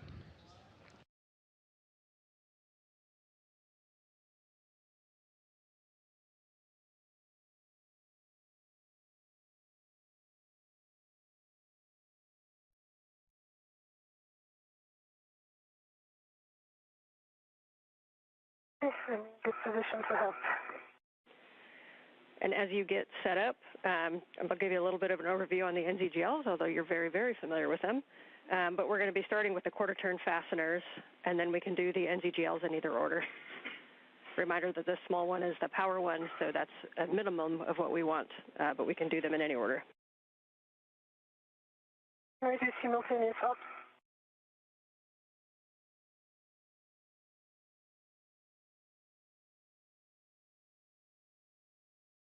And am I go to start on the quarter turns? Yes, you can release the quarter-turn fasteners from the cable harnesses. Remember, there's 5. Copy 5. Sophie, if you're in a position to get the cap from a boom connector, you go to remove the cap from the boom connector. Okay, it works. The quarter turns are off. I'm ready to the cap on J1. Copy quarter turns, and you are go to remove the cap from J1 boom connector.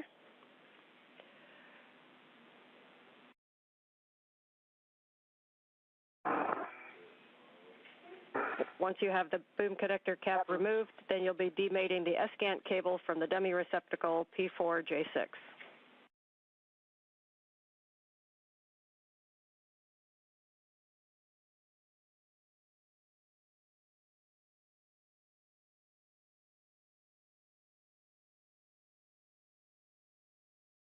J6 is demated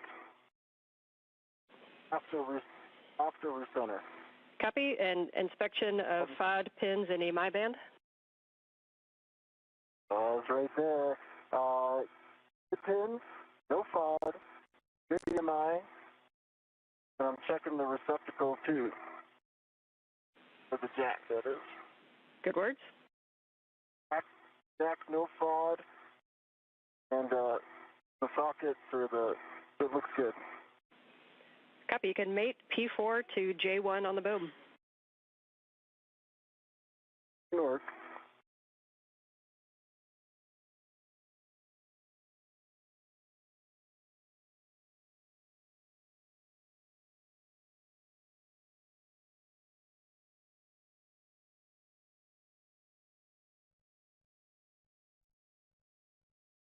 You know what? I've never been more happy to tell you that it is forward over center mated. We love it. Happy people all around. Let's go for a repeat. You can now install the cap on the J6 dummy receptacle, and then we'll move to the J2 boom connector cap.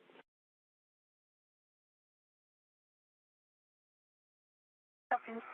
And so I am ready to the J2 connector cap, but it requires an enormous amount of force to demate, to rotate. So I tried. Anyway, after when you're done with it, maybe you can give it a try as well. That's my specialty.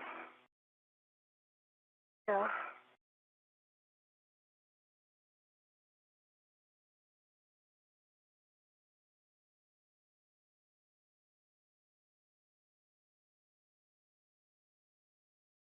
The other way?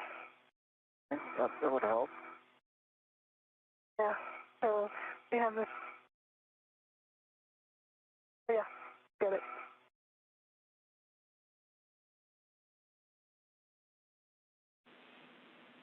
And Neil, sorry if I missed it. We got the cap on the J6 dummy receptacle. I could not put that back. That cap is on, and it's locked. Copy on and locked on the cap. Thank you.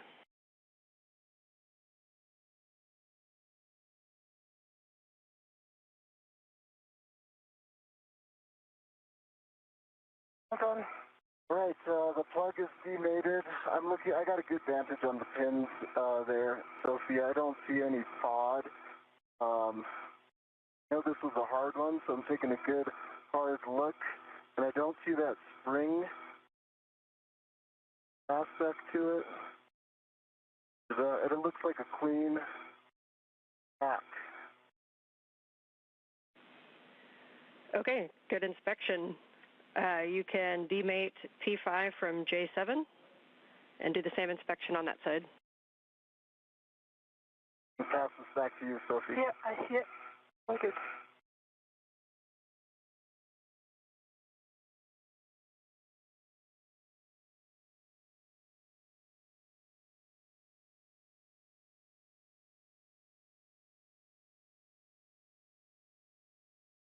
Oh, wow. Teamwork, man. Teamwork. Yeah. High five. High five. High fives from here, too. And we'll take the inspection. Okay.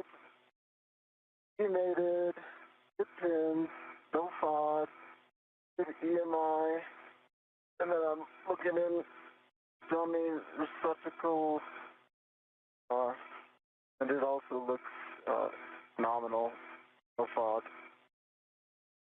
Like black lines around the ring.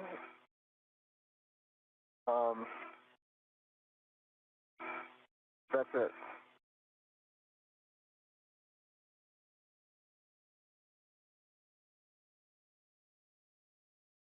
I think it looks nominal. I can see what I can see from here. Looks nominal. Okay, and you are going to mate P5 to J2.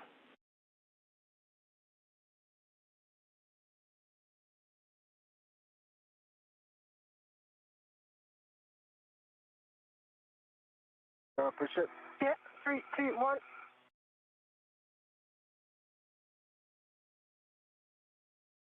Are you fresh on your side? No, I am not. Okay, so start again. Remove. Remove. Okay. Now, go.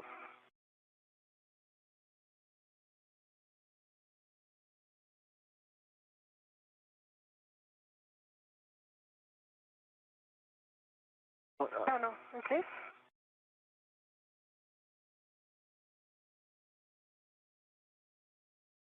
No.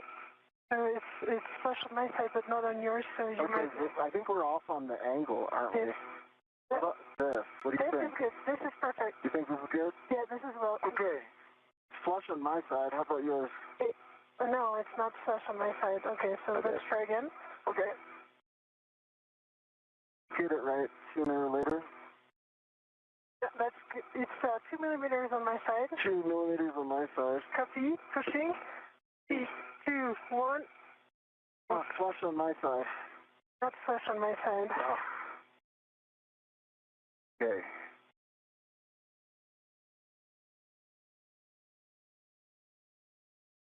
I think we can do this. Let's give it a couple more tries like this. I think if we just... Yes, agree. We're just kind of like off in terms of just our alignment. I think I hit it. Okay, so if I'm looking on this side, I see about 2 millimeters. How about you? I see 4. So 4. So maybe like that? I see 2. Okay, I see maybe like 3. 3, yeah. Okay, so why don't you do a direct center, push back. See? I've got a good purchase, so if you can hold stable. Okay, I'm holding stable.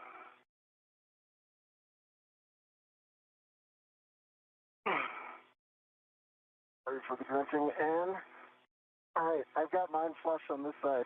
No, it's not. Mine is 3 millimeters.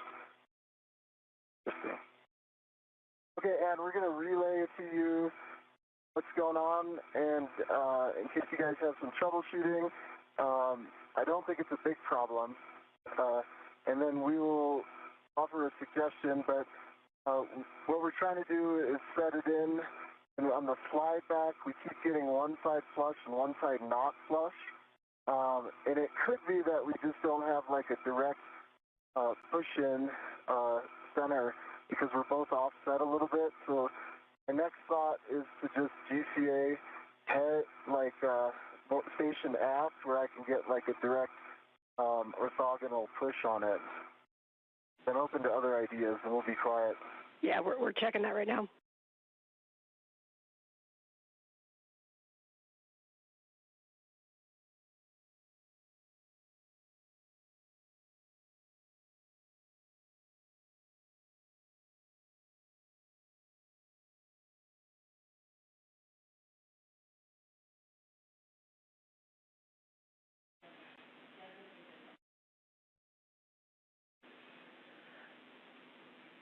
Okay, we're just talking a little bit about a roll. It looks like maybe what you're doing right now. So if you can kind of wiggle it while rolling it in to try to get it flush on both sides.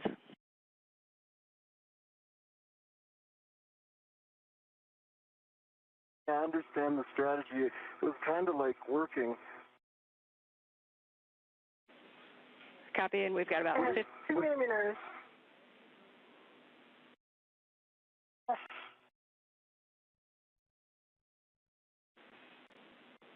Coming up on handover, see you on the other side.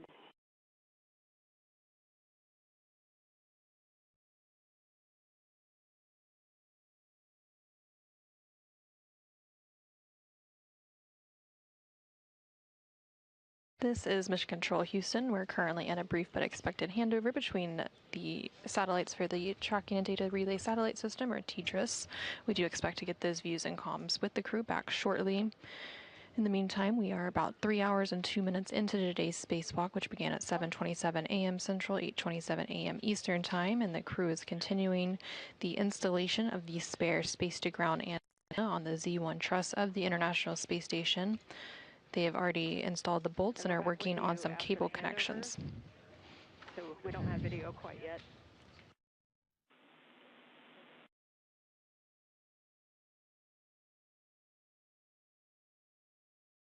Are you flush on your side? No, 1 millimeter. I'm the same. Are you able to roll it a little? It's like a same plane back and forth movement. No. Move.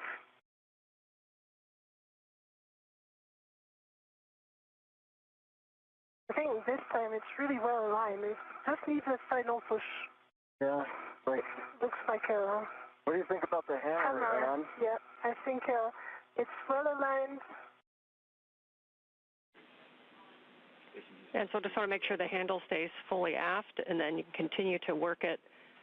We have a couple directions we can go. If you think the GCA would give you a little bit more purchase on it, then Stephen's working with the crew inside right now to get you GCA if you need it.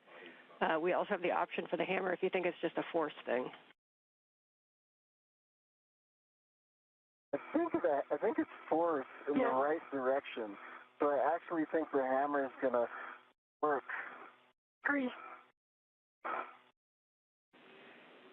We are good with you using the hammer to tap that on.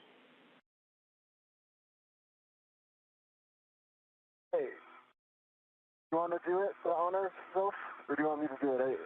I have a pretty good position, but yeah, I think you're better. I believe your position is going to be better from where you are. Okie doke. Mind holding this? I am holding it. Hammers and toothbrushes on one EVA, that's pretty epic. They're like opposite sides of the spectrum. All right, rubber side, direct in the middle. Yeah, and I on the blue line. That's exactly it. You got it. Go for it. I'm going to start out really light. Yeah. It's going in. You got it. Sure. It's flush on this Yay! side, too. Yeah, it's all good. Trying to send you some Earth joy if you can hear it. Oh, we got to go forward over center. Oh, thank you. It's awesome. I want to see it go forward over center, though, before I So do we. Let's do it.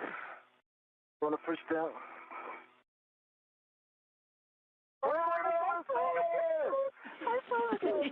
Yay. Nice job, you guys. All right, back to work. Install the cap on the J7 dummy receptacle.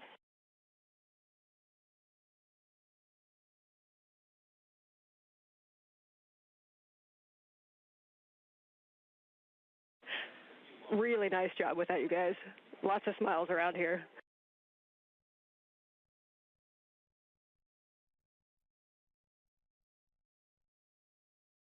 Great to hear.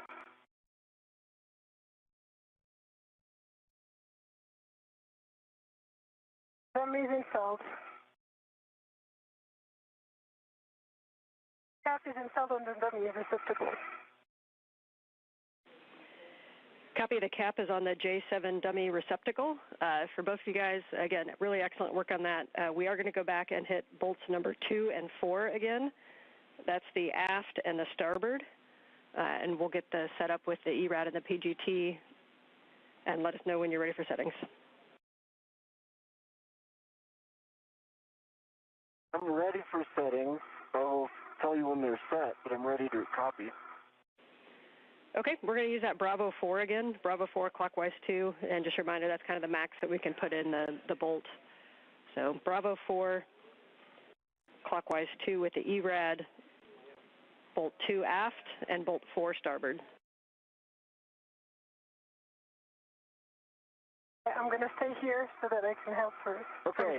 Bravo 4 clockwise 2 is set on the ERAD, and the PGT. He's right in front of that one, so why don't you get it on there? Yes, you know. Okay. Yeah, you pretty comfortable with that? I am. All right, I've got a really good grip. Okay. And it could be better. Let me just reposition. Yeah. Okay. Do you think there's any side loading or anything? Right now, no. It was good. Okay. 3, 2, 1. Turning? No. Your turn. Okay. 3, 2, 1. Your turn. All right, that was another 19.8 green light. We'll try one more time. 3, 2, 1. Your turn. Another green light, 19.8. Green light, 19.8. Your turn. And understand no turns? Your turn. Stay firm. Copy. 0 turns for bolt 2. Checking.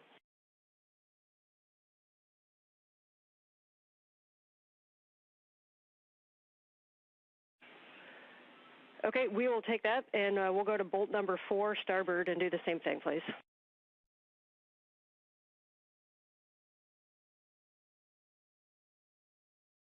Okay, moving to starboard. Thank you, Sophie. Yep. Starting in 3, 2, 1. Okay. Your turn, 19.8. Copy 19.8 and 0 additional turns on bolt 4 starboard. Checking. As we check this, you guys can start thinking about whether you want to use that ERAD on the gimbal lock bolts or if we're going to end up swapping. Either is okay with us. And we're checking on the agate bolts.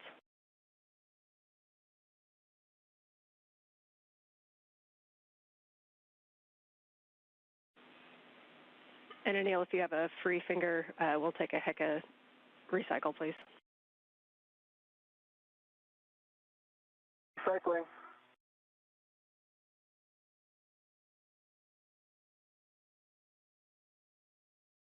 Green light on. Copy, green light, thank you. And we're still chatting.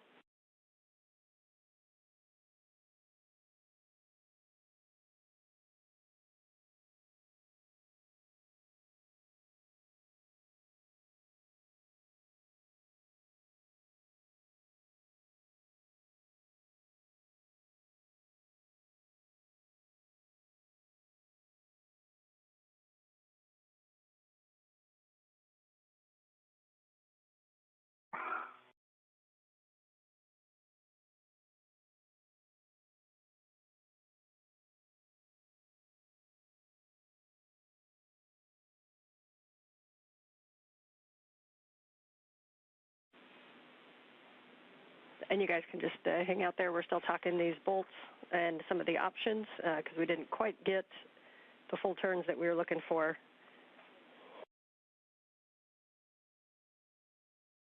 In the meantime, is there any value in another wiggle test while Sophie's got eyes on the boom?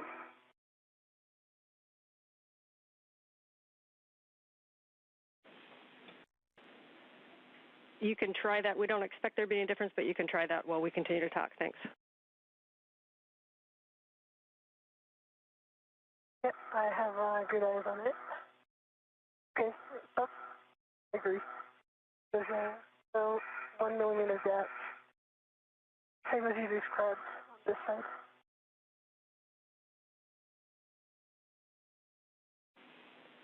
Okay, and we have the next plan when you are ready. Ready. Ready? Okay, we are going to use the ERAD with Bravo 4, so same settings, and we're going to hit bolt 1, 2, and 4. That's bolt 1, 2, 4. So that's one on Sophie's side. On the port side, bolt number 1 first.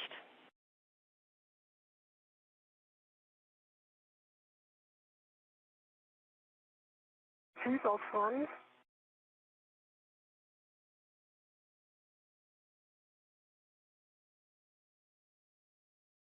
Can you just reposition? Yeah, take your time. Then once you're set, I'll give you the head of the ERAD, and we'll do the same thing.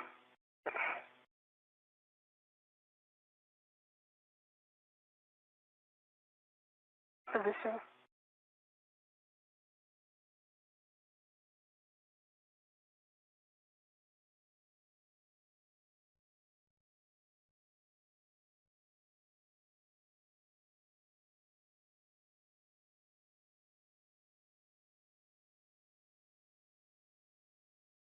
Turn more towards me, the PTT.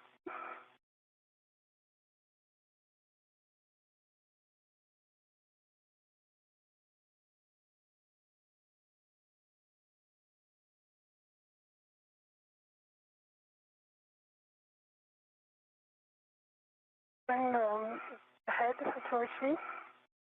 The head towards you. Yeah, that's good.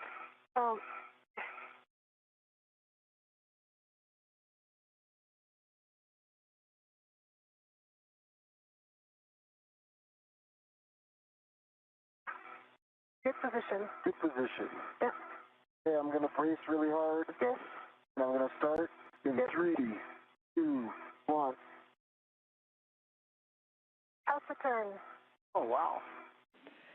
Copy. Can you look at the PCT and read the... I can't see it. It's green light, how's the turn? 19.2. 19.2, half of a turn on bolt 1. Nice job. So we can go to bolt number 2 on the aft. Can you remove the PCT? Okay, we're going aft. Good work. Bolt number 2 aft. You want to take the handle, maybe? You want?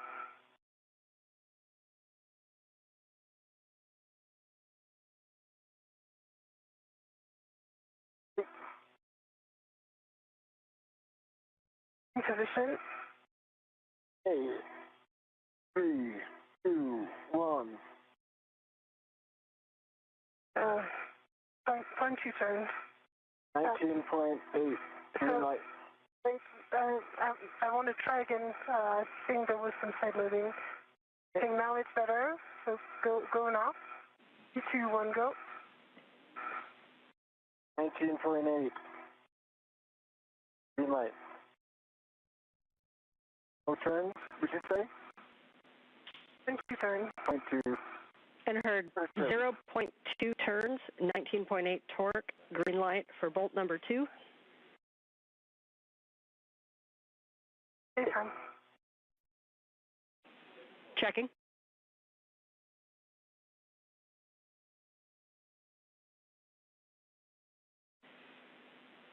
And Neil, can you report on the bolt being flush?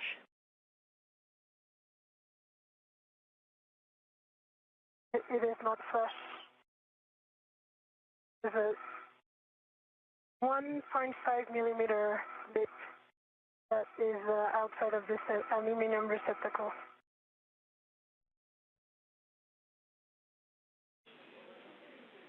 Checking.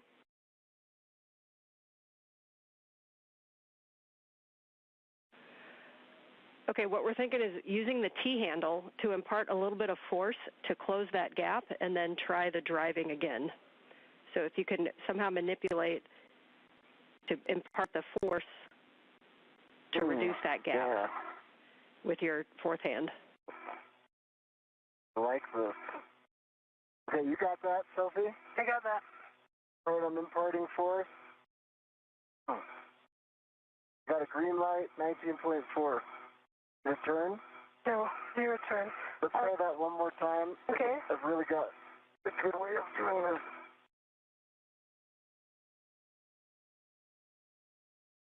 Your turn. Okay, 19.4. I had some good, solid pressure towards that. Okay, we monitored no turns. We're checking. Okay, and we'd like to go to... For your information, there is no gap between the surface, the top of the boom. Okay, we understand no gap. So we'll go to bolt number 4 and try that same thing on the starboard side.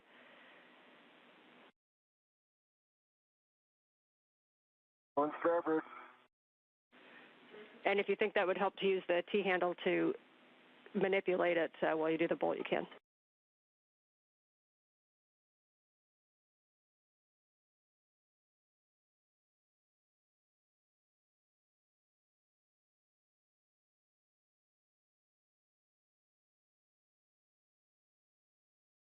Yeah, I'm pressing.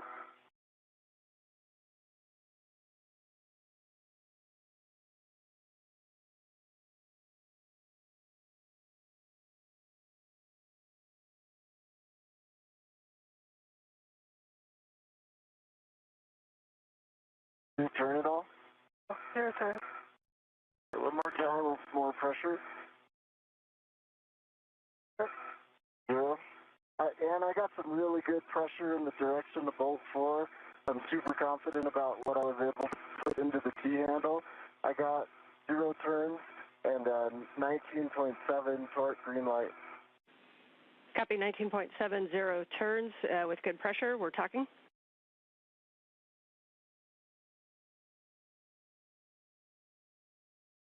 Okay, I feel like there's less movement. I agree. There's less gap in the wiggle test. So yeah, we would like wiggle, to. Okay. I think it's gone down. Understand you're not seeing a gap at all during the wiggle test?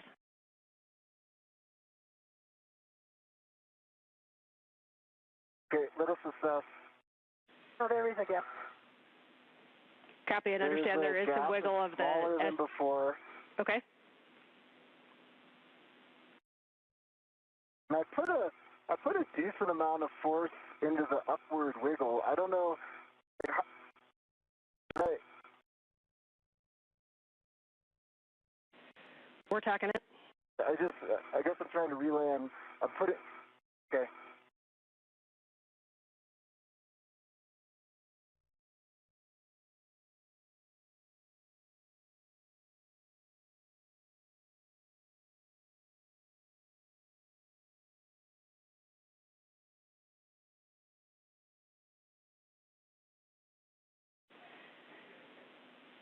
So you guys mentioned that there was a millimeter between.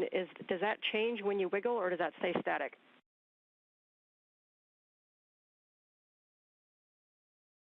It does change. The static, there is no gap at all. And all is flush.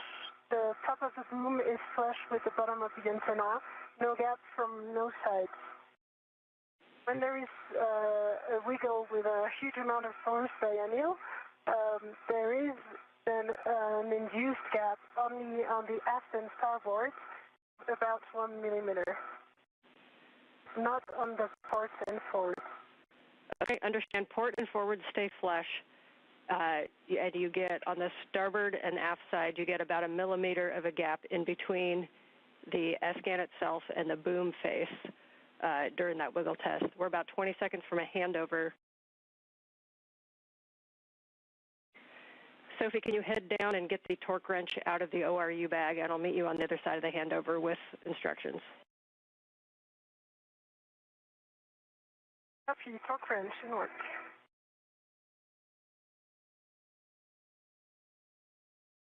This is Mission Control Houston. We're about 3 hours and 20 minutes into today's spacewalk, U.S. Spacewalk 98. NASA astronaut Anil Menon and ESA astronaut Sophie Adenau continue to work through the procedures for today. The primary goal is to complete the installation of a spare space-to-ground antenna on the Z1 truss of the International Space Station. They are currently working through those installation procedures and have run into a bit of an issue with 2 of the bolts, so they are going to use a torque wrench to try and get those 2 final bolts fully seated and flush onto the installation location. There are 4 total bolts that are holding that S-GAN in place on the boom, and so 2 of them are fully seated and installed, and they're just trying to get the final 2 fully seated. They have already completed the cable connections for the S-GAN. Again, the S-GAN is the space-to-ground antenna. So then once they get the torque wrench out, they will complete the final installation of those bolts. Right before that brief handover, ESA astronaut Sophie Adenau went back to the crew lock bag to retrieve that torque wrench, and now you're again seeing a live view looking from one of the helmet cameras as they continue that installation.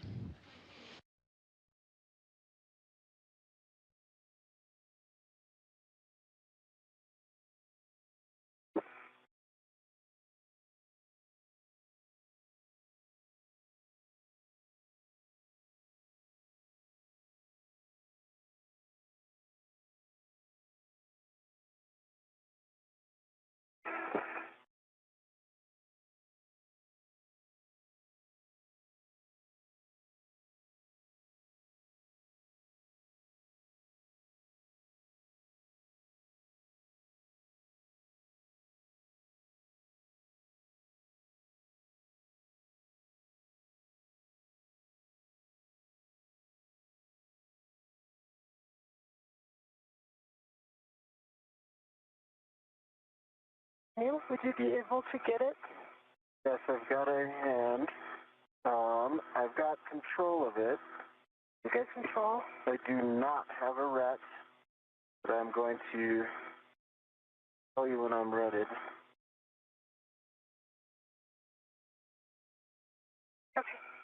Okay, I have a ret. I've confirmed it's locked. I can release the other ret. You okay with that? Can we work with the ret inside? I mean, if we lock it, then we don't remove the ret from the bag. Yeah, we could give that a try. If it gets cumbersome, then I say we just let it go, but it's locked now. Okay.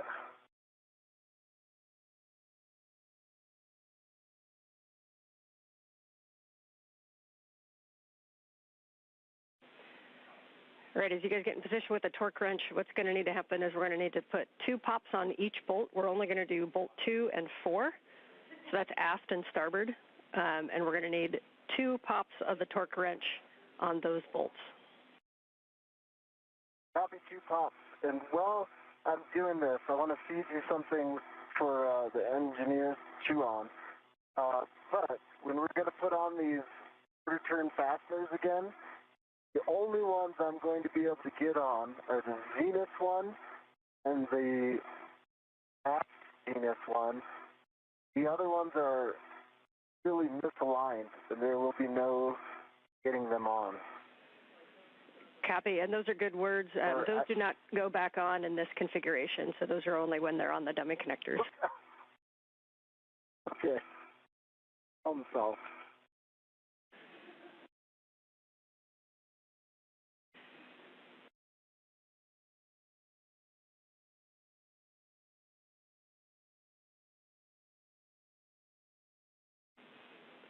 And whenever you're ready, in position, it'll be bolt 2 aft first.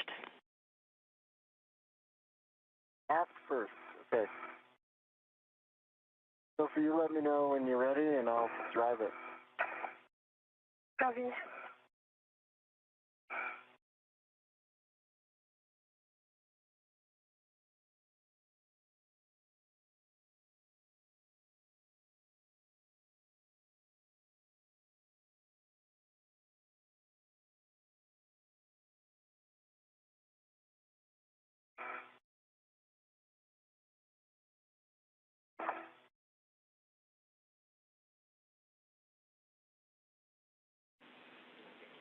And in addition to the 2 popovers, we would like to know if you happen to get any extra turns on those. Did not. Okay. In position? I am in position. All right. We're going aft first. Did you check that it's clockwise? I did check, yes. Okay.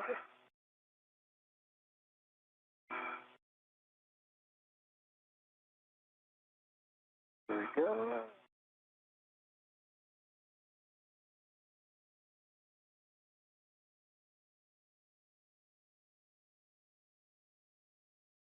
I'm kind of hitting you a little bit. There we go.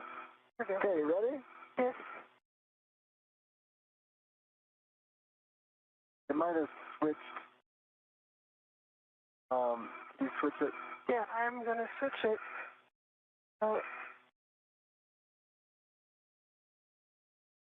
That should be good. Okay.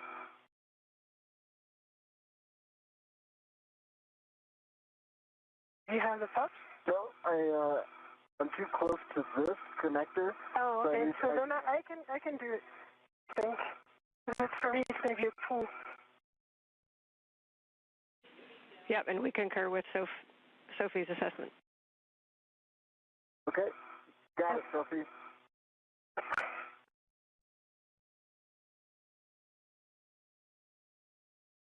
One.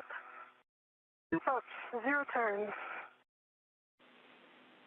Copy, understand 2 breakovers and 0 turns on bolt 2 aft.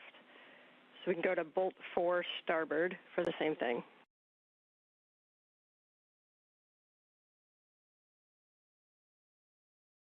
Bolt 4 starboard. Prompt. Your turn.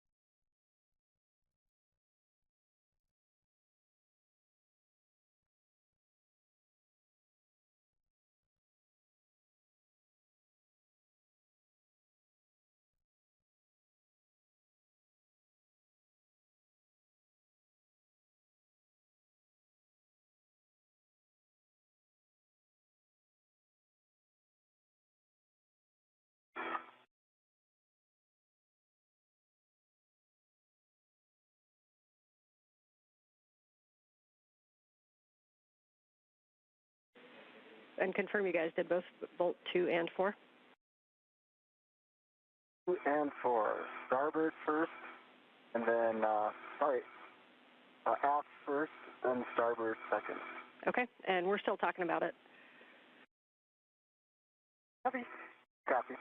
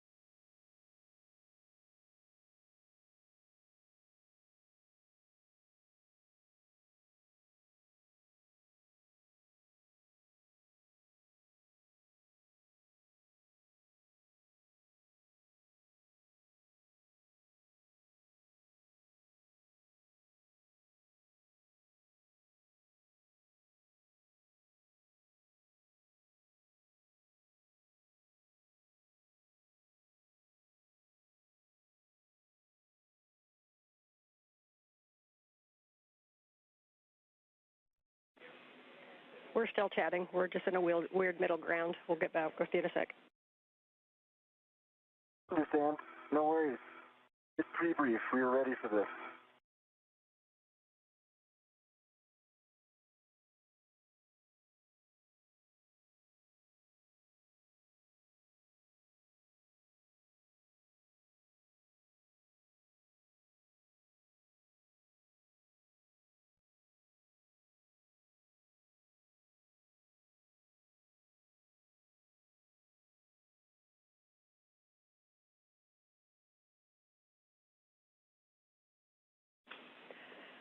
Okay, now that we're all refreshed, we are going to move forward with removing the gimbal locks. So the team down here is confident that we can remove the gimbal locks.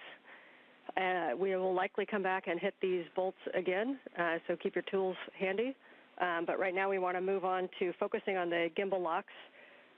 So for that one, Sophie, your first step is going to be retrieving a RET and attaching it to an MWS AET and getting that AET set up.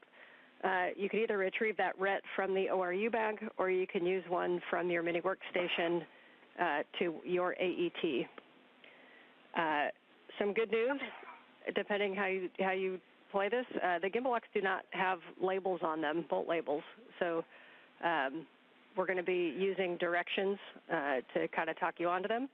And then you guys can talk about if you'd like to use the ERAD setup again for the gimbal locks, you may.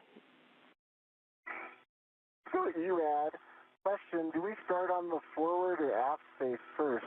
If we start on the forward face, I might benefit from a little GCA. We are going to start on the forward side. Okay, I'm going to do an assessment with the ERAD while Sophie gets that. Copy.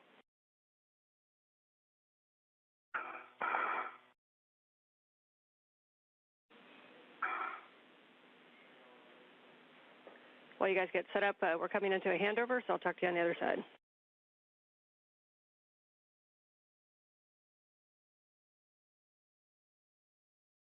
Hey, Jessica, just as like some heads up, I am going to benefit from head down, feet down, pushing forward about 30 centimeters if that's possible.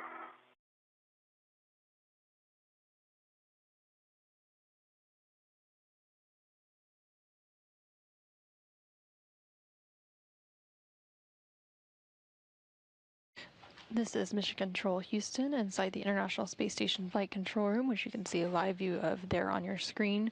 We're currently about 3 hours and 35 minutes into today's spacewalk, which began at 7:27 a.m. Central, 8:27 a.m. Eastern. We're in a brief but expected handover between the Tracking Data Relay Satellite System and expect to have communication and views from the crew shortly. We can give that set up for it. Do you want that now, or you're still assessing for a later bolt? I would want it now. I think we just have to coordinate that whenever they're back. I did not request.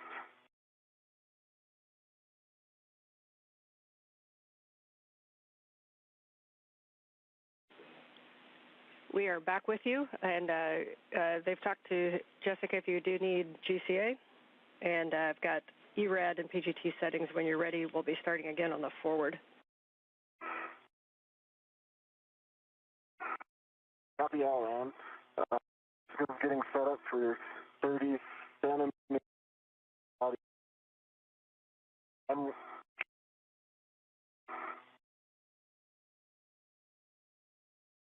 And they'll let us know when your breaks off.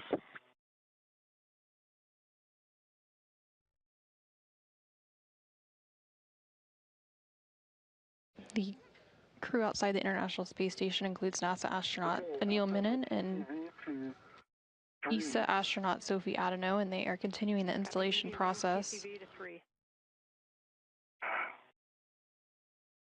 Sophie, can you hold on to this ERAD for 1 moment? Yep.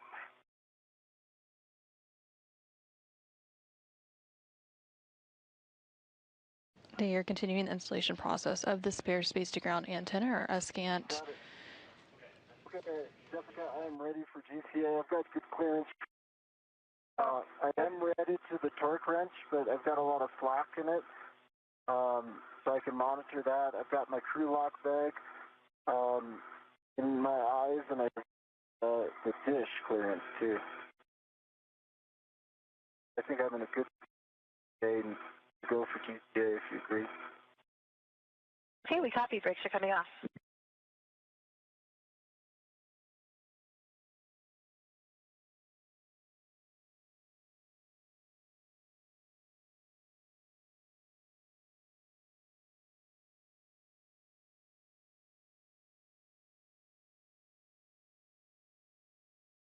We're going to give you that 30 centimeters on you for clearances from you from the SCAN. Got it. Here go. Okay, starting motion in 3, 2, 1. See motion, good motion. I've got good clearances. No concern.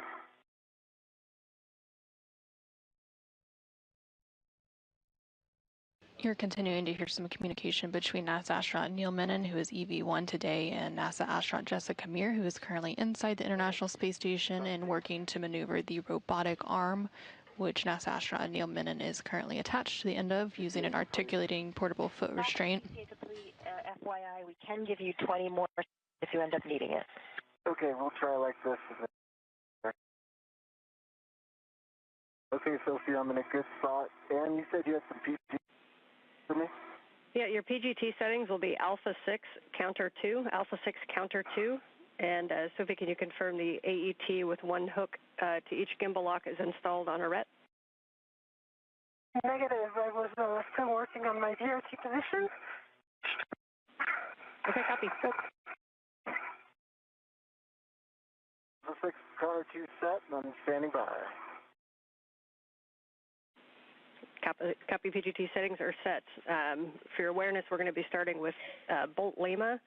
The order does matter for alignment, and so Bolt Lima that is unmarked is on the forward side.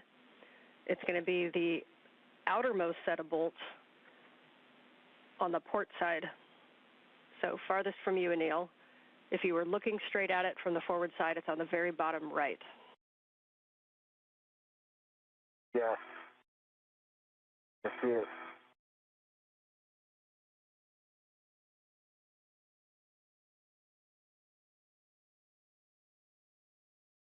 And this is Mission Control Houston. The crew is getting into place and preparing to remove the gimbal locks. There are 2 gimbal locks as part of the S-Gant installation, and as part of those bolts, in order to release them, there's several. Quick question while you're doing the AET. Yes.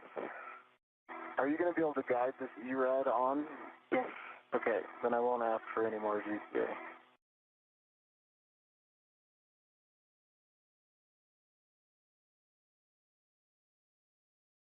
There's several bolts that have to be released for each gimbal lock to be released, so you'll hear different bolts called out by the team here on the ground as they continue to follow along and provide the procedures for the crew outside the International Space Station. Again, the spacewalk going on 3 hours and 40 minutes at this point. It was an expected 6.5-hour spacewalk. They are running a little bit behind schedule. They ran into some issues with a couple of the bolts installation on the S-Gant. So there was initially 4 bolts that needed to drive. Copy, good config. So you guys are go to start with Bolt Lima. Again, on the forward-facing gimbal lock, that is going to be the outermost nadir bolt. So if you're looking from the front, it's on the very bottom right. Bolt Lima, Alpha 6, Counter 2. We expect 7 to 8 turns to release. 7 to 8 turns expected. And we're going for Lima. Copy, Lima.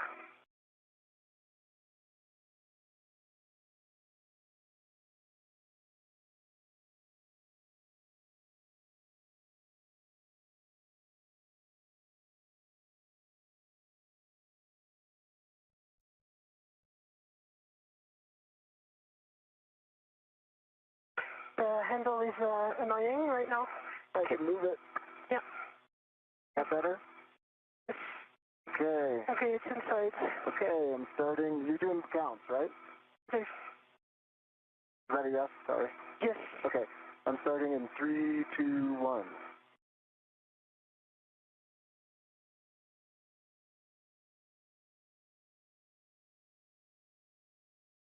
Tell me when to stop. I'll tell you when it's released.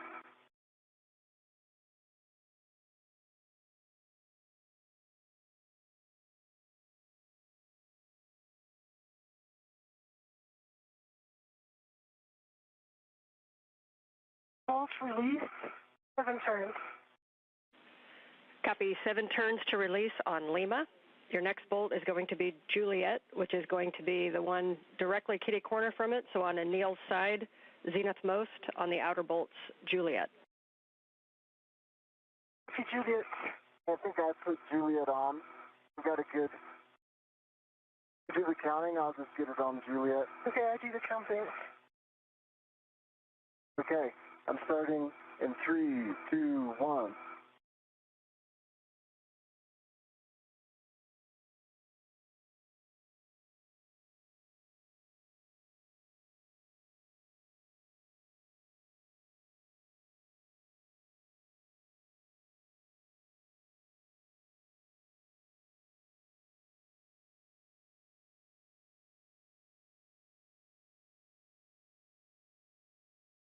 Bolt release, 7 turns.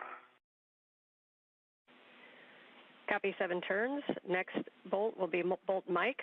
That is back on Sophie's side, on the port side. Zenith most bolt, the one directly across from the one you just did. See?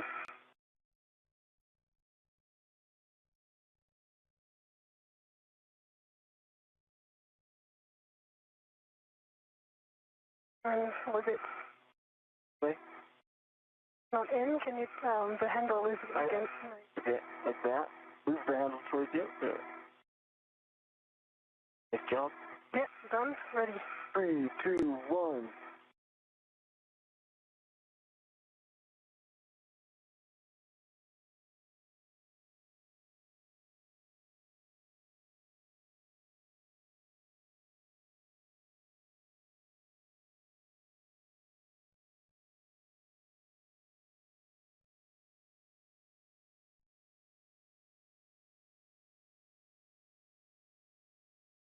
Seven turns.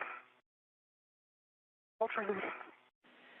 Copy, 7 turns on Mike. You can go to bolt Kilo, which is back over on Anil's side. It's the nadermost bolt next to the Juliet that we did. So directly across from this one, bolt Kilo.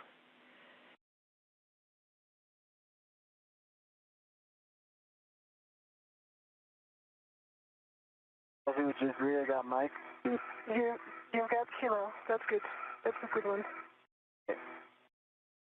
Okay, I'm going to start. Are you counting? Or do you want me to count? I can count. No, I can count, but just... Listen again. I have your... Okay, I'm ready. Okay. 3, 2, 1.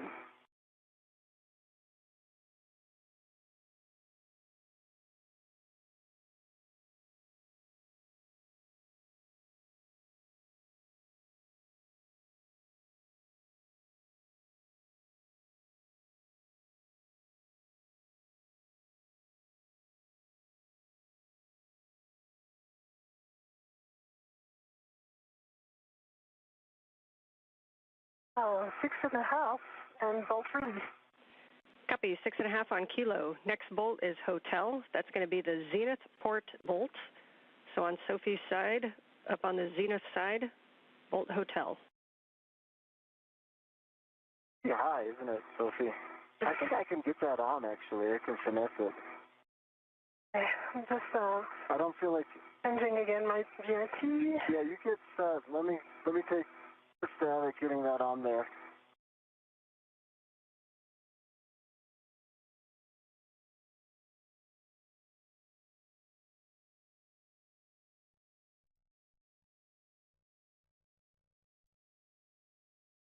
Okay, I've got it on. No, not fully. Now it's good. Okay, ready to count? Ready. 3, 2, 1.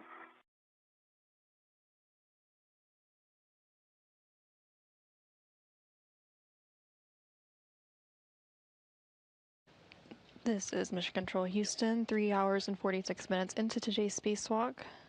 NASA astronaut Anil Menon is currently there on your screen. You can see him from the helmet camera view from Sophie Adano, ESA astronaut, her helmet camera looking at him. They're currently working to remove bolts. 6.5 on Hotels. You're going for bolt Echo next, which is the one right next to that one. It's also on the Zenith side, but on the Anil side. Okay. You got it. Okay, so we see that. Would you agree? Are you ready to count? I am ready to count. They're currently working to release a series of bolts onto gimbal locks. They are working on the first set of gimbal lock bolts. There's 8 total bolts on that gimbal lock. They've completed the release of 5 of those and they have 3 to go. And then they will move to the second gimbal lock, which has 4 additional bolts that need to be released. And then the release of both of those gimbal locks for the SCANT, or space to ground antenna, release will be complete. Copy, 7 turns. Release. Copy, 7 turns on Echo. You can go for bolt Gulf, which is port Nader. Port Nader, so close to Sophie, bolt Gulf.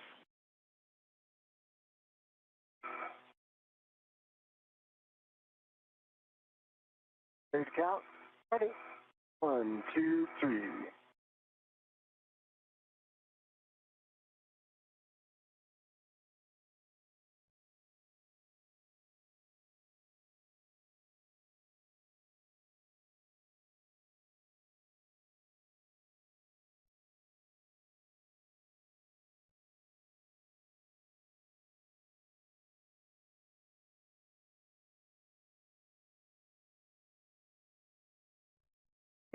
Fine 7.5, bolt release.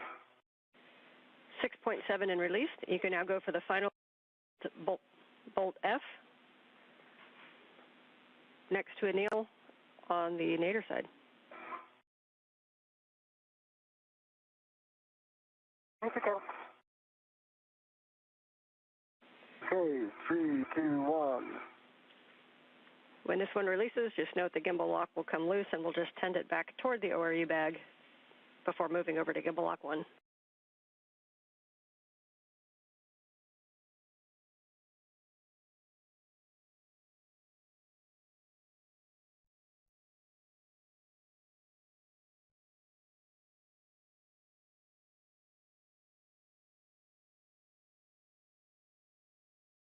Seven turns. Copy, 7 turns on bolt F. So you can tend that gimbal lock toward the ORU bag and we'll get set up to release gimbal lock 1. So right now it's on my mini workstation. And so if we remove it right now, it's going to be kind of annoying in the way. Would it be okay to remove the bolts of gimbal lock 1 and then move both at the same time? Yes, we are good with that plan. Okay, so I need time to reposition then. We cannot have access to. We concur. As you guys get in reposition, I'll just give you some big picture on what we're going to do next. After we remove these gimbal locks, Sophie will be putting them back in the ORU bag and retrieving the agate heat shield. And Anil, we're going to have you grab the torque wrench and hit bolts number 2 and 4 again. Copy. And I set my TCV to 4.5. Copy, EV1 TCV 4.5.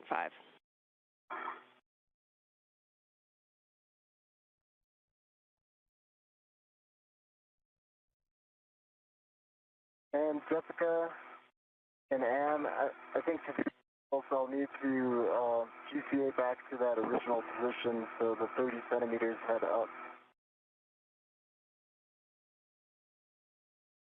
We copy, back to the original position, 30 centimeters body up. And when you're ready, I can get you all the clearances. Okay, are you ready for brakes off now? Sophie, would it be okay if I GCA? Yes. Okay, I've got, you need any comm or anything? No, I'm okay. good. Yes, ready for brakes off, ready for GCA. Brakes are off.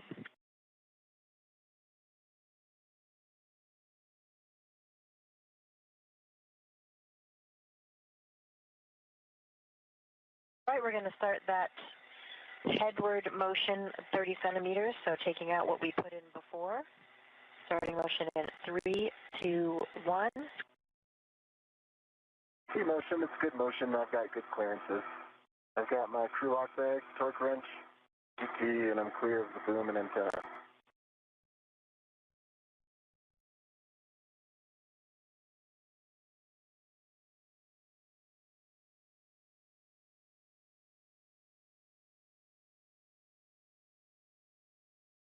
All right, that's your 30 centimeters. GCA complete, I've got good reach to all the bolts. Copy, GCA complete, brakes are on. Copy, brakes on. I'm going to go up and then re-energize my DRT so that I can help you. Sounds great. Do it again. Good news is there's only 4 bolts on this one. Order still matters, and we're going to be starting on bolt alpha, which is on the starboard side, most zenith starboard bolt. Copy, zenith starboard. And I am not ready, Anil. I understand. I'm just moving it around.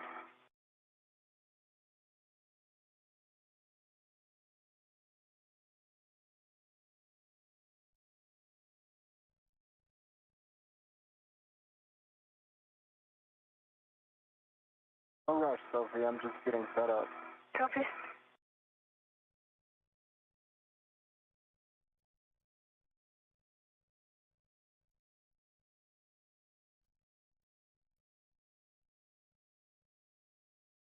Yeah, I'm ready when you are. No rush. Yeah, I concur. This is Alpha. Okay, you ready to count? I am ready to count. Starting in 3, 2, 1.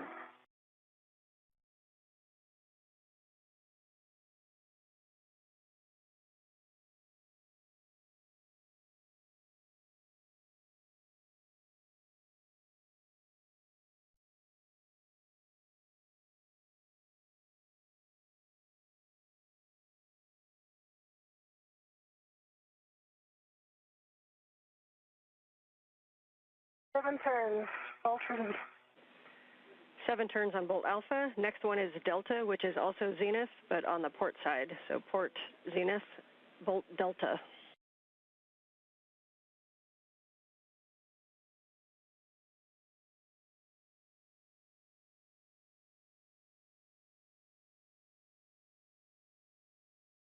Okay, I got it on, Sophie.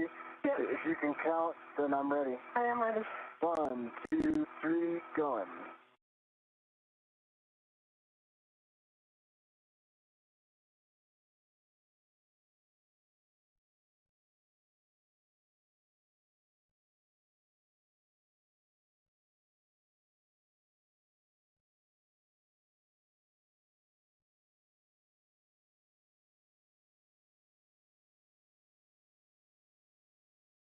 Seven turns. Bolt release.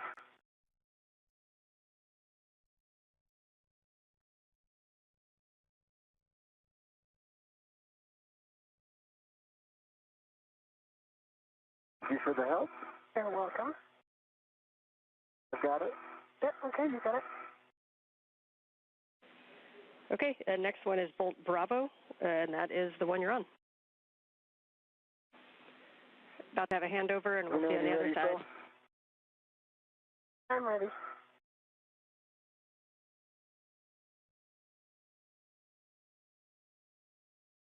This is Mission Control Houston. We're 3 hours and 56 minutes into today's spacewalk. NASA astronaut Neil Menon and ESA, or European Space Agency astronaut Sophie Adano, are currently working to remove 2 gimbal locks to complete the installation of the spare space-to-ground antenna, or SCANT, on the Z1 truss of the International Space Station. There are 2 gimbal locks. The first gimbal lock... I said, once we I'm get back with you. Okay, go ahead, make the call, Phil. 7 turns. Bolt release. Copy 7 turns. You can hit Charlie, the last bolt on the bottom left there. This will release the gimbal locks. And then again, Sophie, you'll stow those down in the ORU bag.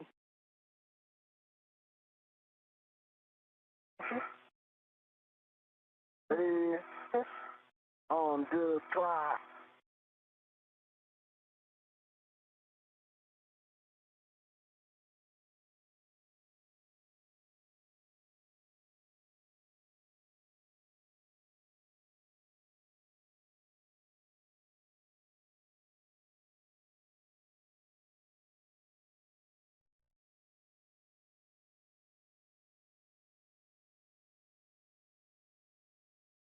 Center house. Bolt release. Copy, bolt released. Nice job, you guys. You made that look easy. We can stow those gimbal locks down in the ORU bag, and Sophie, you'll be retrieving the agate heat shield. For Anil, you can stow the PGT.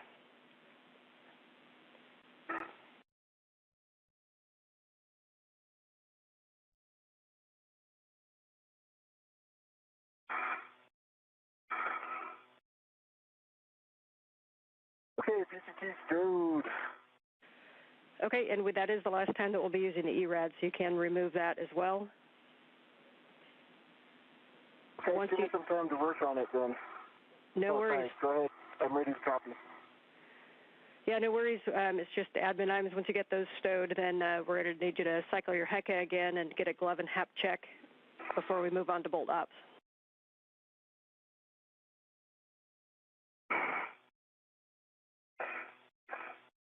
Cycling the heck is easy. That's happening now. Can we chat a second for the strategy to remove the gimbal lock? Yes. Can you? I think that's a great idea. I'm with you. I'm listening. Okay. We'd like to remove the forward one first. Okay. And then I will need to protect my visor. It's going to come towards me. Okay. And then we'll remove the aft one. Okay. As soon as they are removed, of course, no touch of the T-handle.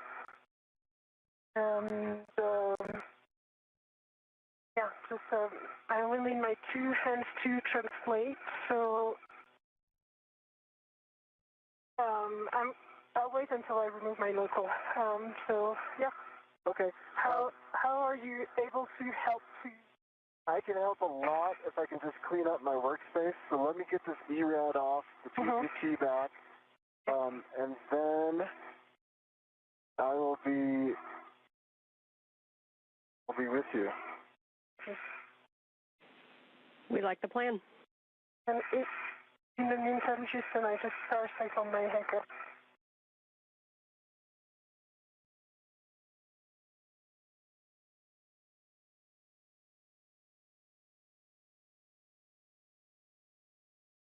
That is dry and gloves are nominal.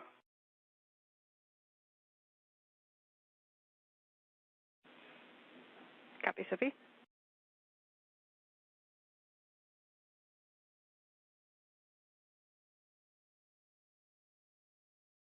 And is there anything you want me to put on the PGT after I take this off? Checking.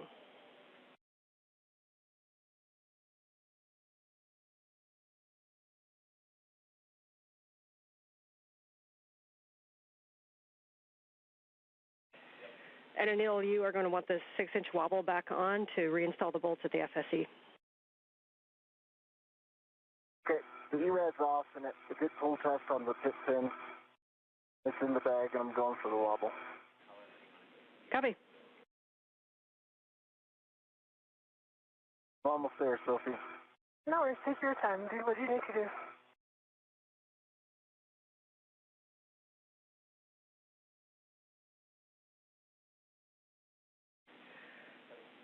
And Anil, if able, prior to getting your tools set back up, if you can assist Sophie with the gimbal locks to keep those moving down to the bag. I'm going to assist her right now. I was just worried the ERAD would be a spatial conflict. Yeah, good point.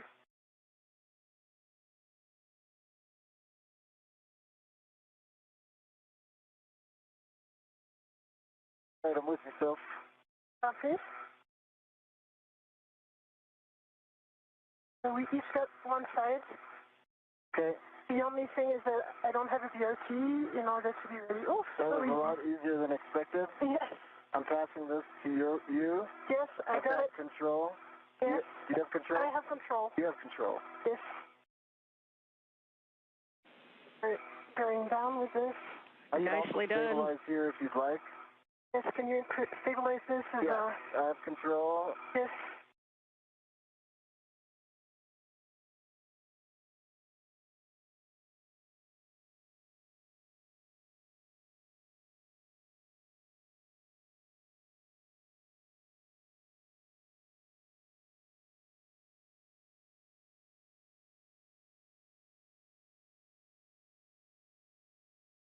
Okay, you keep control. I'm going down a little bit, and then you'll send them to me. Okay. It's going to be easy because they are ready to me. Yep.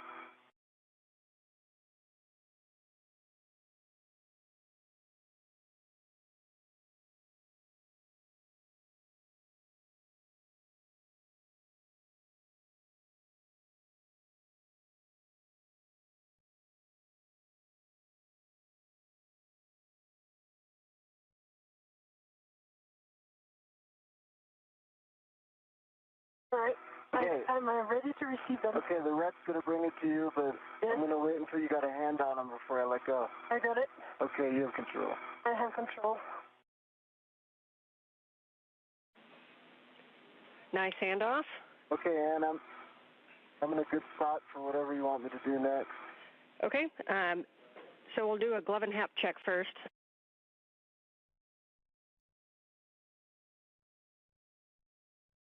Hap's dry.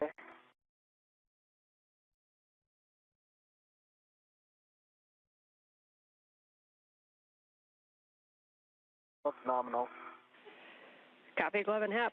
So if you can find your way to the torque wrench, we're going to have you torque bolts 2 and 4 again, the aft and the starboard. Torque wrench is in hand. Which one do you want me to do first? Bolt number 2 on the aft side.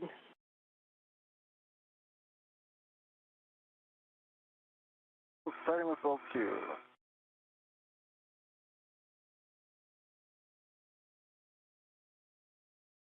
Yeah, I'm going to pack the bag later, because, the torque wrench anyway. Yep, we got the torque wrench, and you will be putting the crew lock bag, so that's a good plan to leave it a mess right now, and we'll just be grabbing the heat shield. Okay.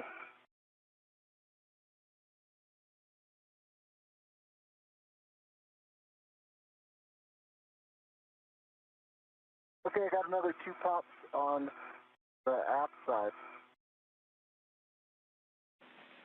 Copy, 2 pops on the aft side. And we'll take any words on the bolt and being flush or any turns. Sorry, no turn, same situation. I can put it in my HECA for the flushness, but it's unchanged.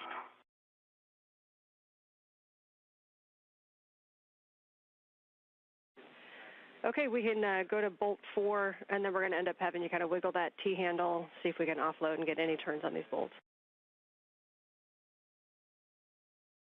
Do you want me to do bolt 4 without the wiggle or bolt 4 with wiggle first? And we'll do the wiggle at the end, so just hit the bolt.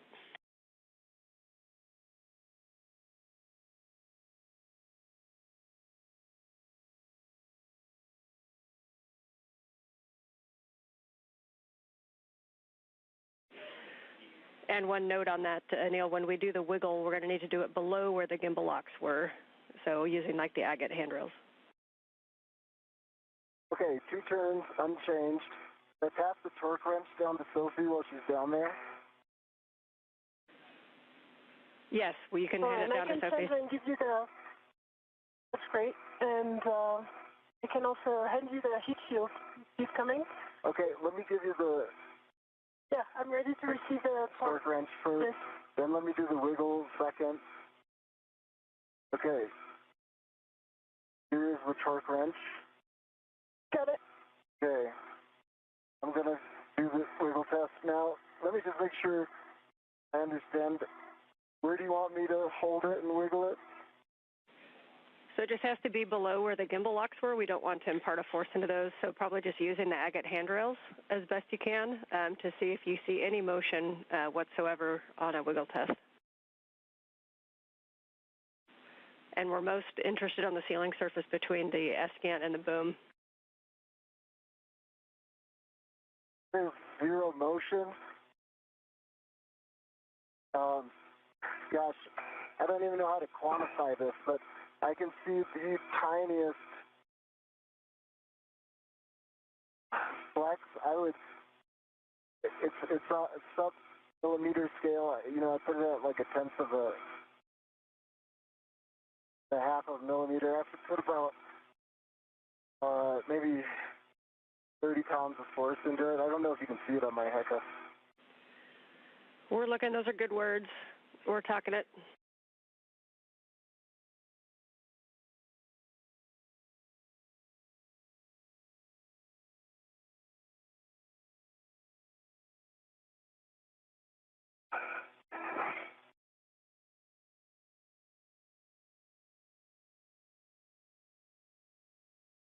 Hey, while you're talking, Houston, Sophie, guys.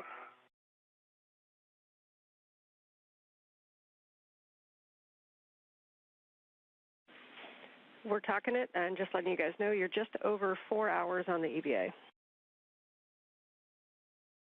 1 copy.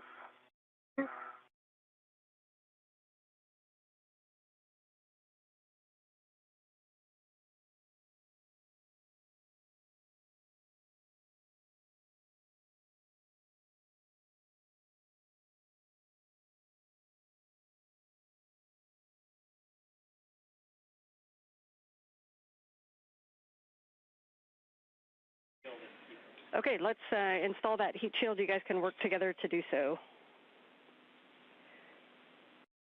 Copy. Are you ready to receive it? I'm ready to receive it. Reminder, as we do the heat shield, there's going to be a strap that goes under the waveguide bolt, and then you'll have 2 quarter-turn fasteners, and we're just going to look for a snug fit, and all the Teflon tabs are tucked in. So you should see a strap that looks like a scrunchie, and that goes on the port side. Scrunchie to port side. Copy. I'm on my way. Want me to start it? Yes, please start, and it goes under cable, right? you start. That's exactly it. You got it. And yes, under the cables. Sorry.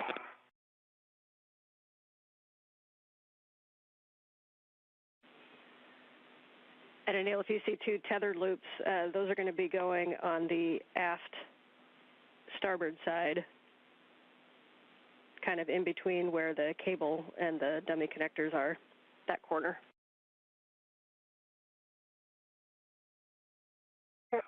Just the RT so that I can help you. Okay, I copy that, Ann. I see those loops.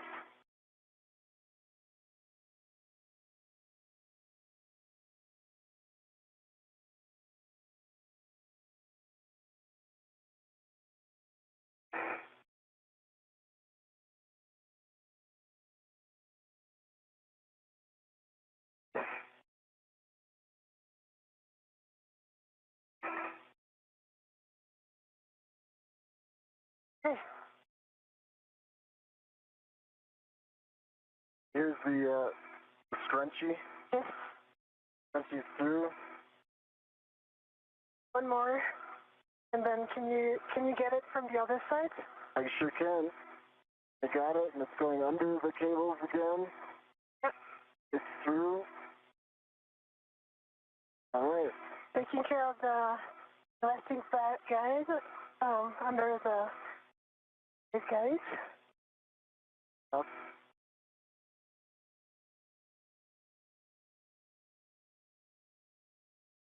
Gonna go for these quarter-turn fasteners, if that's okay with you. That's okay with me. You can do the 2 quarter-turn fasteners and the Velcro.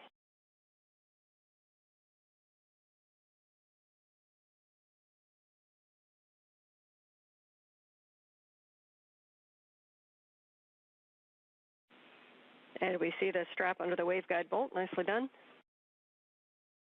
Yep, that's it.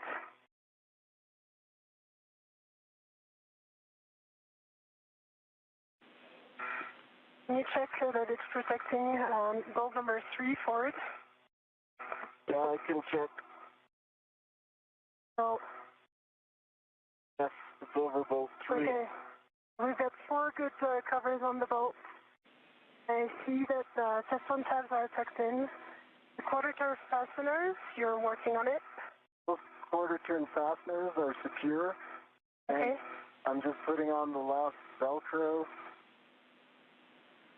Copy. And the strap is under the waveguide bolts, and there's a snug fit around edges and pockets. Copy. Nicely done.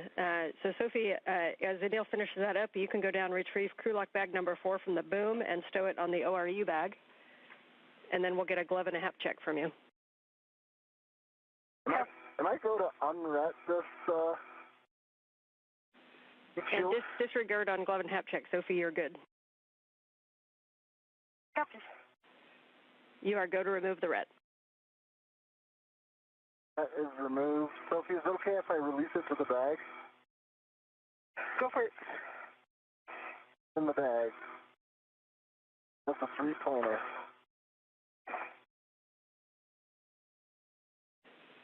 Really nicely done. We caught up a little bit on that heat shield. That was good work. So the next steps are going to be to get in position for the handoff of the failed. So Sophie, you're going to get the crew lock bag number 4 down toward the ORU bag. And Neil, you'll be ready to talk to Jessica and Jack and to get a go for the GCA to the published Z1 tie-down removal assist position.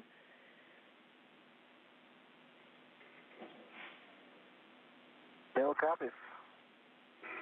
Sir Sophie, when you... All right, go ahead and use Mike.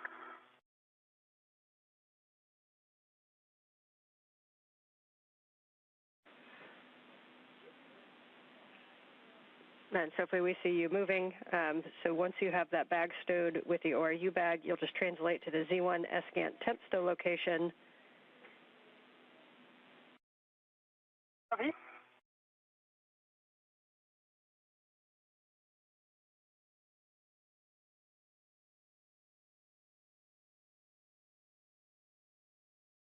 And am I clear to talk to Jessica?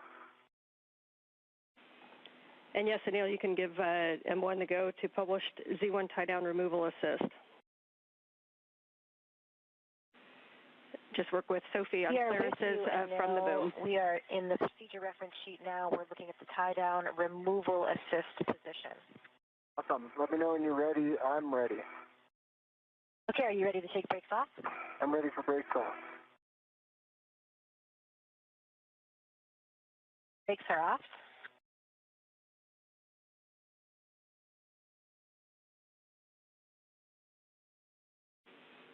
And Anil and Anil, Sophie. this is going to be the 3-part series where we go body up, body out, and then body left.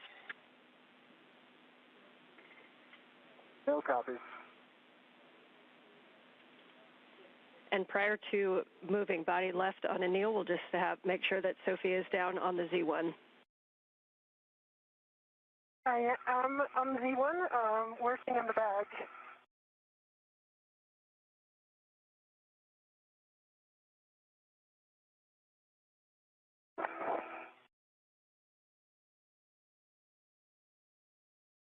And Anil, we did give you that extra body right, about body in 20 centimeters. So just making sure that if we come body up now, you'll be able to maintain your clearances.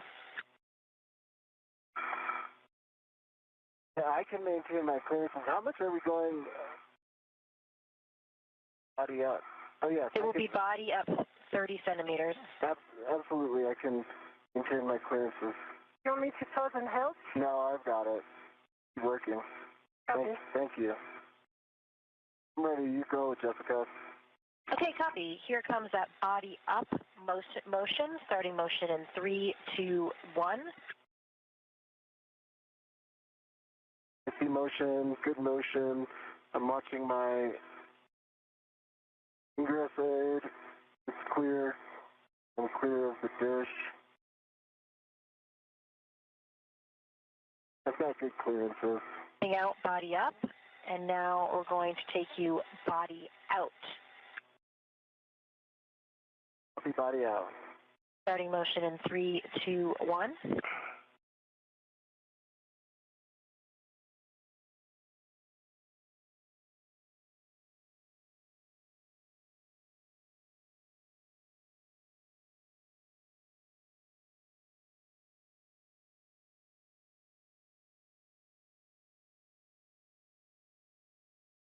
This is Mission Control Houston. We're about 4 hours and 18 minutes into today's spacewalk, which began at 7:27 a.m. Central, 8:27 a.m. Eastern Time. NASA astronaut Neil Menon and ESA astronaut Sophie Adenau recently completed the installation of the spare Escant, or space-to-ground antenna, on the Z1 truss. And next we're going to bring you body left.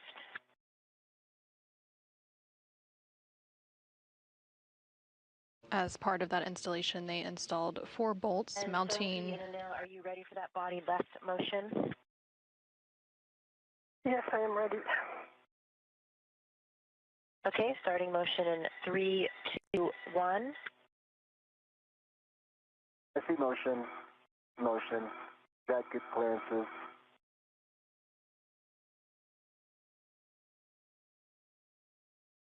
Got a meter.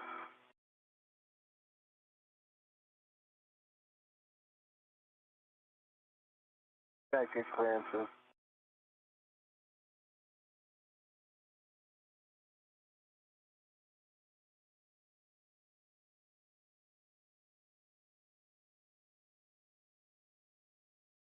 Good clearances. 2 centimeters remaining.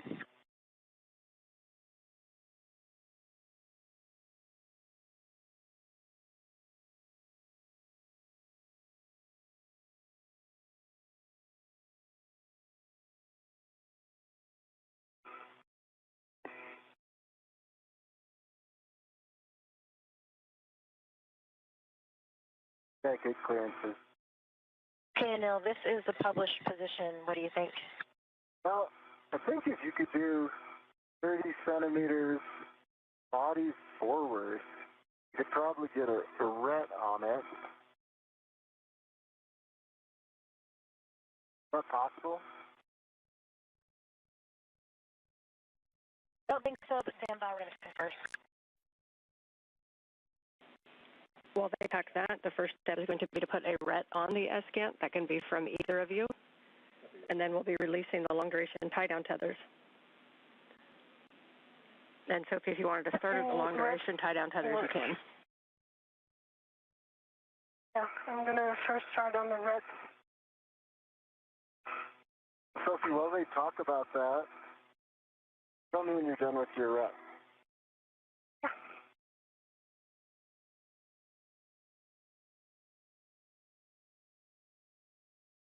So maybe pausing a second, what do you think about the position of the ret?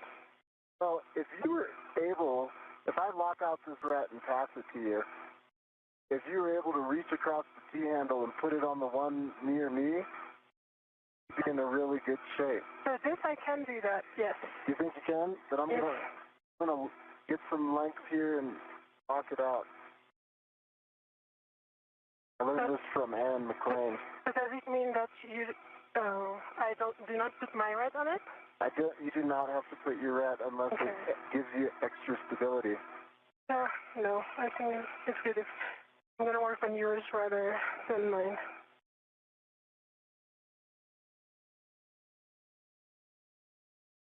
Okay. This is Mission Control Houston. We are 4 hours and 21 minutes into today's spacewalk.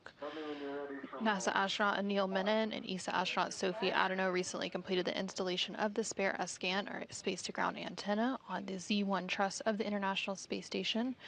They installed 4 bolts, which mounted the new antenna to the SCANT boom, and they also mated the power and data connections. They did experience some trouble achieving the desired torque values on 2 of the 4 bolts. However, the antenna is structurally stable, so they went ahead and removed the gimbal locks, and they completed the agate heat shield installation, which is the antenna group interface tube on the SCANT antenna. So that installation process is now complete, and the crew members are now moving on to their next task of the day, which is retrieving the failed SCANT, or space-to-ground antenna, from its temporary stowage location where it was left after last week's spacewalk on August 18th. I'm with you. So all you need to do is rotate it about a foot towards me, and I'll have control of it. That's along the pitch axis, like pitching it towards me. Copy. Think that you can achieve that? I'm just assessing tight arms, which are super tight. Get too good of a job. No, we can give you up to 13 centimeters of body in. I'll take it, Jessica. Okay, we're starting motion body in 3, 2, 1.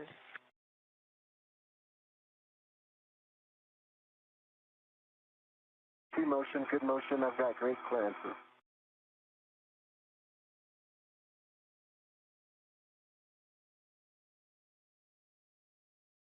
Okay, and there is your body in limit. All right, DCA complete. Thank you. Okay, copy. Stand by for brakes. Brakes are on. Brakes on. All right, Sophie, this is as close as I can come. I'm about 8 inches away from having a hand on it. Okay. So, just want to confirm the plan with you before I do this. So one plan would be to release this upper thing, which can easily go, and then come back and I can pull it. So this upper one would be off easily. The down one would be less easy, but the advantage of the upper one would give you the key handle. Yeah, What do you think? I think that's brilliant. I think Okay. Once you do that, I have a high confidence I can get a hand on it. Okay, so let me know when you are ready. I'm ready, and I should probably set my suit up for a long hold, right? Good call. Yes, you're reading the procedure with me, so I would set yourself up with your TCV, your visor, heaters. Make sure your ingress aid is tucked in, and note that you've got about 15 minutes to losing the big heater that you have out there. So about 15 minutes to sunset. Okay, that's great work. I learned from the last one. And for Sophie, for the long duration tie down tethers, we like your plan. You're doing great work on those. If you want to leave one side of those hooked to the handrails while Anil clears the SCANT, you can, and then we can clean them up afterwards. Yeah, that's the plan. Okay, TCV is set to 3. Love heaters are on, and I'm in a good position to receive it for the long haul. TCV So 3 this for is too EV1. tight. I cannot release the red. It's too tight, so let me work on it again.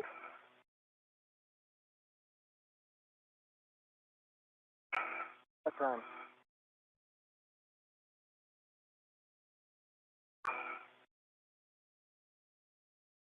Yeah, got it. Nice work.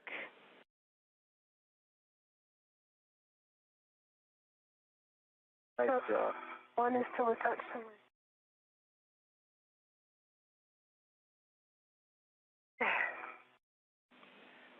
Astronauts everywhere have sympathy I've for got a using hand on it. long-duration tie-down tethers. Nicely done.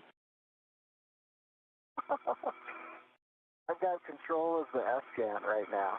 Copy. Let me work on the other. Well, the key thing is that I'm going to ask you to move it too much upwards because it's really tight. Okay, if I need to let go, I can let go too. No, let me try first. For Jessica, I'm not imparting any forces into the arm.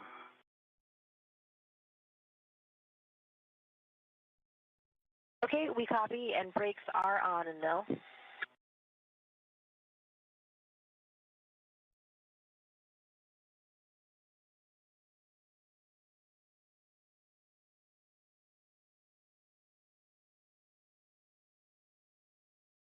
Sophie, in case this affects you, do you see the base of the SCAN wedged on the near the And I'm going to go the other side yeah.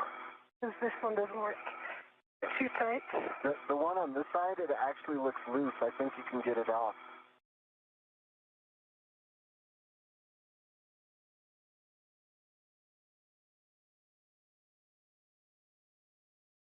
Yeah, that one.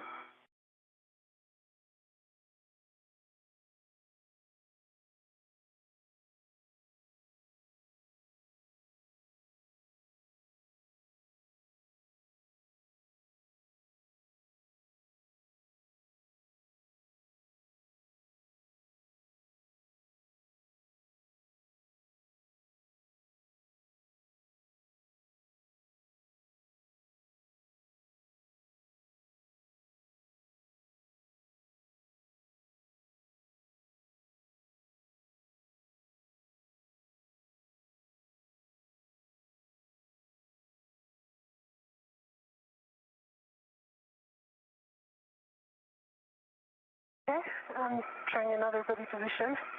All right, it's a very awkward position. The hook or the hook.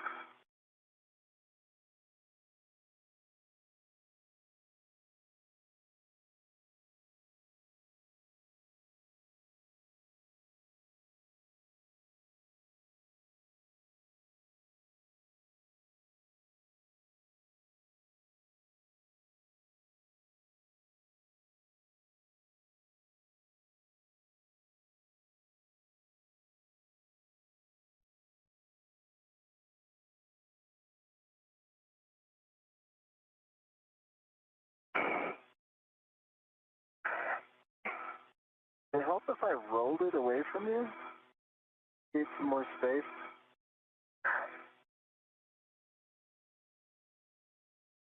It's just the gimbal log is in my way.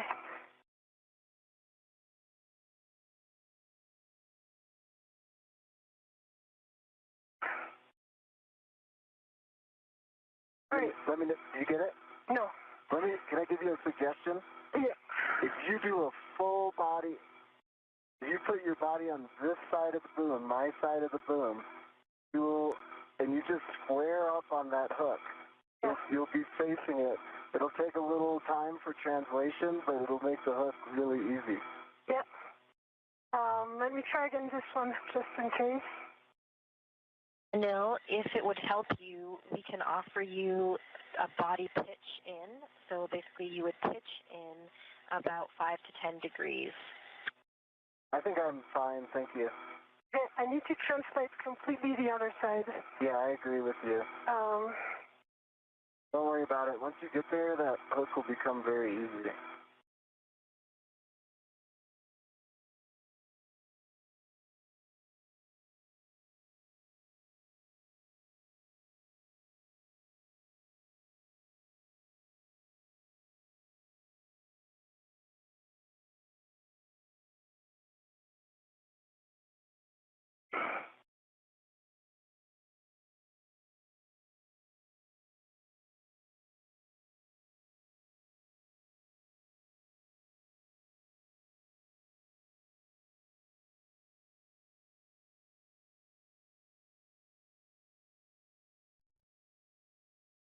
You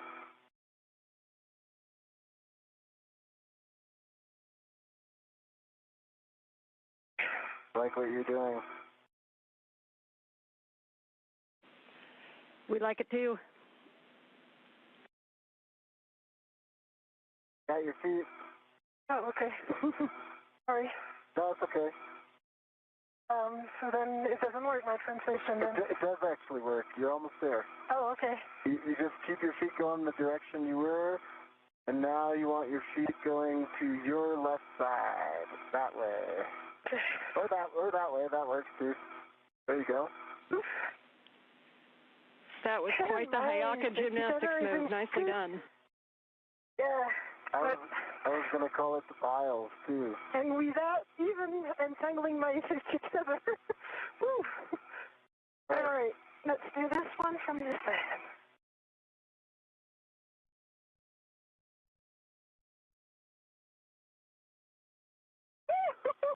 Got it. Yeah, sometimes it's just a matter of position. Good job. That was the sound of victory. Nicely done. Okay, now I need to go back the other side just to check that there is no... Can you reverse all that? No, my plan is to not reverse. Okay. Just slide this inside. Especially the wire tie.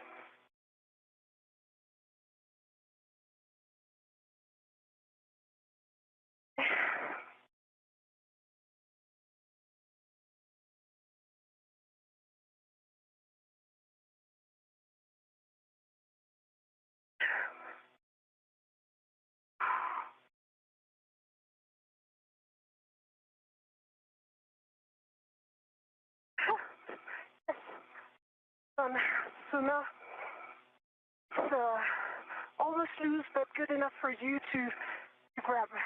So let me just get in a good body position. I've got great control of it, by the way. I am ready to hand it over to you. Okay. Your head is by the T handle. Yes. So you'll have to move Like this? shoulder left, yeah. And then if you just kind of lift it up and over the right side of your head, you can do two things. You can move your body more to that original position you were in FGAT 1, or you can just do it here, kind of move the face towards me. Any help on it?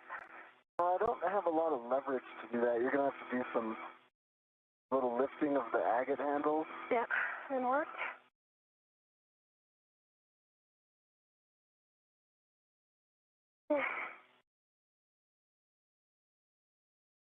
On the way. Okay, it's the agate bolt. It's here. Okay. I've got it. I've got it. I've got it. I've got it. And I'm moving it towards me so I can get a handle there. There you go. I release it. Release it out of control. Nicely done, you guys. I know that felt painful, but that actually kind of got us back on the timeline a bit. So that was very efficient work. So this time, Sophie, you can go ahead and clean up the workspace. You're going to be getting everything back to the ORU bag and taking that ORU bag toward the airlock. And we'll hand the comm over to Anil to give M1 the go to GCA to the publish Z1 back-off position. Okay, Jessica.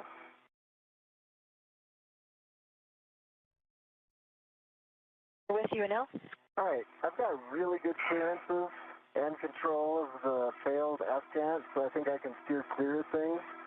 And I will, of course, be primary for this area, and you are go for the next series of positions, which I think starts with the Z1 backoff. Okay, yeah, stand by. We're getting set up.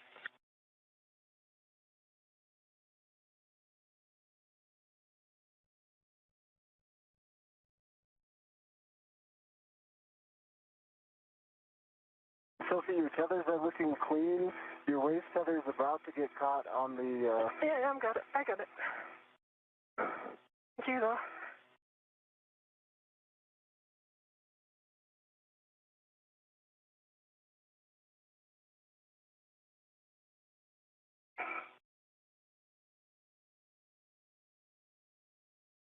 Camera's caught. Did you say? The camera loop is stuck on the... Yeah, I see that. Thanks. All right, we're all good config now. I'm packing the bags. Great, from this perspective. Great.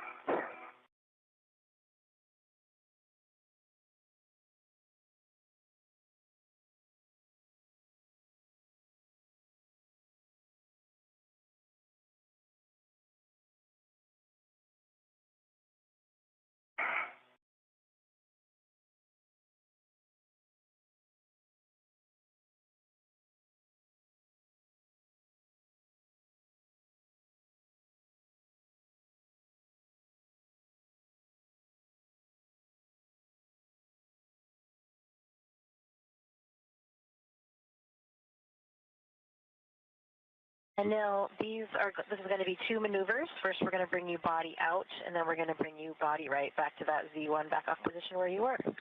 All right, one's ready. Okay, starting motion body out in 3, 2, 1. Good motion. I got good clearance.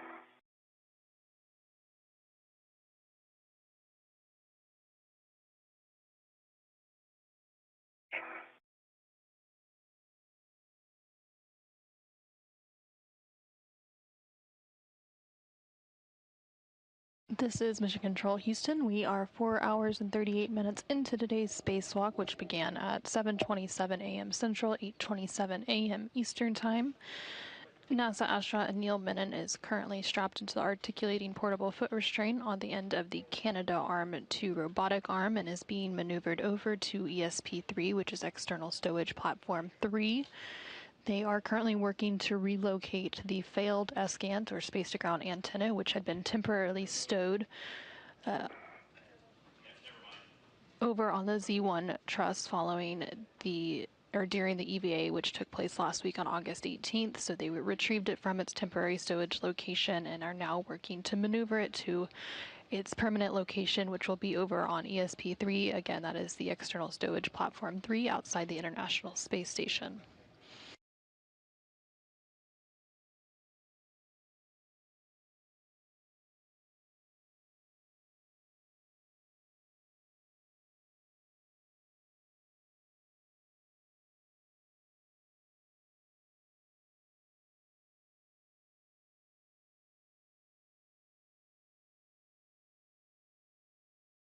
Anil, we're going to bring you body right in 3, 2, 1. Ready. Good motion, good motion. Got great clearance from the SGAN.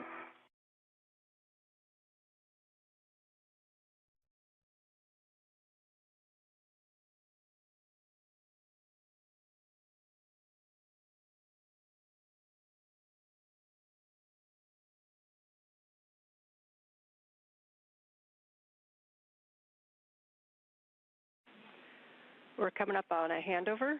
You guys can keep doing what you're doing. I'll meet you on the other side with a big picture. 1.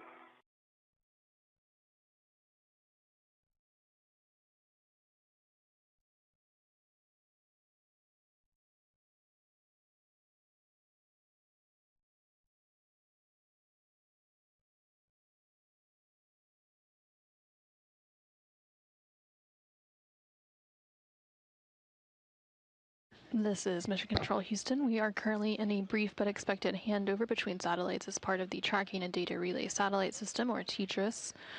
We are now about 4 hours and 40 minutes into today's spacewalk, and the spacewalkers today, which are NASA astronaut Anil Menon, serving as EV-1, and ESA astronaut Sophie Adenos, serving as EV-2, are currently working to maneuver over to ESP-3, which is External Stowage Platform 3, to permanently relocate the failed SGANT, or space-to-ground antenna, which had been previously removed from the Z1 truss and temporarily stowed during last week's EVA on August 18th. Following that installation over on... In 3, 2, 1.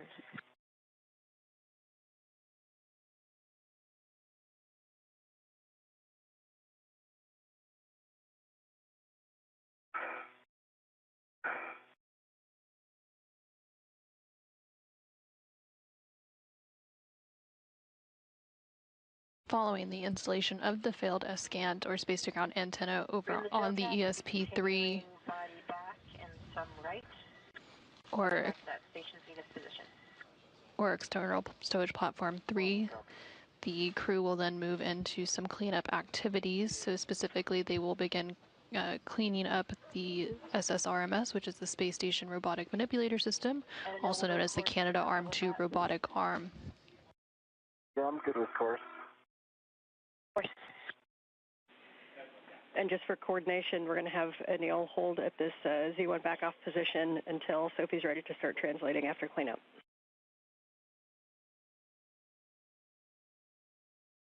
1 copy. 2 copies. March.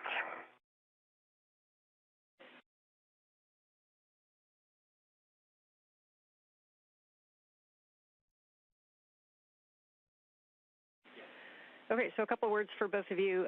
First, for Sophie, when you have a free finger, if you would power cycle your HECA, then we can help you with the inventory, so you don't have to do that quite so detailed. We're going to have you finish cleaning up at the Z1, get the ORU and crew lock bag 4 bundled with the long-duration tie-down tethers inside. We'll get a good look at that work site because we'll not be coming back. Once you're completely clear of the boom and start the translation, we'll have Anil start his JOCAS, and at that time we can have Kronos is going to start playing with the antenna that you guys just installed to verify how that went. We have plenty of time. That handoff, like I said, it seems like it was a little bit challenging to do, but it actually went very quickly compared to what we expected. So we're very healthy on time and very healthy on consumables. So our plan is to get the failed antenna back over to ESP-3 and just kind of go back on the nominal timeline. So really excellent work to both of you guys. copy. One copy. Thanks for the word. Thank you. Is it a good time now for me to ask you a question? This is a perfect time for questions. What by me? Okay. So I know you need an inventory, but I just worked super hard to pack the bag. So why don't I just open on the side here and tell you what I see? Do not open like the full thing because now the bundle is ready. Yes, that works for us. Okay. I see the 2 gamble nuts. I see the torque wrench. I see the mud ball stack mud scoop. And I see the extra AET on the red. I see curler bag 4 with everything in it. I won't open the doors because I tucked the 2 LVTV inside. And we would lose a lot of time if I open the doors. But the cap keeper, the whites, from the transparency, you can see them. Yes, we agreed not to open those doors, and that's a good inventory. We're just checking on it. If you'll just give a good scan of the work site, make sure you don't see anything hanging out. And did you already get the HECA button recycle? Yeah. No, it's done.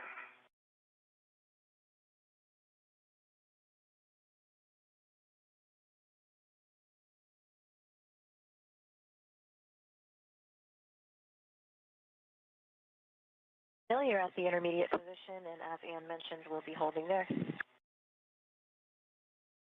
Copy the hold.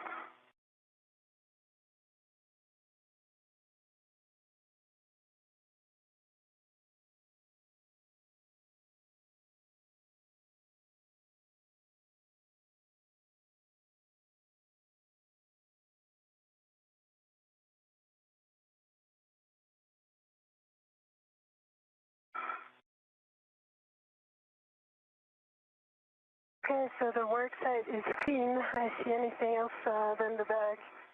I'm going to start working on putting the bag on my VRT.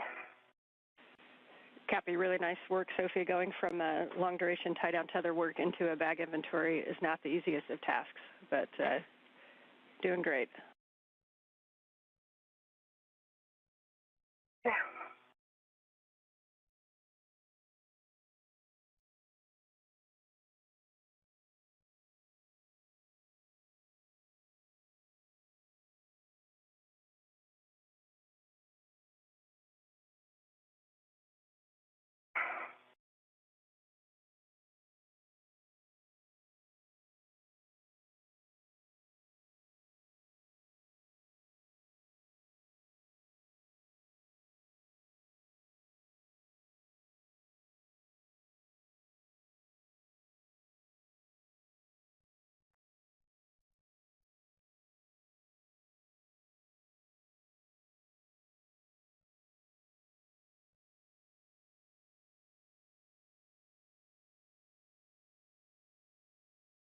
This is Mission Control Houston. We are 4 hours and 47 minutes into today's spacewalk. You are currently seeing a live view from the helmet camera, or HECA, of NASA astronaut Neil Menon. He is currently situated on the end of the space station's robotic arm in an articulating portable foot restraint, and he is currently holding on to the failed SCANT, or space-to-ground antenna, which had been previously uninstalled and temporarily stowed on the Z1 truss during last week's spacewalk on August 18th.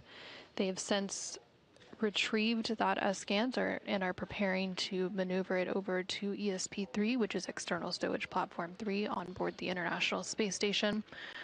Right now, NASA astronaut Neil Menon is in a holding pattern while ESA astronaut Sophie Adeneau completes some worksite cleanup activities. And Sophie, we don't have a camera on you right now. If you have any statuses for us, we would take it. And we just got your HECA back. Oh, okay, good.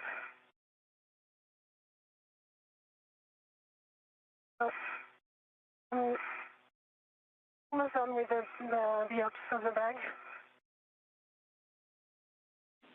It is on my BRT. It is attached to my BRT. Just need to remove the second AET that was on the other handrail.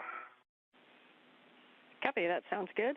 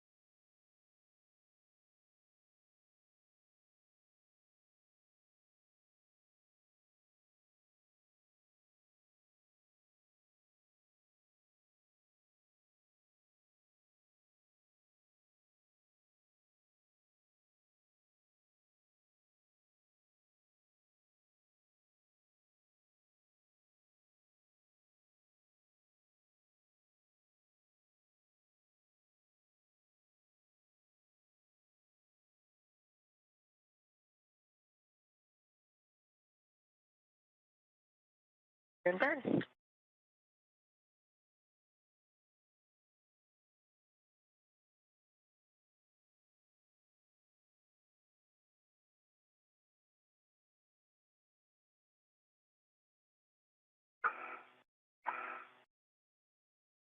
Viewing translation. Copy, and we see it.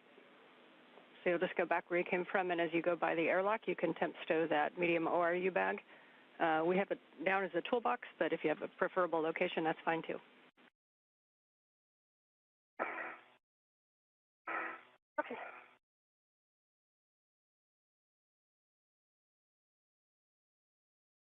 This is Michigan. Back into the airlock. Next. I can put on the D-ring. Yeah, but just put it, Circular handrail, you mean? Yes. you can put on the circular handrail or even on the toolboxes.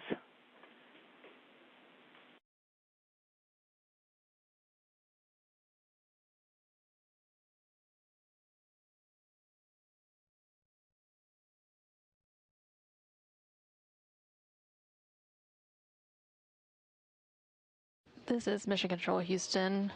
We are 4 hours 51 minutes into today's spacewalk, and you're currently seeing a view from the helmet camera of ESA astronaut Sophie Adenome. She recently completed some worksite cleanup tasks over at the Z1 truss, where they recently installed the spare SCANT or space-to-ground antenna. Following that cleanup, as well as a inventory of the tools and items that are in the bag that they have been carrying, she began her translation back over to the airlock, where she will drop off the bag and toolbox, and then she will head over to meet NASA astronaut Anil Menon over at the ESP-3 or External Stowage Platform 3 work site to complete the installation of the failed SCANT or failed space-to-ground antenna that had been removed from the Z1 truss and temporarily stowed over there during an EVA or spacewalk that took place last Tuesday, August 18th.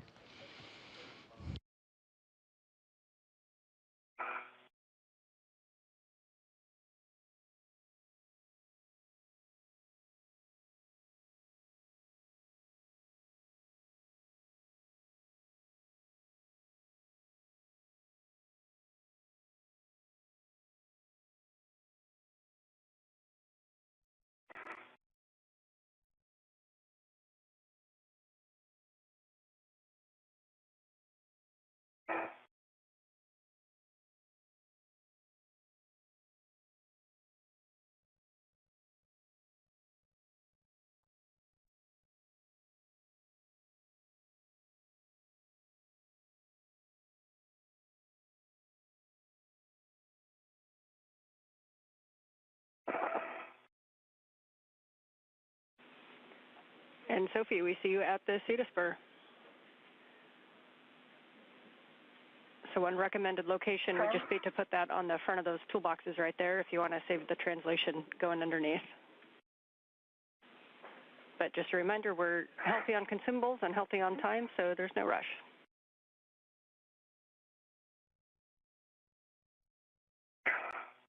Thank you.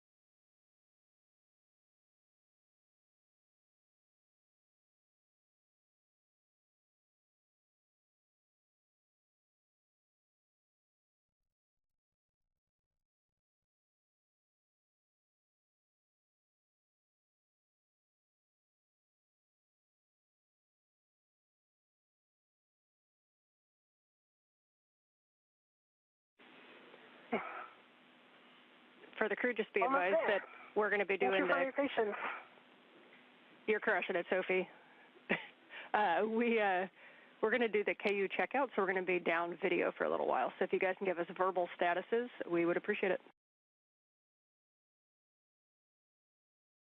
On.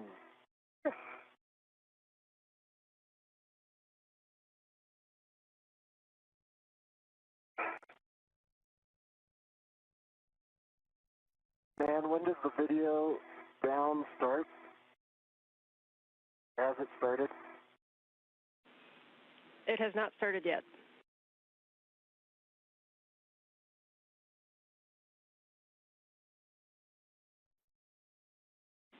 I don't know. We can hold if you need to show us something. No, I was just curious when I would start the verbal feedback.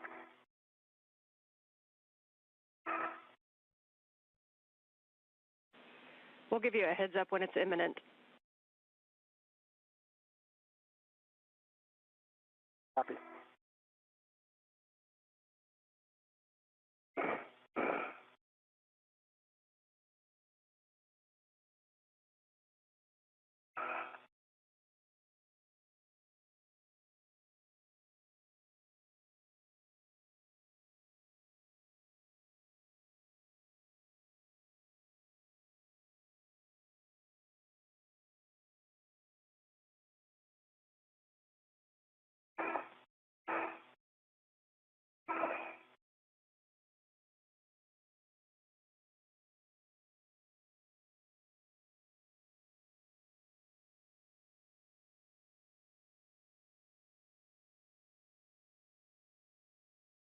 TCV setting 7.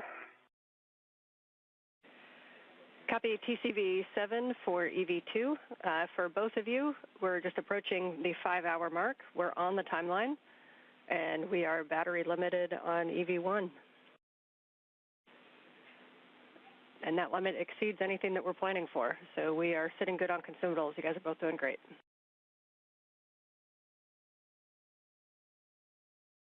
Thank you.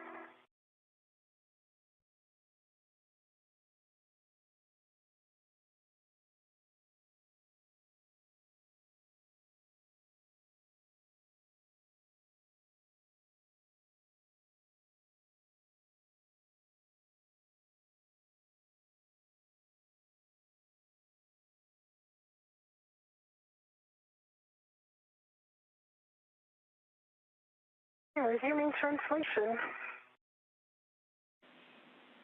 Copy resuming translation. Thanks, Sophie. And we'll just take your call as you go by the NTA and as you get to your green hook position at 3217.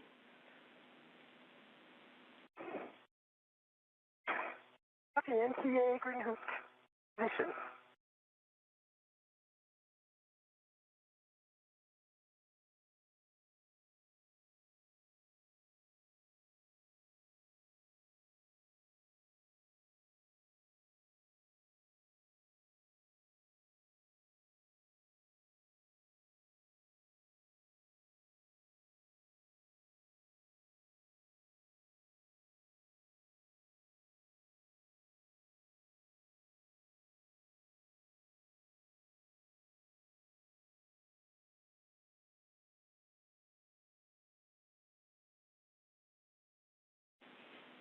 And Sophie, we see you on phase one. Fun.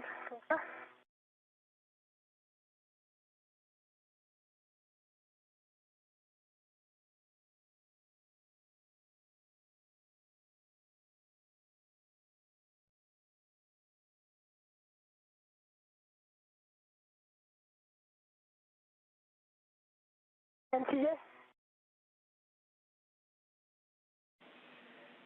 Copy. Sophie is passing the NTA.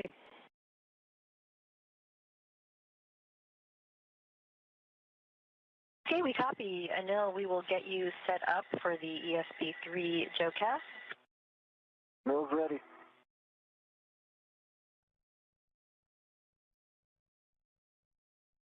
And you have my go when you're ready.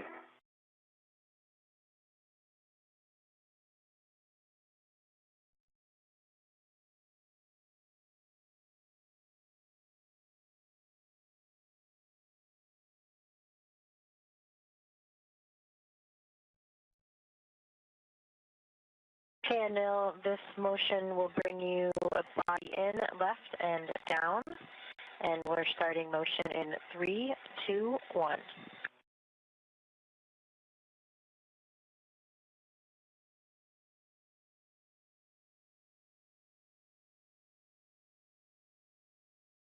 See motion, good motion.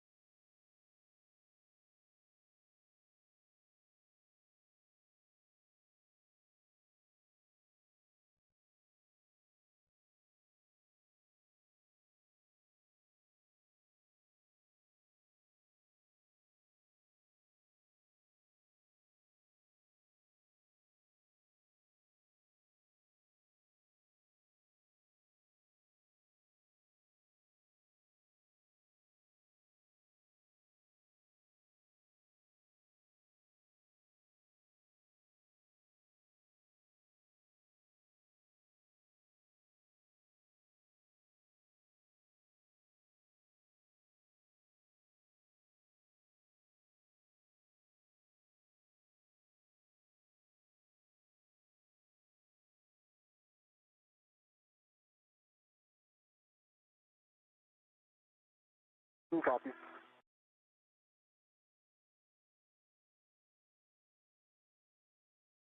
Here goes for MLS. Seems like it.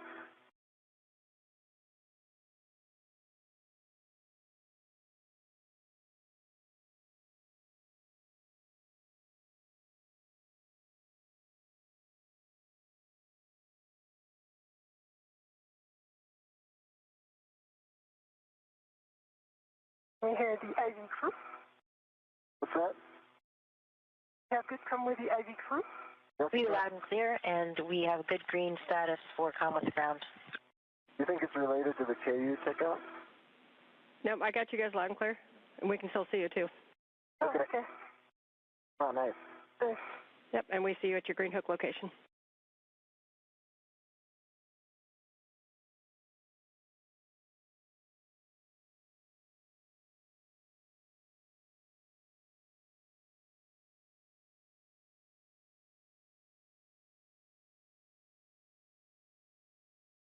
Let's see Weta.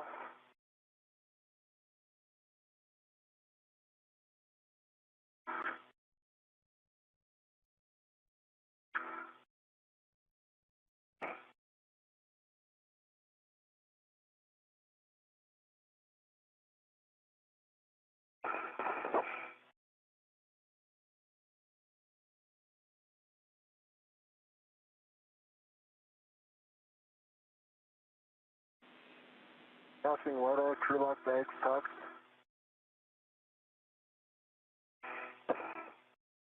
Jumping out of nil. Ready?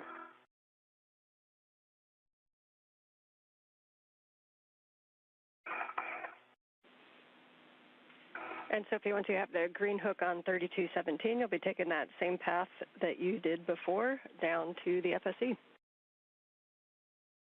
Copy.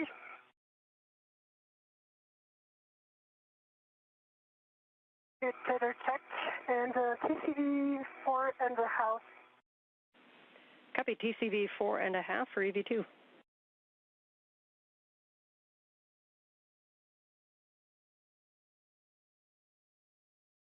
You know, we're going to get set up for that single joint maneuver for the ESP3 bolt access. Only copy.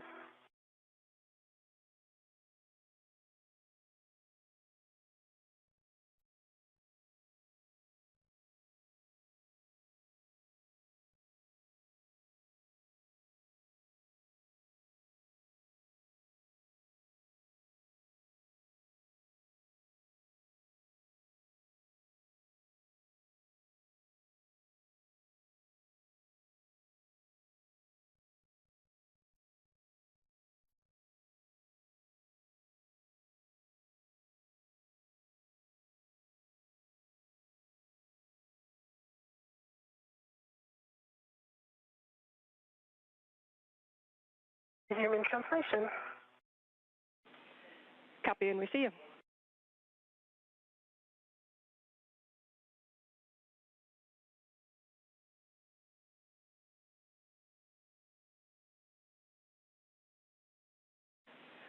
And we are now one command away from losing the KU video. So we'll take a little bit more prescriptive updates on where you guys are. Sophie, as you get down to ESP3, reminder to avoid contact with the grapple fixture target pin shaft to target. You know exactly where that is. And that as we do the robo to maintain clearances to the Weta antenna and the trunnion pin. Copy. And Sophie will also add the grapple fixture by no and then the one up to his left, like you reminded us last time. Okay.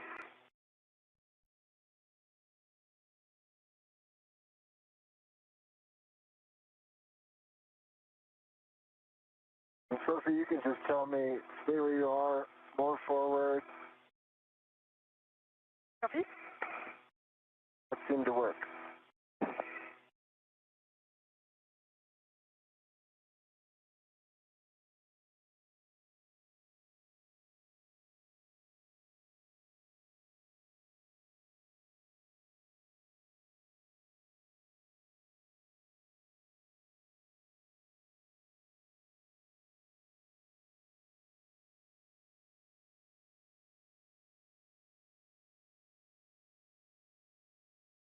My shell lead on 3-0, so that's going to be better for me. We copy, Sophie.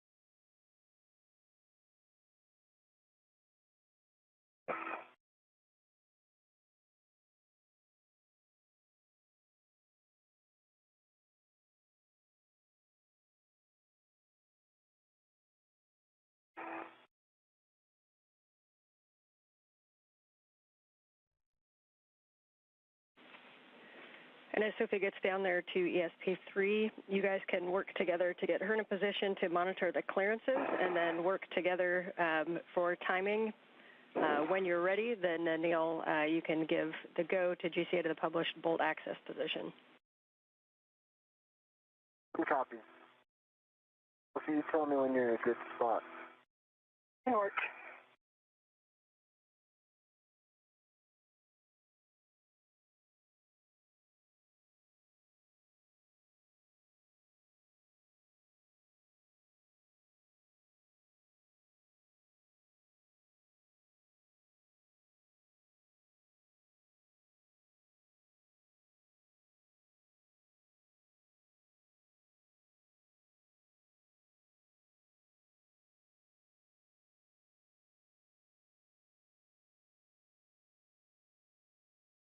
This is Mission Control Houston. We are currently about 5 hours and 10 minutes into today's spacewalk. That spacewalk officially beginning at 7:27 a.m. Central.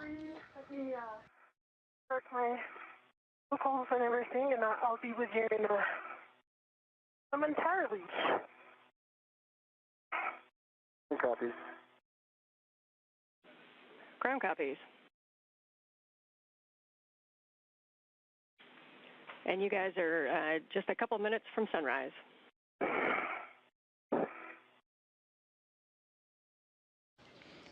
Again, that spacewalk officially beginning at 7:27 a.m. Central, 8:27 a.m. Eastern Time. So Flight 1 hadn't arranged for it. The crew recently made their way back over to the ESP3 or External Stowage Platform 3. And I'm ready for giving the clearances. All right. Jessica, you ready? Okay, we are ready, and Neil, this is the one that's going to bring you mostly left and a little bit down as well. We're starting motion in 3, 2, 1. Yeah, I see motion. It's good motion. I like your speed. The first movement I'm going to ask you is lean forward.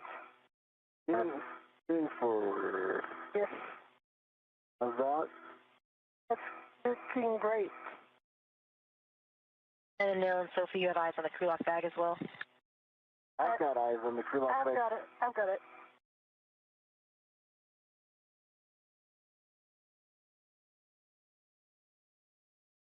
Continue leaning forward, that's good. I do have eyes on the dish, right? The dish, yes. Okay, so you might need to move the dish. We've got a good meter on this side.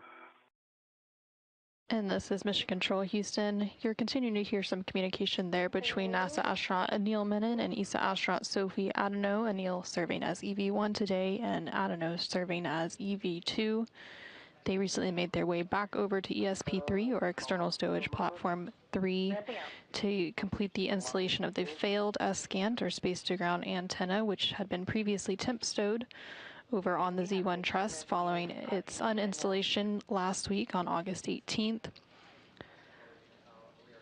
Earlier in the EVA or spacewalk today, they did complete the installation of the spare S-Scant on the Z1 truss. The reason we are hearing the crew but not seeing them is because there is an intentional KU outage while they complete some initial checkouts of that new or spare S-Scant that has now been installed over on the Z1 truss. It's expected to last about 30 minutes and has been underway for about 10 minutes or so, but we do expect to get views back once some of those checkouts are complete.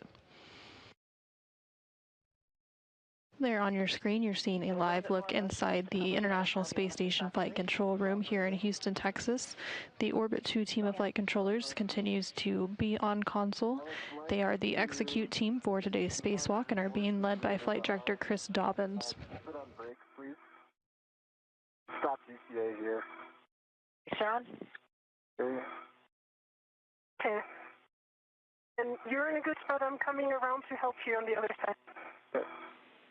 Yep, and here Neil and Sophie will just work together to install the S-Scant into the passive pins into the FSC receptacles.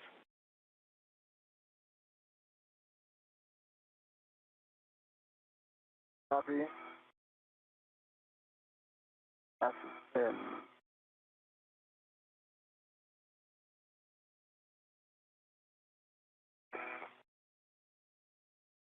I think I've got him in the passive pins, Sophie, when you get there. Stand by. Yeah, I've got him in the passive pins. Copy. I'm good.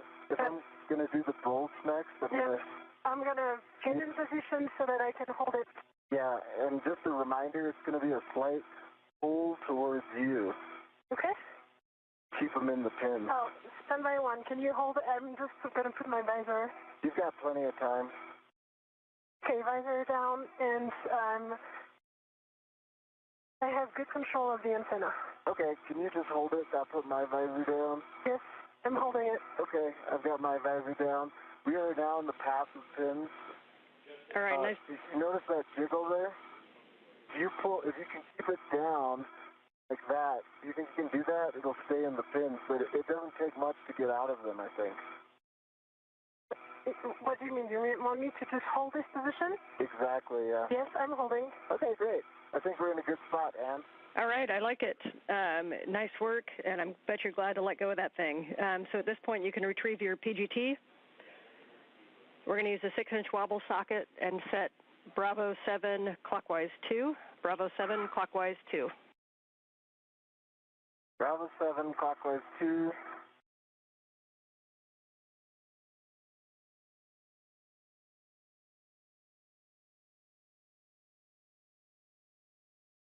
Bravo 7 clockwise 2 is set on the PGT. Copy. You are go to drive FSC bolt number 1, which is port. It's away from the pallet. You're going to expect 28 to 35 turns to engage.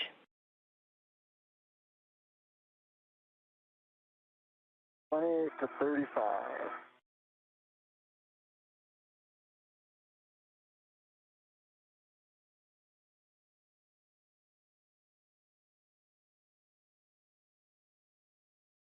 And Dad, I'm going to cal it. I'll be back with you in a second.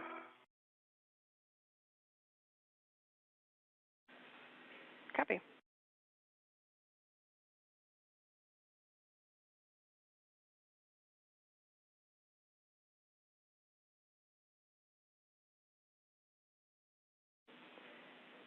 As you guys are working that, great news from Earth is that we have good power and data to the recently installed Askant antenna. You guys will always have some ownership over that. Nice job. Wow, makes us happy. Thanks for letting us know. Yeah, that is great news. Okay. I'm ready to drive that bolt.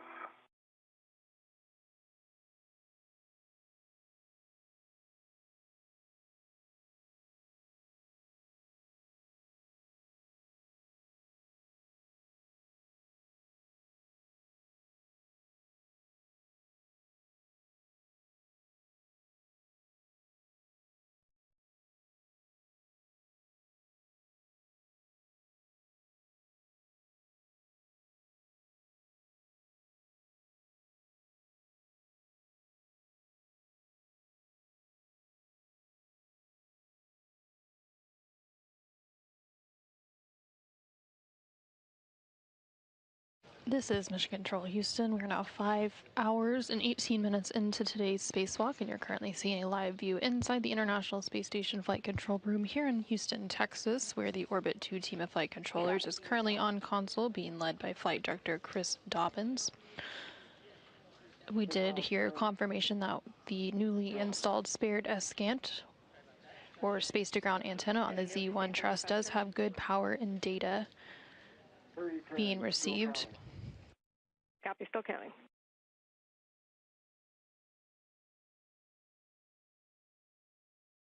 The spacewalkers for today, following that installation of the spare Askant on the Z1 truss, went ahead and maneuvered and translated over to 25.3 green light. Green light, 25.3 torque, 36 turns on FSC bolt 1. You're going to drive FSC bolt number 2, starboard bolt toward the pallet. Towards the pallet, inward. Copy. Again, they went ahead and maneuvered over to external stowage platform number 3 to where they're now installing the failed SCANT or space-to-ground antenna, which had been previously removed from the Z1 truss last week during an EVA on August 18th. They are currently working to drive two FSE or flight support equipment bolts to firmly install that failed SCANT over there on the external stowage platform number 3. They have completed one of those bolt installations and are working on the second one using the PGT or pistol grip tool.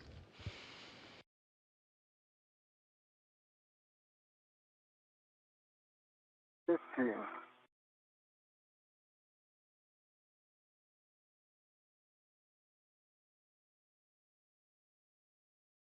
20.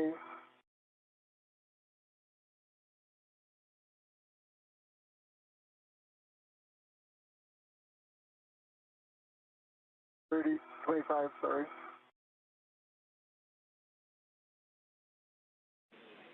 Copy. 30.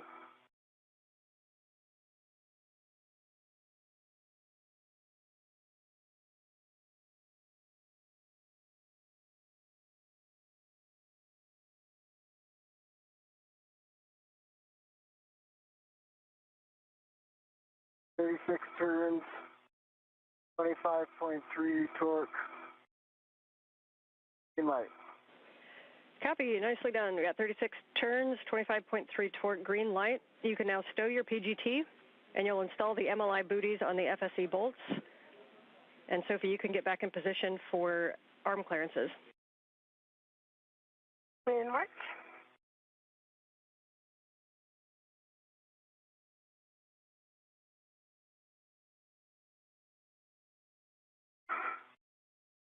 And this is Mission Control Houston. Those two FSE or flight support equipment bolts have been installed on the failed SCANT or space-to-ground antenna on the external stowage platform number 3. They are now putting away the PGT or pistol grip tool and installing some MLI booties. MLI is multi-layer insulation on top of those bolts to complete that installation. MLI booties Velcroed on.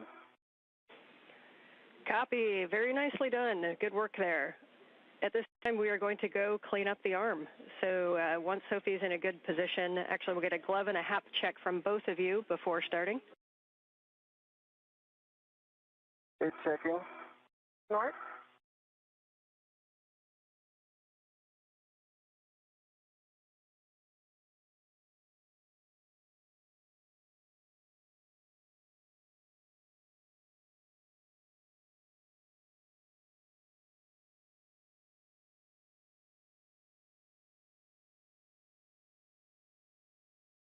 All right, try out nominal gloves for EV1. I have nominal gloves for EV. Copy. Glove and HAP check for both EV1 and 2. Thank you. Once you're in position, Sophie, then Anil, you can give M1 go to GCA to the published ESP3 back-off position. I'm in good position. Sophie, any advice here? Or just stay lean forward. stay lean forward? Okay. Yeah. Okay, watch this. I'm going to watch this, but Yes. I do have a close passage here. But I got eyes on that. You just watch my head, okay? I do. Okay, Jessica, hard copy. We've got you loud and clear. We're ready to take you to the ESP3 back-off if you're ready. I'm ready. You have my go. You're going to be moving body right back where you were, starting motion.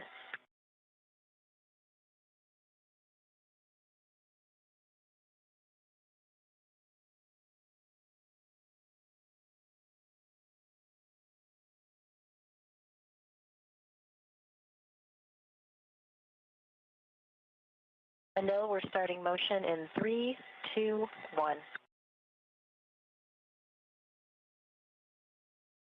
See motion, good motion. Clearances are getting better. Continuing.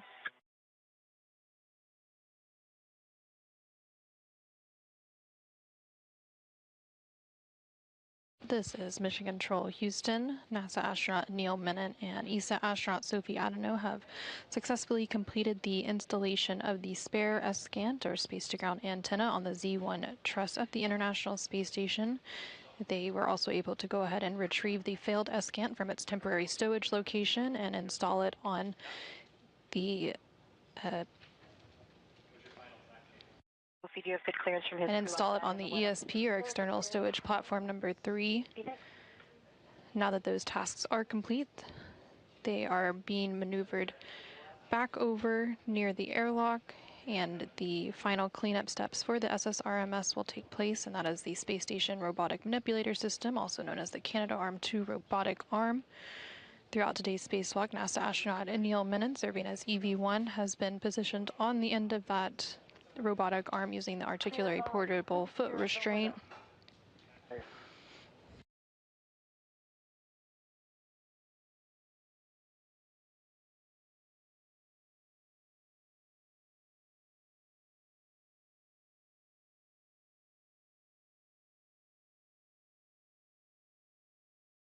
Ramping out, or Neil will get set up for the intermediate position JOCAS. Copy.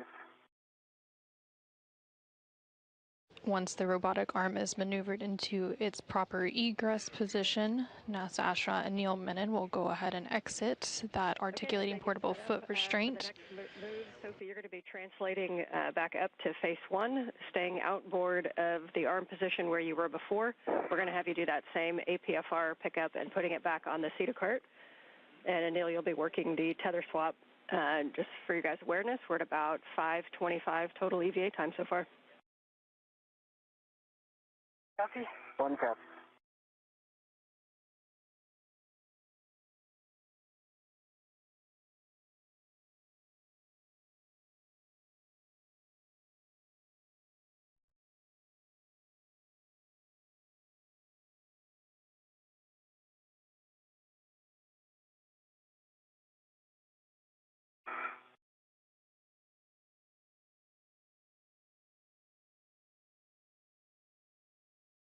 Neil, we're starting motion back up to the intermediate position in 3, 2, 1.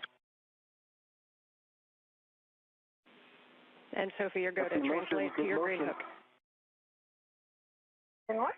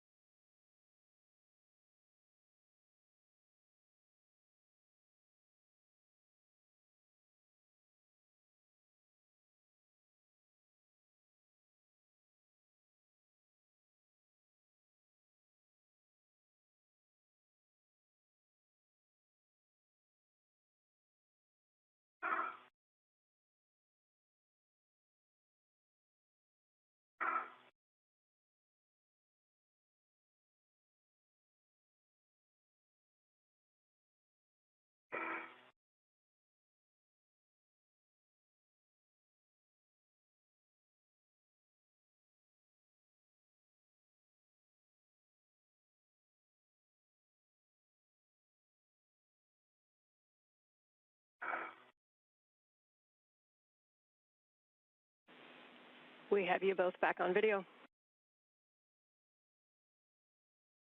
How'd the checkout? Oh, the checkout went well, you said, right? Yeah, we have power and data. We haven't checked the waveguide signal yet.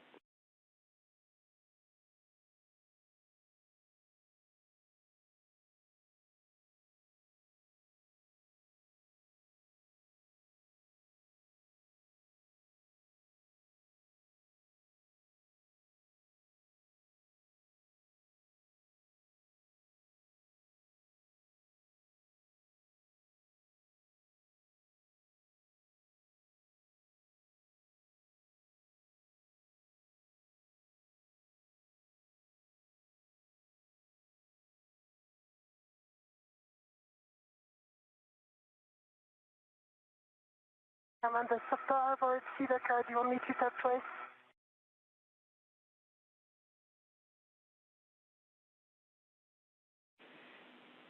And for big picture for you guys, we are at 5.5 hours, and our plan is to clean up the arm and do a nominal ingress. Sounds good. Copy. Starboard CETA card. Do you want me to tap twice? Yes, Sophie, we're going to need the 2 brake tap on both the starboard and port CETA carts as you go by. Copy. Part is done.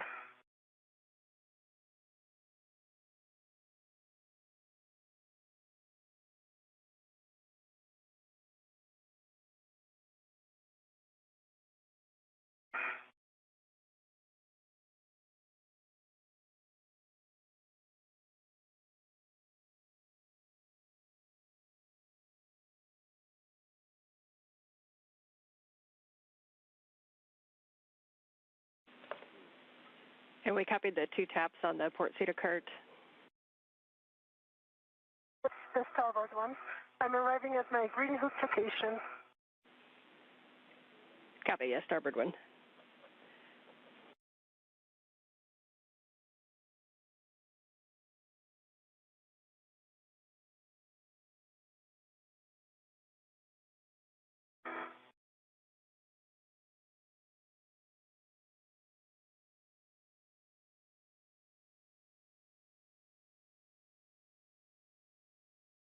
I don't know, we're ramping out. One cap.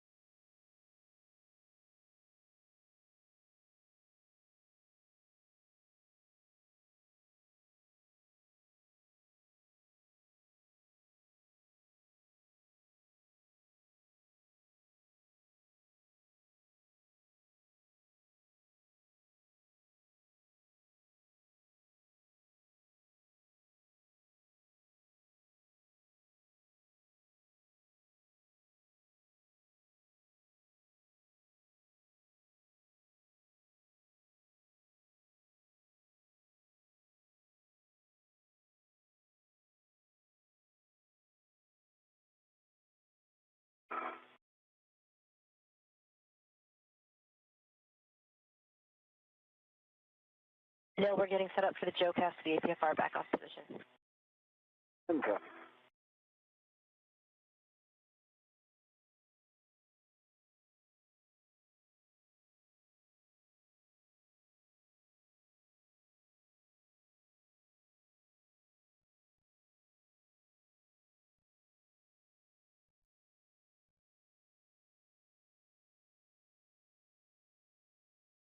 No, we're starting motion in 3, 2, 1.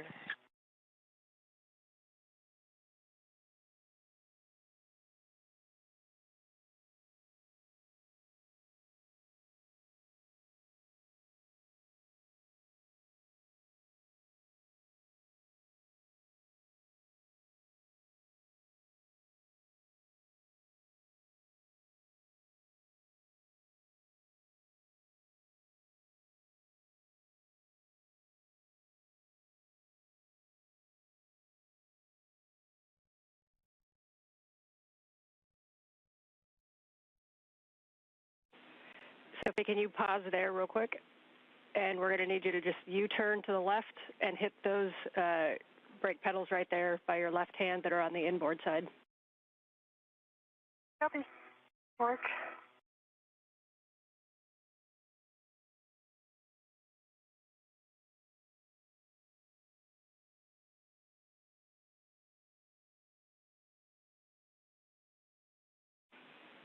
Beautiful. Thank you very much, Sophie. You're welcome.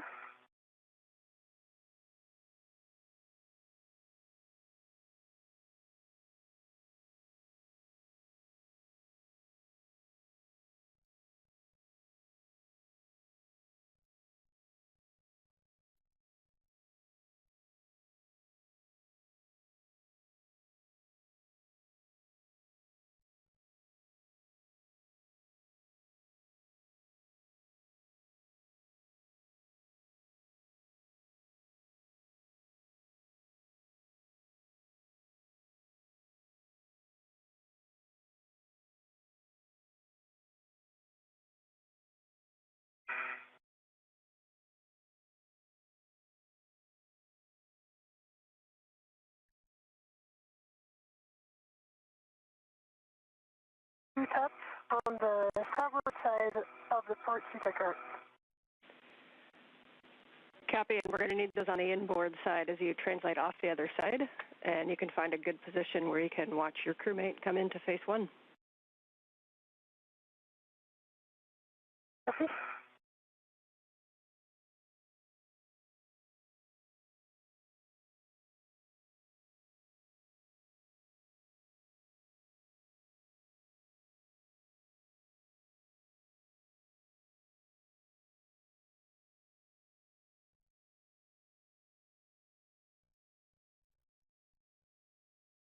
Well, see, if you got the bandwidth, Waved at the camera.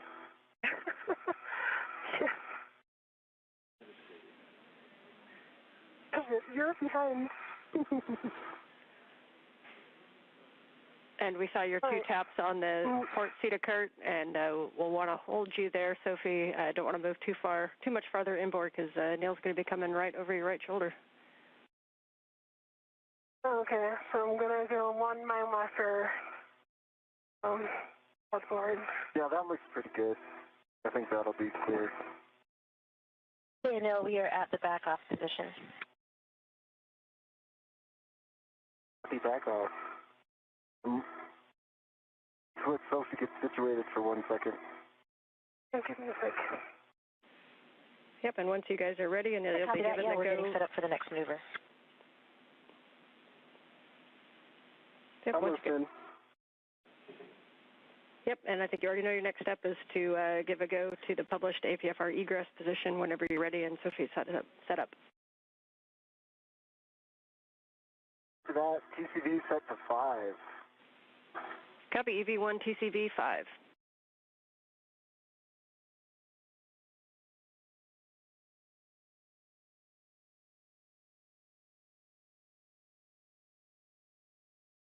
You're in no rush here, so take your time. All right. I'm in good position. Okay. You can get eyes on me? I can get eyes on you. Okay. All right, Jessica. I'm ready for the APFR published. Go for TA to publish APFR egress position. You know, we're still getting set up. We'll let you know when we're starting motion. Sounds good.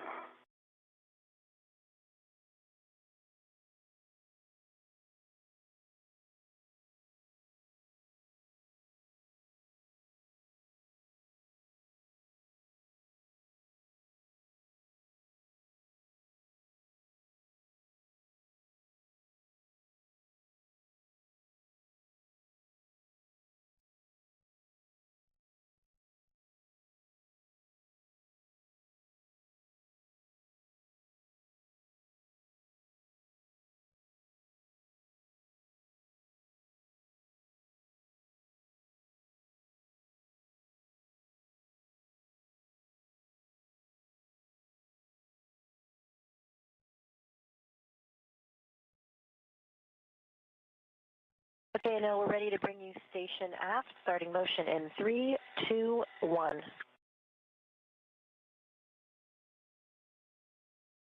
I see motion, good motion. We've got great clearances. I'm going to lean back a little.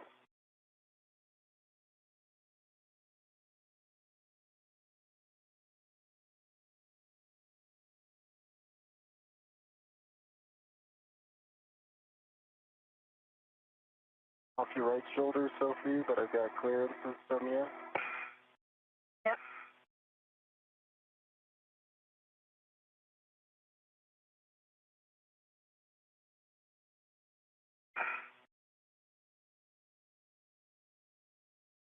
See a meter to truck, and I've got good clearances leaning back. Clearances confirmed.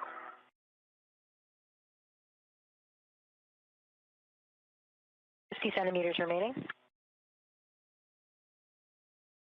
Yeah.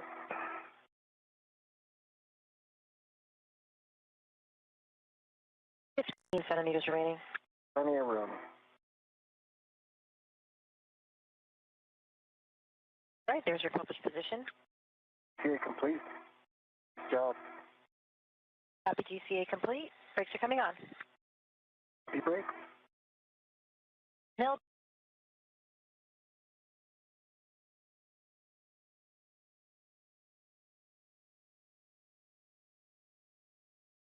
This is Mission Control Houston. We are currently in a brief but expected handover between the tracking and data relay satellite systems. We are about 5 hours and 39 minutes into today's spacewalk. Today is U.S. Spacewalk 98. NASA astronaut Neil Mennen and ESA astronaut Sophie Adenau are currently completing Okay, we're back with you after handover. So, Anil, you are go to egress the APFR. Sophie, your next step is going... Egress. Yep, and Sophie, you'll get in a position to retrieve that APFR. In work. The crew is currently completing some final steps related to the SSRMS cleanup, and that stands for the Space Station Robotic Manipulator System, which is also known as the Canadarm2 Robotic Arm. Throughout today's spacewalk, NASA astronaut Anil Menon has been strapped into the Articulating Portable Foot Restraint, or APFR, at the end of that robotic arm to complete the various tasks of installing the spare SGANT, or Space-to-Ground antenna, on the Z1 truss. Now that those tasks are complete, he will go ahead and egress or exit that articulating portable foot restraint. And then ESA astronaut Sophie Adenau will go ahead and retrieve that foot restraint and put it back in its stowage position.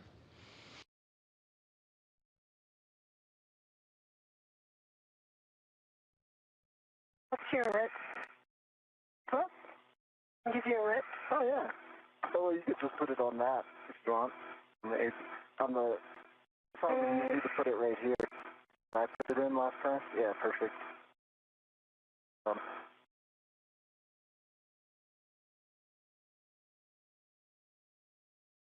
right, we got a RET for the APFR.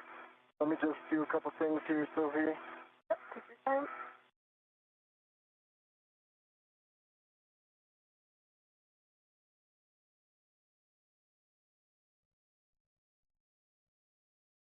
Currently on your screen, you're seeing a view from the helmet camera, or the HECA, which stands for HDEMU Camera Assembly, which is attached to the spacesuit of NASA astronaut Anil Menon. You can see him looking on at ESA astronaut Sophie Adenau. The space station is currently in a daytime pass as it flies about 260 statute miles over the Pacific Ocean.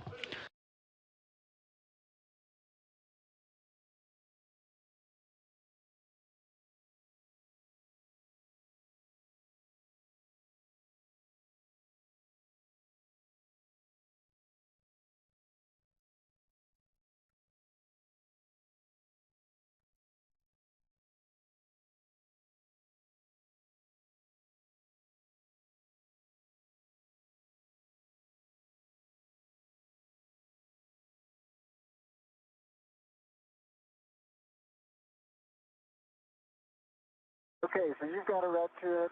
I'm going to remove it, okay? I'm ready for that.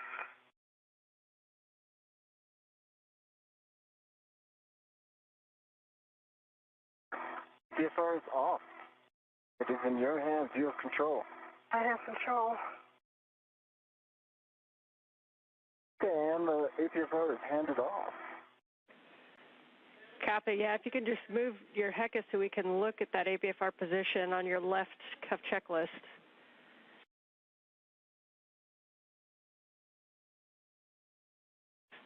Who are you talking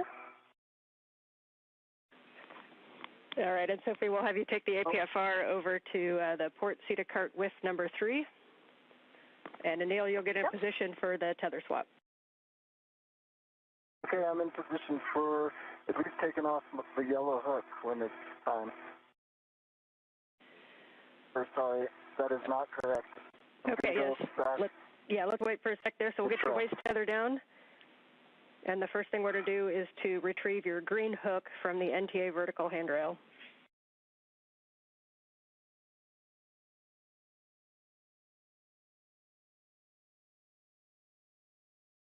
Tether is down, and I'm going for that green hook. Copy. And if you want to lock your green rail beforehand, you can. You can retrieve the green hook and put it on your red rail.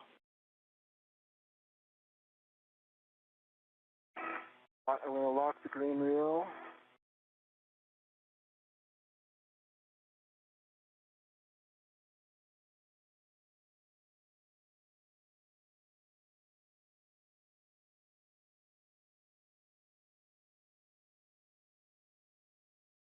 Okay,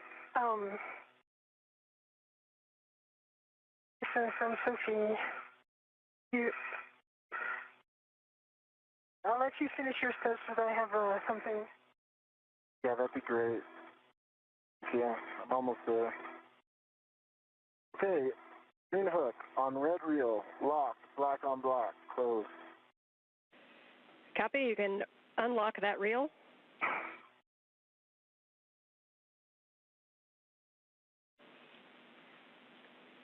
Green reel is unlocked. And you'll release your yellow hook from the SSRMS Lee and attach it to your green tether reel with a gate closed, hook locked. Okay, I'm going for that. Sophie, you can use the comm if you'd like to talk to him. Okay. So I'm having more and more difficulty to move my left shoulder. The joint, the left joint of the EMU is becoming really stiff. And I tried the chicken wings and the usual thing that I do that works usually. It's not a problem of me being sorry, I'm fine. It's just the joint is really, really stiff. Okay, we copy, and once Anil's done with his tether swap, we can have him come give you a hand with it, if you want to hold there for a sec. Yeah, And by, we're almost there.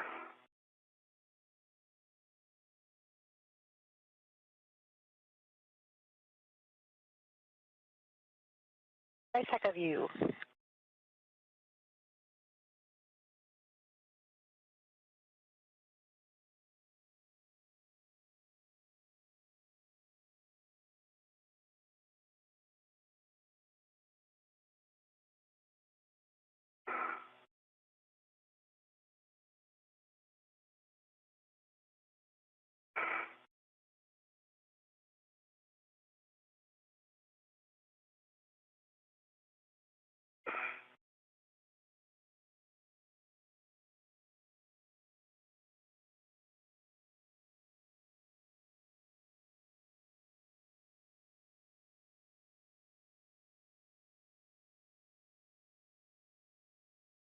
All right, yellow hook is now on the green reel, closed, locked, black on black. I'm in a good config. I can target over here. All right, we concur. So we got your yellow hook on the green tether reel. So at this time, if you want to, Sophie, we just need to get the APFR back onto the port CETA cart. Yeah. There's two things we can. I can pick it up from you, Sophie. Or. Yeah, because I have really reduced mobility on my left shoulder right now. Why don't I get the APFR? But let's take a second to figure out how I cross and get it from you. Yeah. And we can move the arm out of your way as well. Okay. Absolutely. Let's get that arm moving. I forgot about that. Yeah. Okay, if everything is clear of the arm, we are ready for that last maneuver to the back-off position. That might go.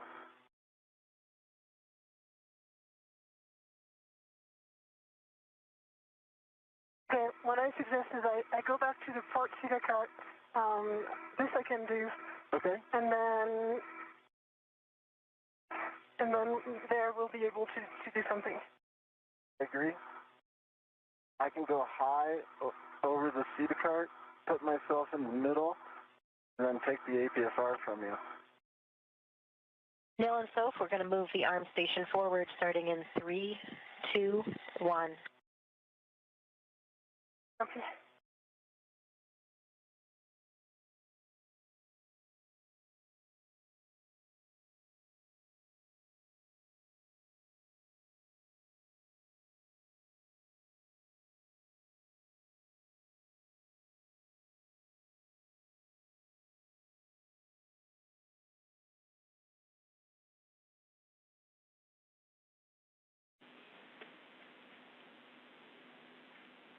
And Sophie, you seem to be translating now. Did the arm work itself out?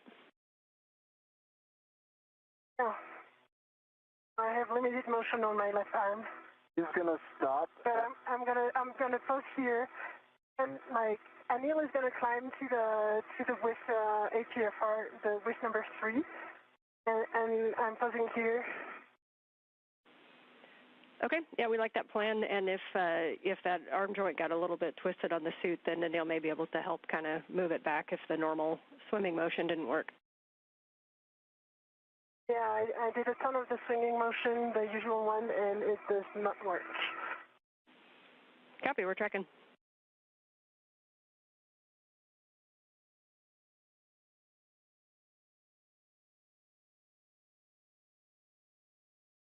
Yeah. Let me get waist tether down. Take your time. I'm in good position right now.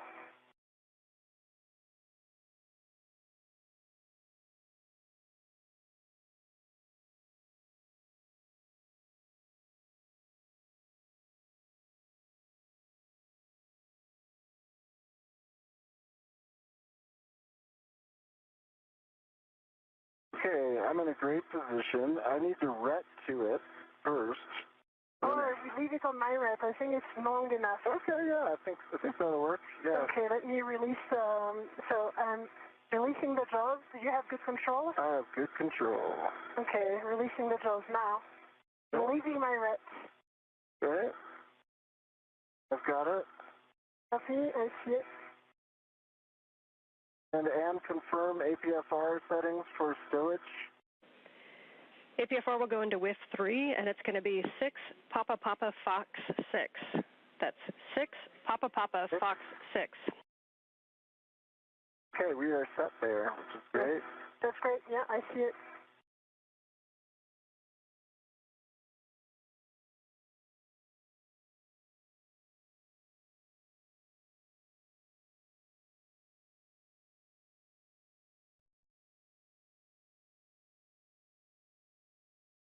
I have it off dock. I'm almost there.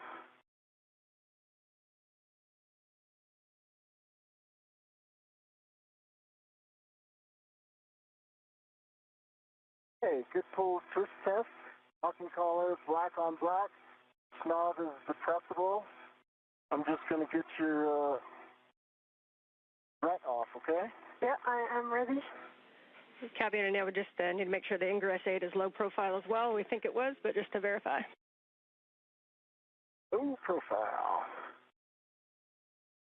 Confirmed.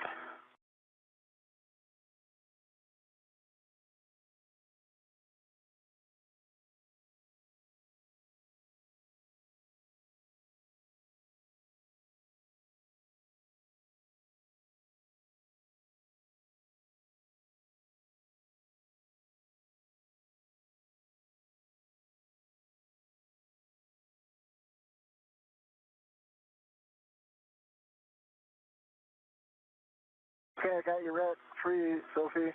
I am ready to receive it, yeah. You ready? Here it comes. Got it. Got it.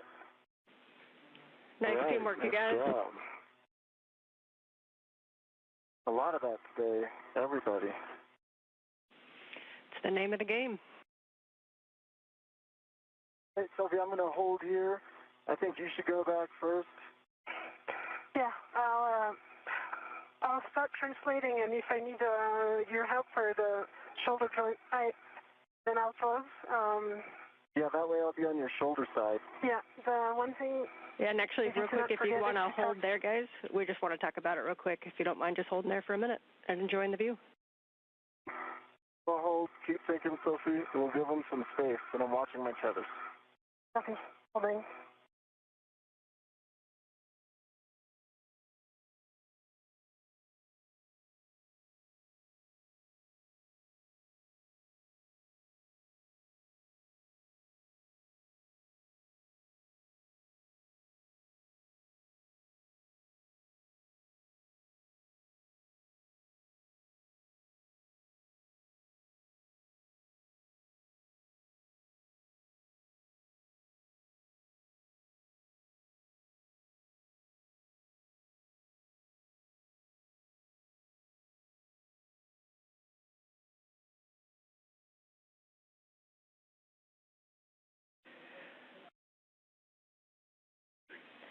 And Sophie, the question here is if we did a nominal translation, just kind of a nice slow translation, we got plenty of time, get back to the airlock, how much is that arm joint bothering you right now?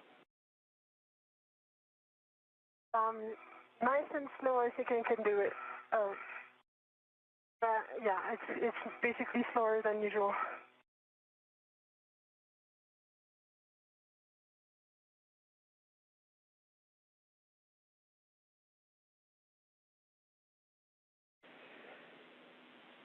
Okay, so we can have you guys go ahead and translate back together.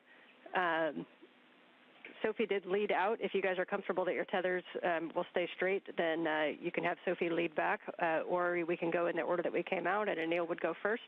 Reminder that we'll run into a big medium ORU bag when we get to the airlock, or to the airlock toolboxes, rather. I'd rather go first, Anil, if it's okay for you, so that you're on my left shoulder, and if you need to help, then you'll be positioned. And I think that'll create perhaps a little just other crops, but I think it'll resolve back at the airlock. So I feel good about it. Just just be aware as you go down the feeder spur. Yeah, I'm checking your credit, and I'm checking as well.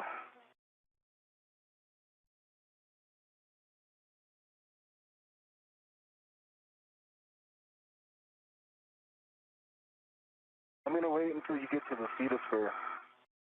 Copy.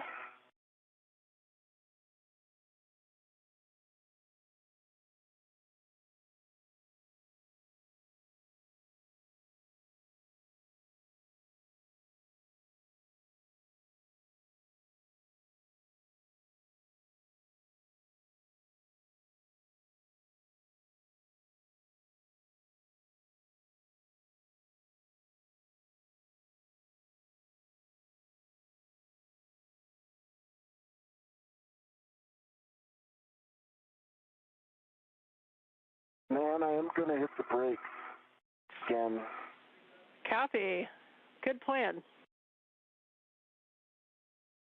Only once.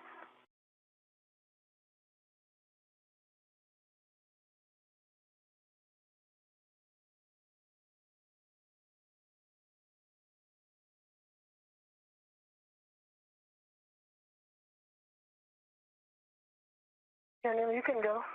Okay, I'm translating.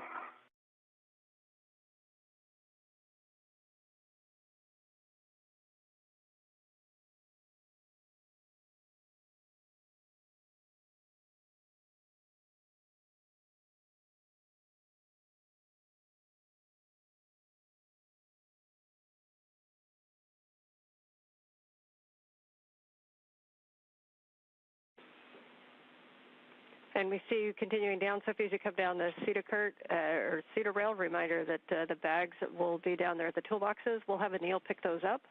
What we'll have you do is pause just outside of the airlock, and we'd like a good assessment on the flexibility and mobility of the EMU arm, in particular for movements that you will be doing when you get into the airlock, like grabbing your SCU. What we don't want you doing is trying to move against the force of the suit. Copy. Is there any assessment, photos, HECA that I can provide?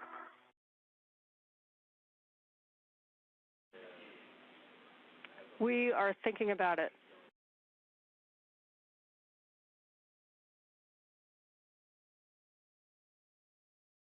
I'm at the Cedar Spur, Sophie. Copy.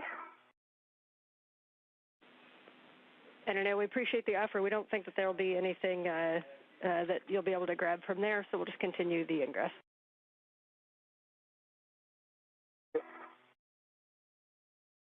One copy. Copy.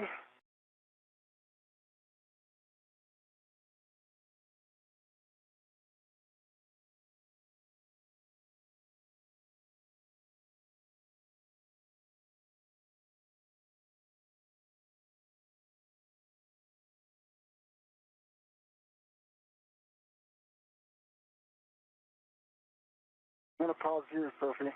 Copy.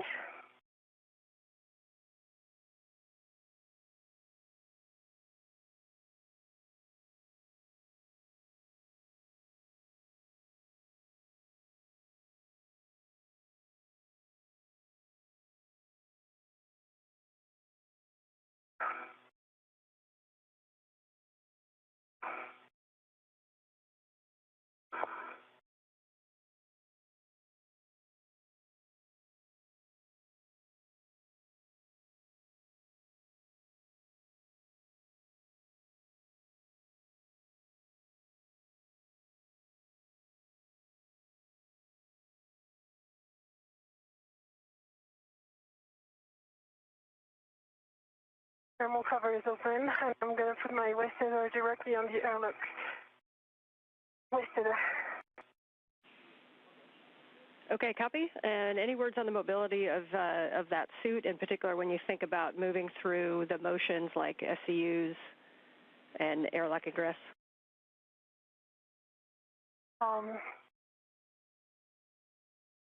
Airlock ingress will be definitely okay. SCU, I think so as well. I might take a longer time. Needing to press might be the tricky one. The O2 actuator to press is going to be the tricky one, just because I cannot my arm closer to my body.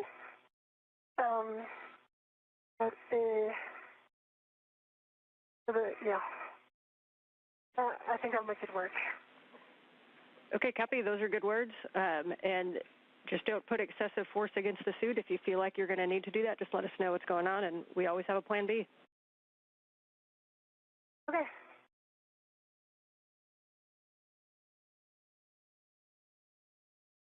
All right, so load pass to station, check. I have the waist tether, the airlock waist tether, all hook, gate close, lock, black on black. Copy, airlock. Hook, gate close, black on black, and my waist tether on gate close, lock, black on black, with a large hook and small hook, gate close, lock, black on black. So I have a good load pass to station. Copy, and we agree. You can turn off your HECA and ingress the airlock. Copy. Do you want to pass me the bags, Emil? Yeah, I can do. One option is you get in the airlock, and I can pass it to you in the airlock. Okay, let's do that. And would that be okay? That works for us.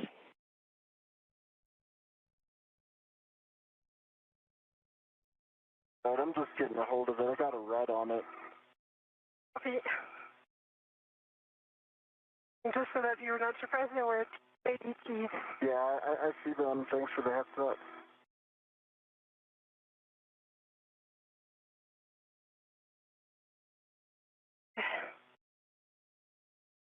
This is Mission Control Houston. We are now 6 hours and 2 minutes into today's spacewalk, which began at 7:27 a.m. Central, 8:27 a.m. Eastern Time. The crew is wrapping up their final cleanup activities, and they are reporting their tether configurations.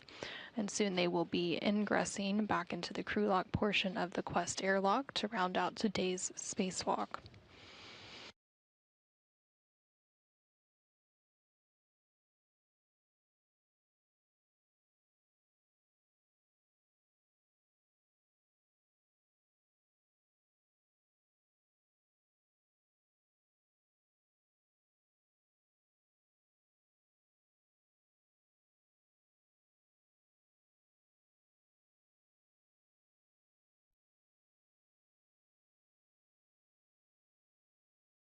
All right, I've got the MOU bag, and I'm kind of heading your way. Yep.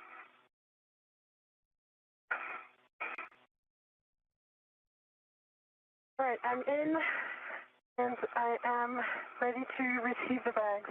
All right, I'm at the toolboxes, and I'm going to be going Nader right now.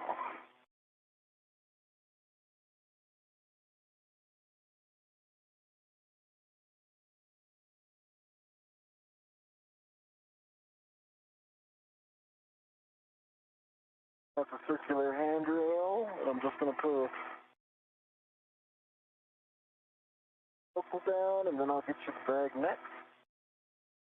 Copy. For the bag, I've got a ret on the handrail.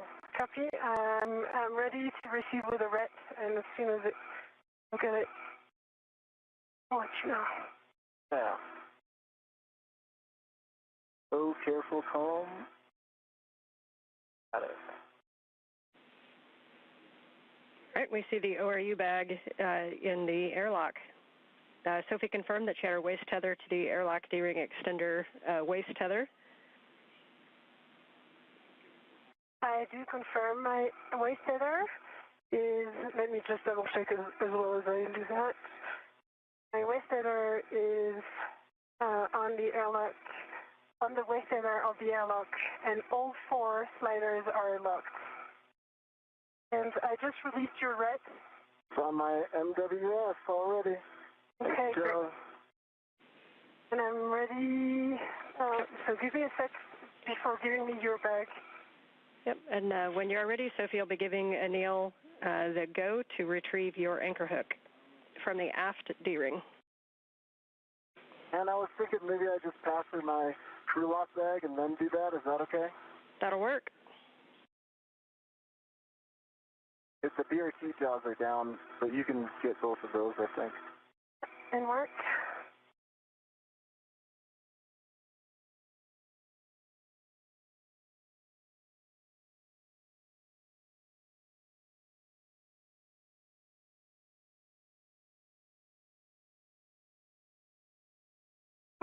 Yep, it's BRT jaws are released. Let me give you your ret. Okay. Can you read at the bag? I did read the bag. Great. It's actually even 80 on that. Okay. And I'm just going to clean up my MWF and I'll be with you. Copy, that sounds good.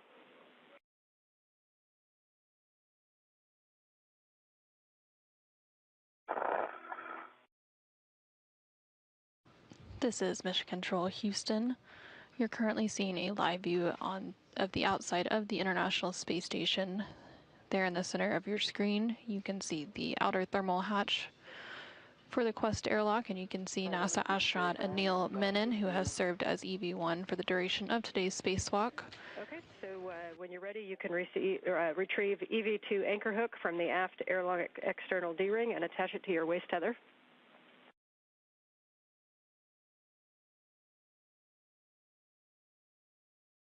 One for EV-2 anchor hook, attaching it to my waist tether. Or to your red reel. I'm going to put it on my red reel if that's okay with you, Ann. We are also happy with that.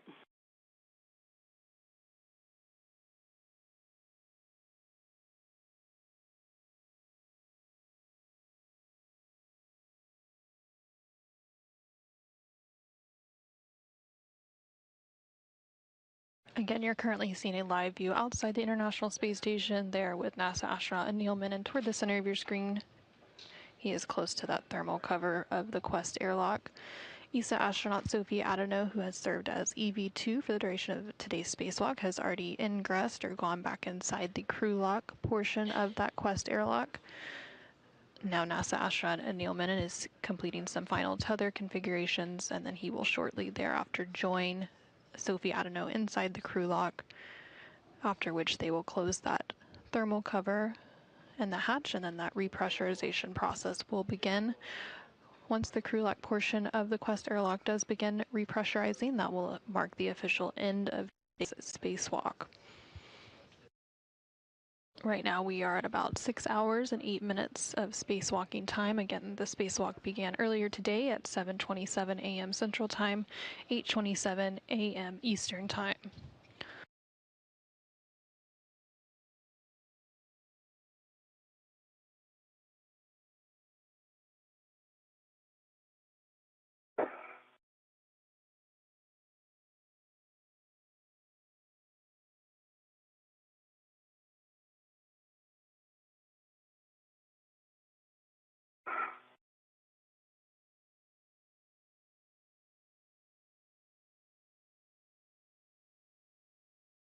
Is the EV-1 red reel?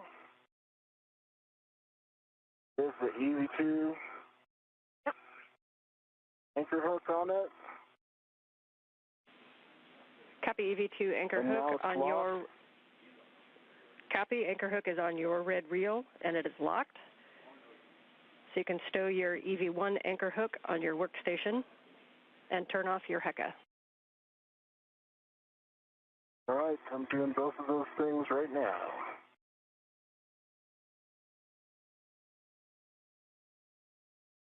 Oh, before I turn off my HECA, and I have this question for EVA console. She is very enthusiastic for your question. Go ahead. Oh, well, I don't know if you can see through my HECA, left side of this cuff checklist page. I think we should add it as a permanent addition. It's a picture of Sandy, and it says, "Don't worry, Sandy has thought of it." And I think that's emblematic for this series of EVAs.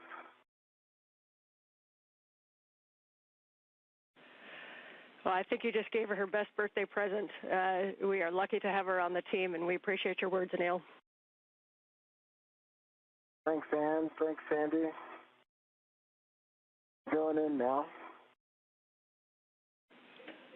We copy.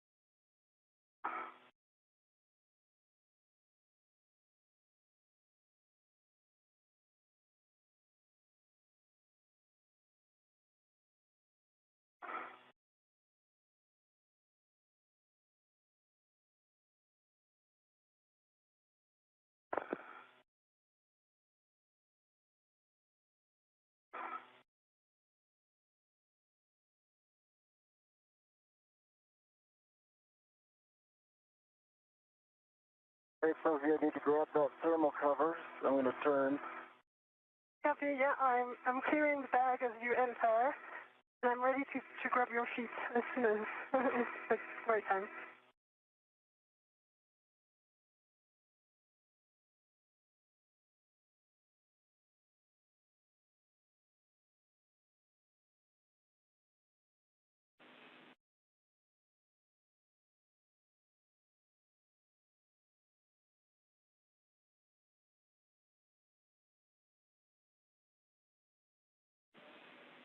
And we see your HECA off, so you can continue the ingress and close the airlock thermal cover.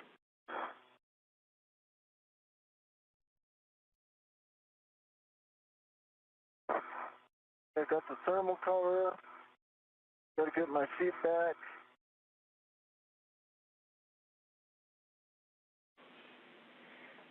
Copy. You'll be attaching that integral strap to the magnetic plate D-ring, cinching until snug, and report Sharpie lines. Copies in work.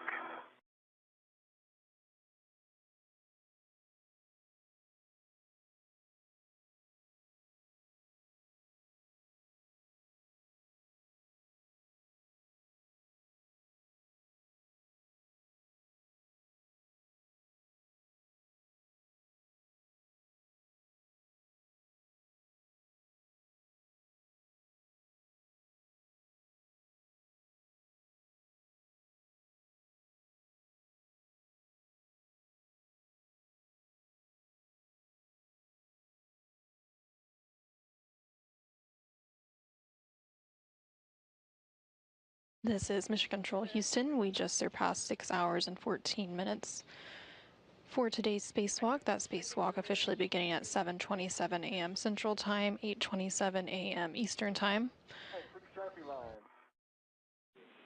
Copy. 6 Sharpie lines. You can both remove the SCU from your stowage pouch, remove your DCM cover, and connect the SCU to the DCM and verify locked. One in work. Both crew members, NASA astronaut Anil Menon and ESA astronaut Sophie Adenau, have now ingressed. Station water is warmer than your plus water, so if you want to turn down your cooling to a higher number, you may. One cup. They have now ingressed the crew lock portion of the Quest airlock, and the thermal cover has been I closed. know you've got a handful of SCU, but when you're done, if we can just verify that the magnetic plate is engaged on the thermal cover. I can verify that now. It is engaged. Good work. Thanks.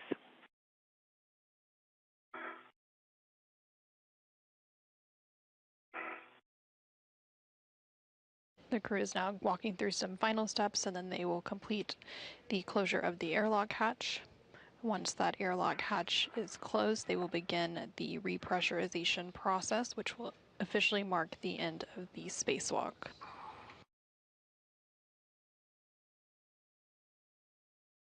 Okay, once the SCU is on, and locked. Copy EV1 SCU on and locked.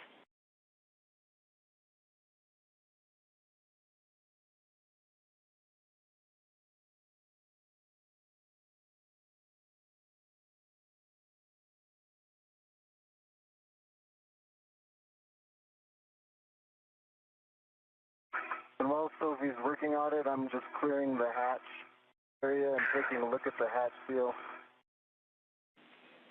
Copy. Thank you. SCU on and locked. Good word, Sophie. We like that. So at this time, you both can switch your water off. Me too. Okay. You can both switch your water off, OFF, and expect water is off message.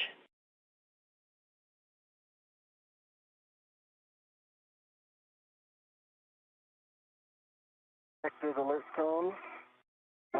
One's off. Off. Copy for water EV1 and 2 is off, OFF. So while we have a couple of minutes, a promise made is worth keeping. So at this time, on behalf of Capcom and I, we're going to count down like a bolt. 3, 2, 1. You just saved the video dish. You just saved the video dish. Yeah. Oh my God. Oh my God. It's hard to top that, but if we had a moment, we wanted to say a few things as well. Is that okay, Ann? Yes, the floor is yours. All right. I just wanted to congratulate the entire team on executing this complex, time-critical operation successfully. We just, with more checkouts, established communication redundancy for station. In today's expanding space economy, communications is a cornerstone of growth, and NASA has always been a pioneer and has a lot to be proud of. Personally, I'm proud. We continue to accomplish challenges like today's EVA and demonstrate NASA's deep capability to work in the harshest of environments. Our success are a result of you, the people at NASA, people in the room in MCC right now, and most importantly, I think today proves that it's the resiliency that we have to not give up and make this a success. For me, personally, it'll be a lifetime memory to work with you all today. I'll never forget it. That and to see Sophie mirror that preparation and switch into full beast mode for 2 EVAs in 2 weeks. Congrats, Sophie. You crushed it. A special thanks to Jess, who's really been a mentor up here with her 6 EVAs and soon to be 7, hopefully. And Jack, whose professionalism makes everything run smoothly and gives us great feedback, and we learn so much from him. And over to you, Sophie. Thanks, Daniel, for the great words. I can only concur for the team and the praise for the teams, everyone up in Houston and also in here on the ISS. I would add that it's a small toothbrush for an antenna and a giant leap for communication redundancy. But jokes aside, well done, teams, for the successful EVA. Together we overcame the challenges. Thank you for your hard work and dedication. It's amazing what we can achieve when we are all working together. In fact, you're a master for flying the arm, and we've learned a lot from your professionalism. Tika, you're the best mentor I will ever remember. Now, just wanted to say a quick word for the younger generation about working together. Never underestimate what humanity can achieve when we work together. There's still so much to explore and even more to create. So keep dreaming, building bridges, and we do believe that you'll have a bright future. Thanks, Sophie. Those are great words. Thank you both. Lots of smiles around the team. That was really meant a lot to everybody down here. Thank you. For Neil, you can verify the outer hatch clear as hardware. The handle position is per the decal. And then you are going to close and lock the hatch. Okay, in work, and it is clear. I'm just going to verify it per the decal and then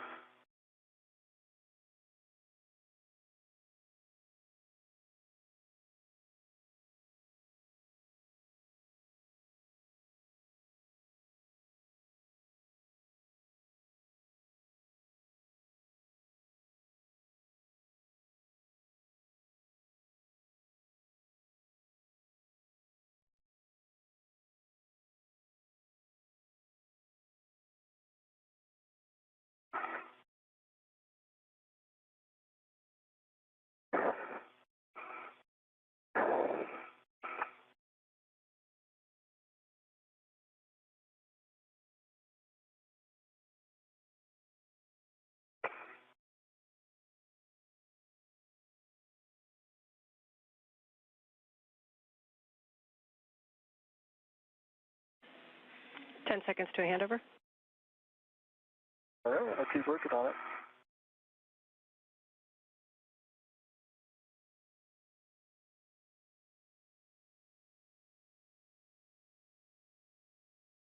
This is Mission Control Houston. We are currently 6 hours and 22 minutes into today's spacewalk, but it is coming to a close here shortly, following an exchange of words between the flight control team here on the ground in Houston, as well as NASA astronaut Neil Mennen and ESA astronaut Sophie Adenau, who are currently in the crew lock portion of the Quest airlock. They are now completing the final steps to close and lock the airlock hatch, and once that is confirmed to be complete, they will begin the repressurization process. And that will officially mark the end of today's spacewalk clock. Again, that spacewalk time started when the crew switched their suits to battery power, taking place at 7:27 a.m. Central Time, 8:27 a.m. Eastern Time.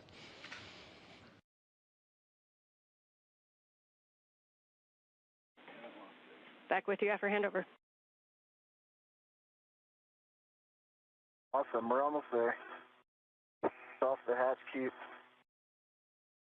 coming down.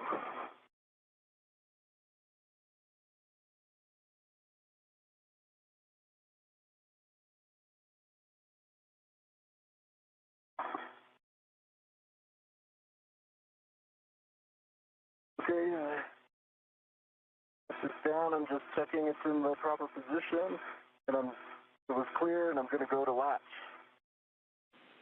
Copy.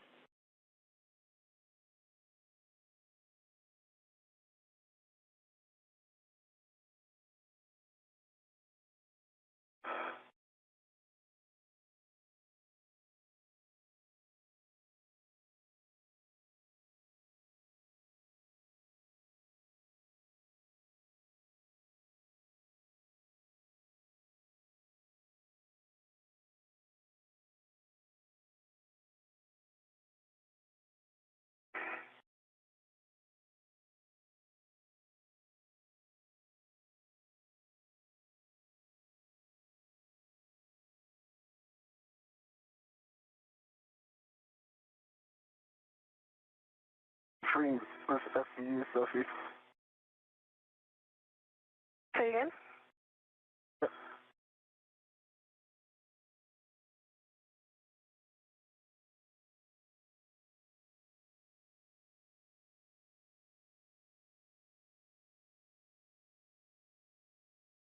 Anything I can do to help? No, we are. Hatch is closed, latched, and locked right now. And the MPEV is closed. Okay, we copy. The EV hatch is closed and locked. With that, I'll hand you back over to your crew mates, Jack and Jessica. Nicely done, guys, and we'll see you tomorrow.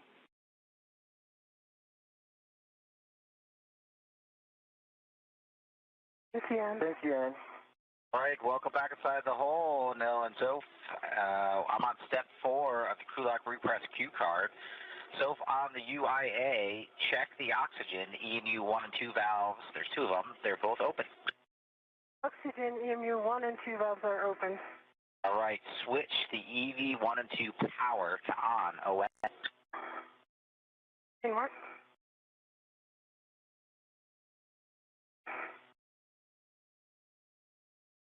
EV1 power on.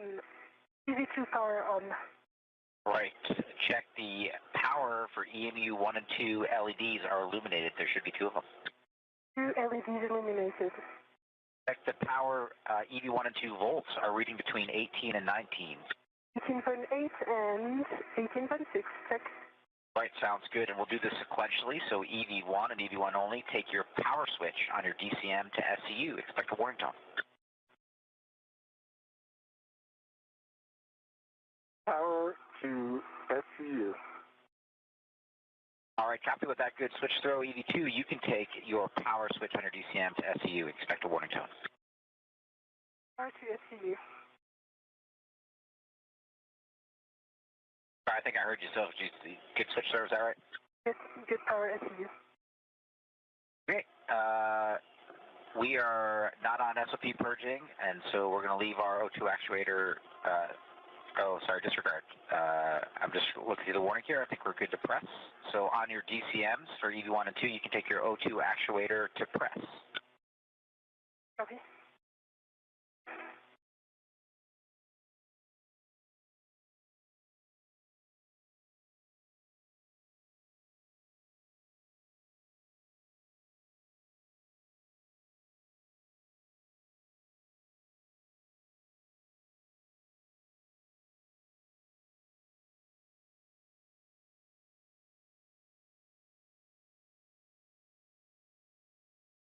O2 press EV1. And just verify you see on your DCM, O2 pause is press. O2 pause press on DCM. For EV1.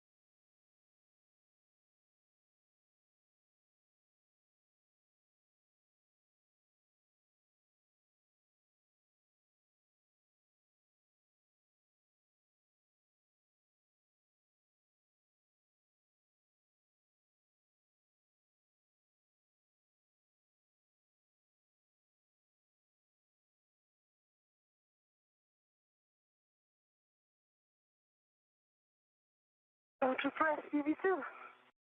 Great work, Sophie. Just verify for me that on your DCM it does say O2 pause to press. O2 pause press.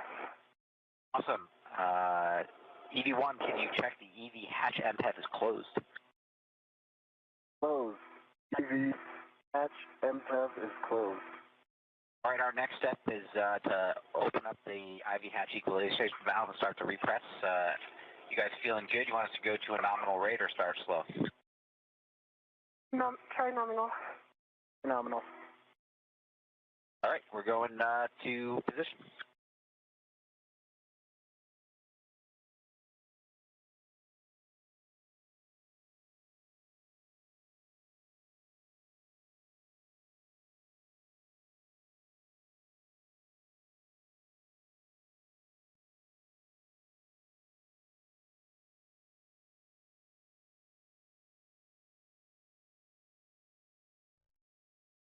All right, you guys might get an alert tone as we start this repress.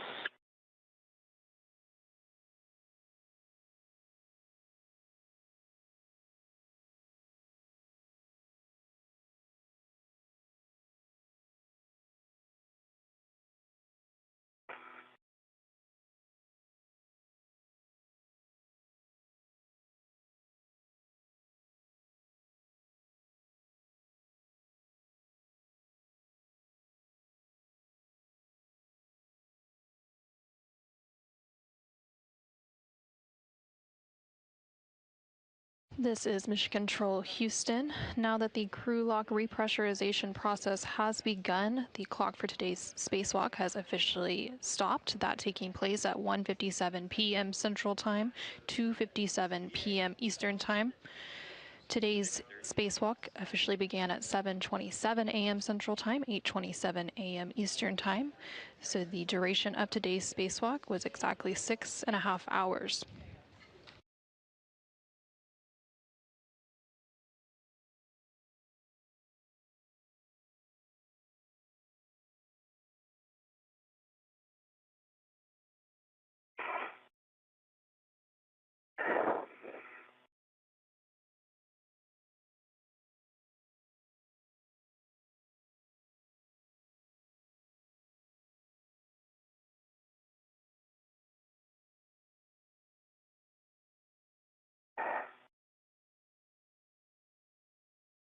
Currently on your screen, you're seeing a live view inside the International Space Station.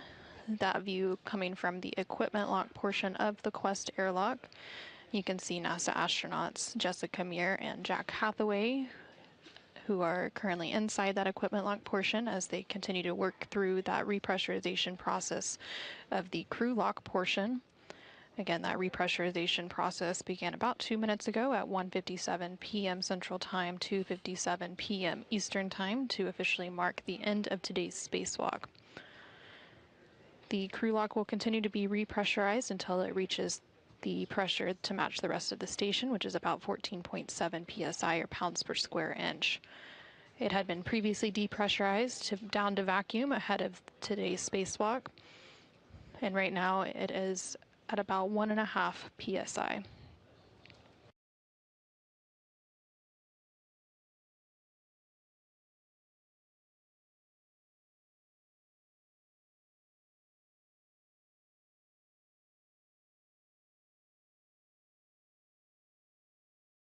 During today's 6.5-hour spacewalk, the crew successfully retrieved and installed the spare SCANT, or space-to-ground antenna, which had been located on external stowage platform number 3, and they installed it on the Z1 truss. Initial data and power connections were confirmed, and additional connections and tests will be performed overnight on that spare space-to-ground antenna following its installation today. The crew was also able to retrieve the failed SCANT that had been temporarily stowed on the Z1 truss following its disconnection during last week's EVA, and they were able to move that over to external stowage platform number 3.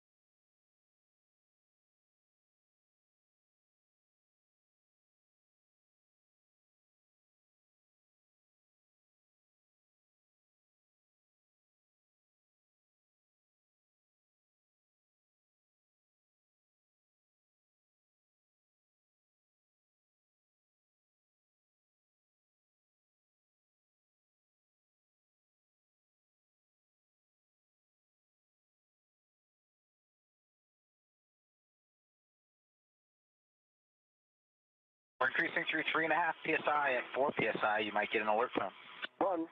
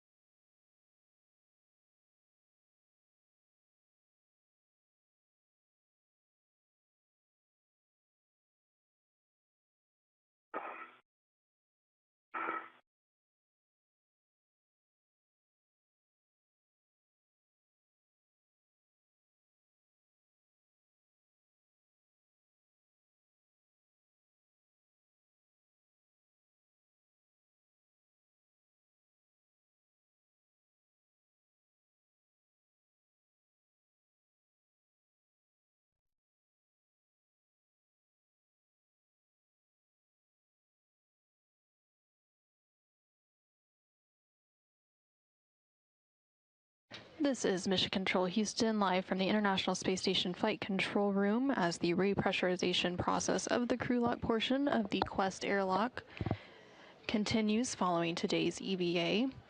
Today's spacewalk lasted for 6 hours and 30 minutes, concluding at 1:57 p.m. Central Time, 2:57 p.m. Eastern Time. It was the 283rd spacewalk in support of space station assembly, maintenance, and upgrades. It was also the 6th spacewalk out of the International Space Station this year and the 3rd for Expedition 75. Today's spacewalk was the 3rd spacewalk completed by NASA astronaut Anil Menon. He now has a total of 19 hours and 20 minutes of spacewalking time, and it was the 2nd spacewalk for ESA, or European Space Agency astronaut Sophie Adenau, who now has 12 hours and 53 minutes of total spacewalking time. Across the 283 spacewalks that have been conducted in support of the space station, they now total 74 days, 17 hours, and 14 minutes of spacewalking time outside of the space station. Again, that repressurization process is continuing. The crew lock is now at about 4.8 pounds per square inch, or PSI. At about 5 PSI, they will conduct some leak checks to ensure that everything is looking good, and they will hold briefly at that point. And then they will continue the repressurization process back up to about 14.7 PSI, or pounds per square inch, to match that of the rest of the space station.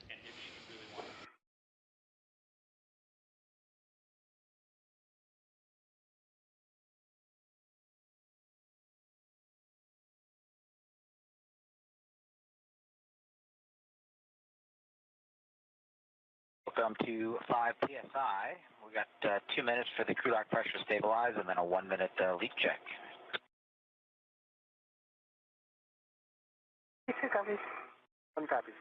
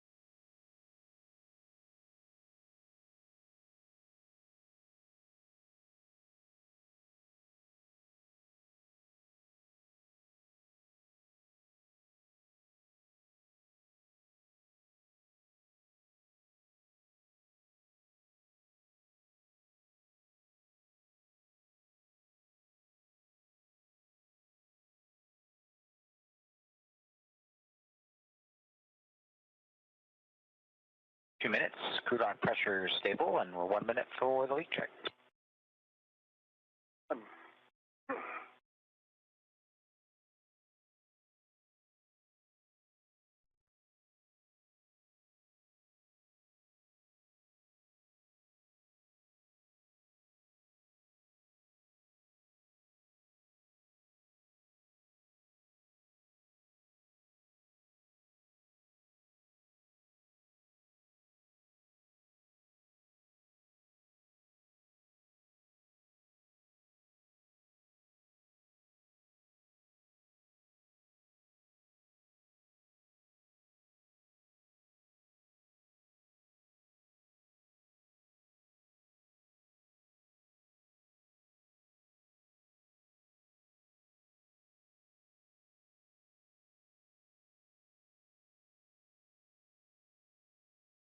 That's a minute, pressure stable, it's a good leak check. If you wanted to check the switch for your glove heaters, it's in the off OFF position. One is off OFF. Two OFF. Copy OFF for both EV1 and EV2. Any contamination on your gloves you guys want to report? One negative, no contamination. Two negative, no contamination. No contamination.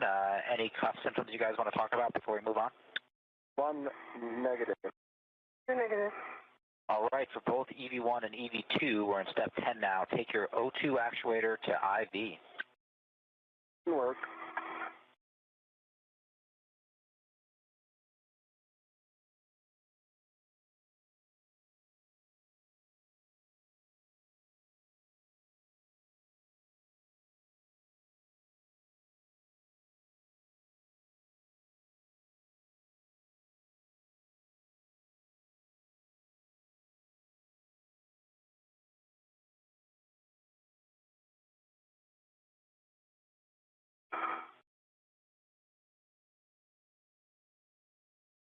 One is IV. Three is IV. Copy, nice work, guys. EV1 and EV2 are IV. I'm going to restart the repress. You'll get an alert tone as we go. One.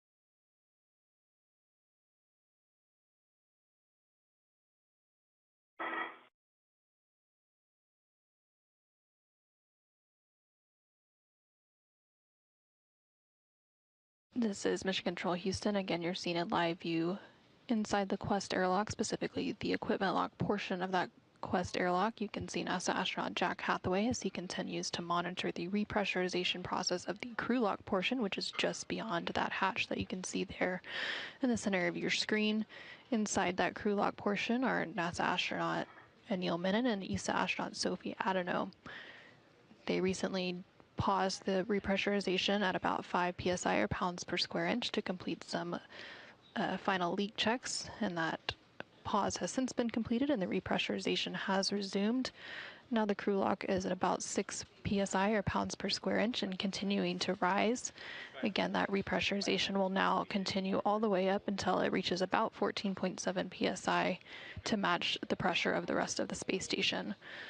Once that repressurization is complete, then that hatch between the crew lock and the equipment lock will be opened, and the crew will then be moved into the equipment lock portion of the Quest airlock, and NASA astronaut Jack Hathaway as well as NASA astronaut Jessica Meir will be assisting NASA astronaut Anil Menon and ESA astronaut Sophie Adano back into the equipment lock portion, where they will then begin to remove their extravehicular mobility units, or those white spacesuits that they have been wearing for the duration of today's spacewalk.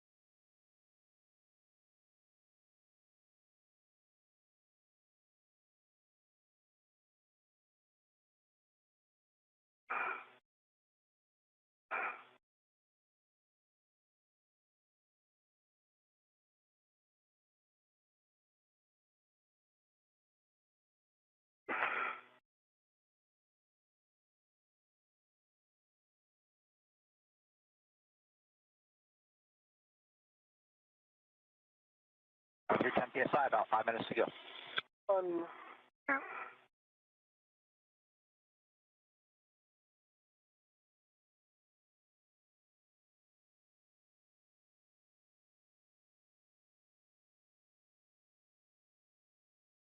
This is Mission Control Houston. Again, you're seeing a live look inside the International Space Station Flight Control Room here in Houston, Texas. The Orbit 2 team of flight controllers remains on console, and they have been the team responsible for executing today's spacewalk, being led by Flight Director Chris Dobbins. Again, that repressurization process of the crew lock portion of the International Space Station's Quest airlock is continuing, and right now they are just over 10 PSI, or pounds per square inch, and you did hear that call down from NASA astronaut Jack Hathaway, who you can see there on your screen again. He is in the equipment lock portion of the airlock, awaiting for that pressure to equalize at about 14.7 PSI to match the rest of Space Station before that hatchway between the crew and equipment locks can be opened and NASA astronaut Neil Mennen and ESA astronaut Sophie Adenau can be brought back into the equipment lock, at which point they will begin the process of removing their spacesuits or the extravehicular mobility units that they've been wearing for the duration of today's spacewalk. Today's spacewalk officially began at 7:27 a.m. Central Time, 8:27 a.m. Eastern Time, when their spacesuits were switched to battery power, and it officially concluded at 1:57 p.m. Central Time, 2:57 p.m. Eastern Time, for a total duration of 6.5 hours. During the spacewalk, the crew was able to successfully retrieve and install the spare space-to-ground antenna on the International Space Station's Z1 truss. This work initially began on August 18th, just last week, when NASA astronaut Neil Mennen and ESA astronaut Sophie Adenau conducted an initial 6-hour and 23-minute spacewalk to remove the failed antenna and secure it on the station's truss structure. During today's spacewalk, in addition to installing the spare space-to-ground antenna, they also relocated that failed antenna back over to external stowage platform number 3, where it will be permanently located.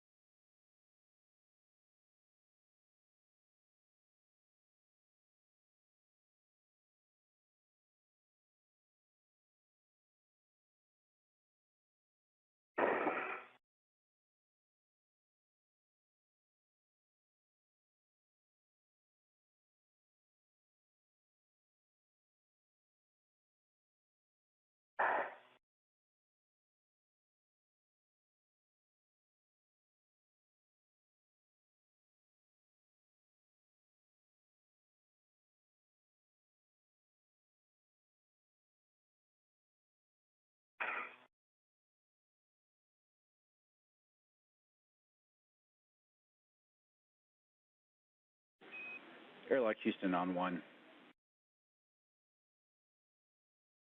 Airlock.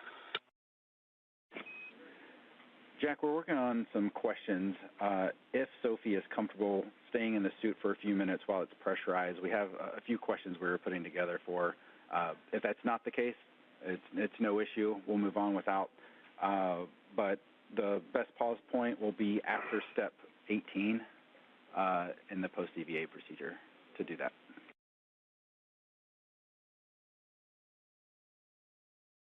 We copy at 18, and we'll let you know if that'll be feasible or not. Copy, thanks.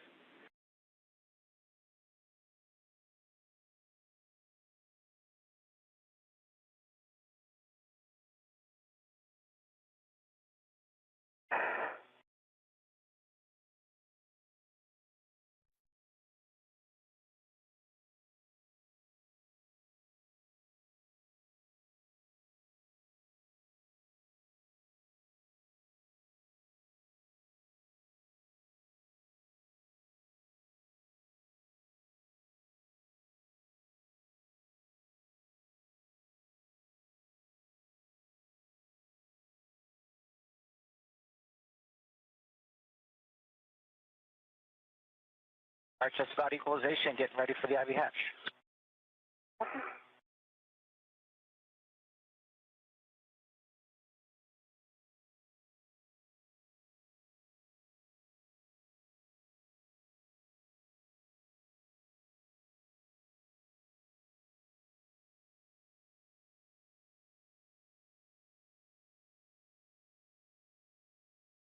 This is Mission Control Houston, and you can now see NASA astronaut Jack Hathaway there on your screen, being joined by NASA astronaut Jessica Meir, and that hatch between the crew lock and equipment lock portions of the Quest airlock is now being opened. The pressurization of the crew lock has been equalized to match that of station, approximately 14.7 psi or pounds per square inch.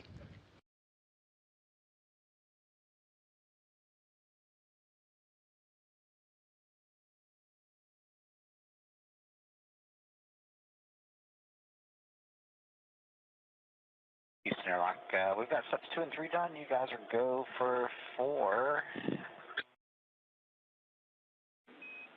Copy, we'll put it in work.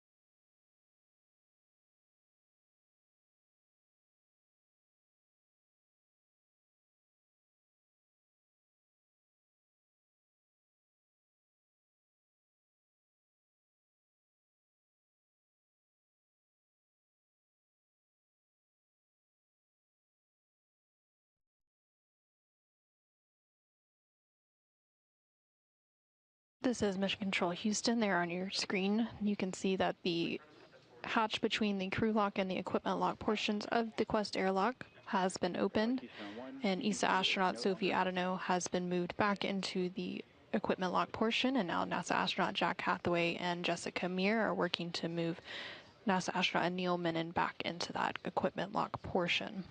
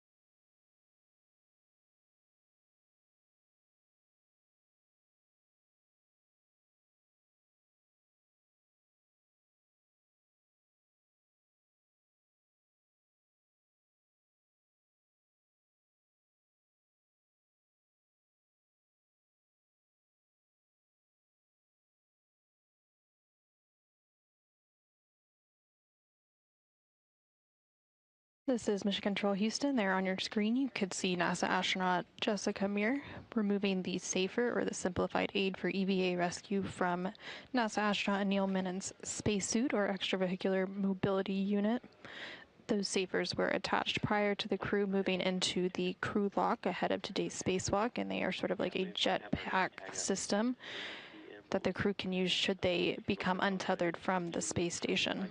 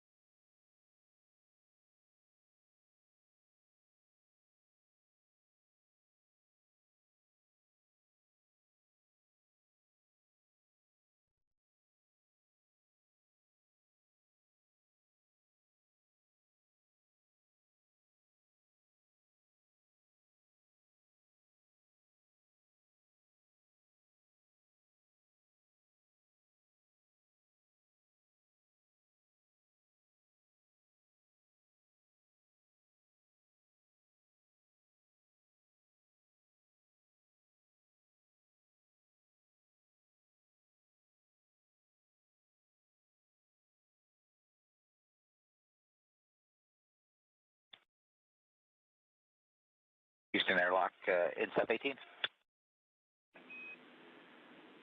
All right, we're with you.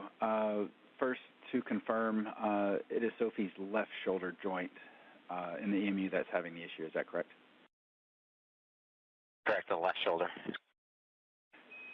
Okay, have just a few steps here. Should only take us 5 minutes or less to walk through a couple troubleshooting steps. That'll give us some info. We'd like you to unvelcro and unzip the upper arm TMG, and then we'll check on the orientation of the upper arm axial restraint, and we want you to report that orientation to us. Mark.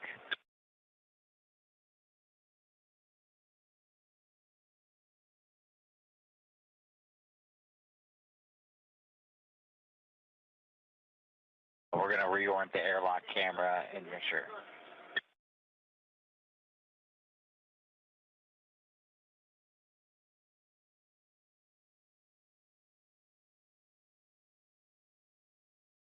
Can you give us a couple more words on the axial ring and what we should be looking for?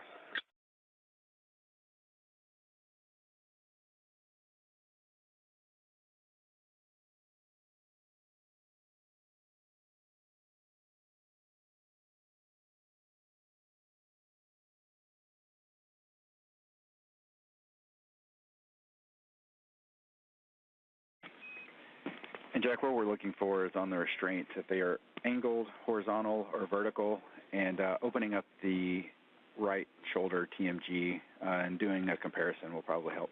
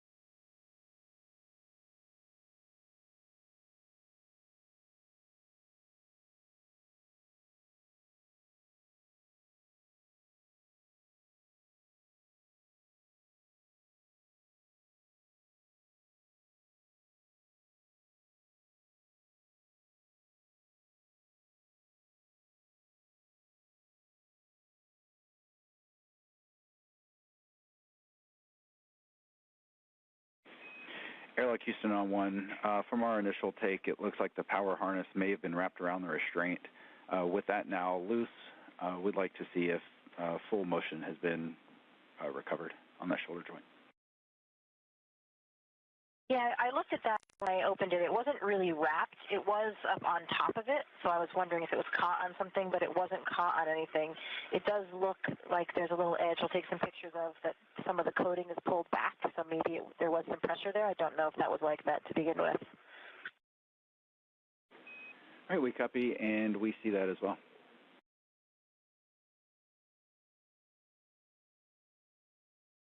Maybe it was hanging up. When I reached in, that cable was right on top of that left axial restraint or whatever it's called, but it wasn't stuck, but it was kind of retracted within the suit on there. We copy. Feels normal now. All right, Jessica, that's helpful. And with Sophie moving around a bit, is she more comfortable now? Is it back to normal, or do we need to continue with some questioning here? Feels completely normal now, so I think that cable must have been kind of stuck there. Again, it wasn't like hung up on anything, but maybe it was wedged when it was still zipped up.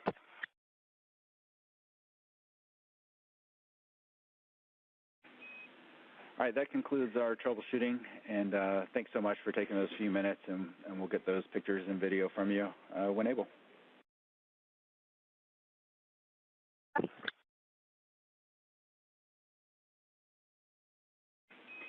And Airlock Houston, with that, we can pick back up in step 19 of post-EVA.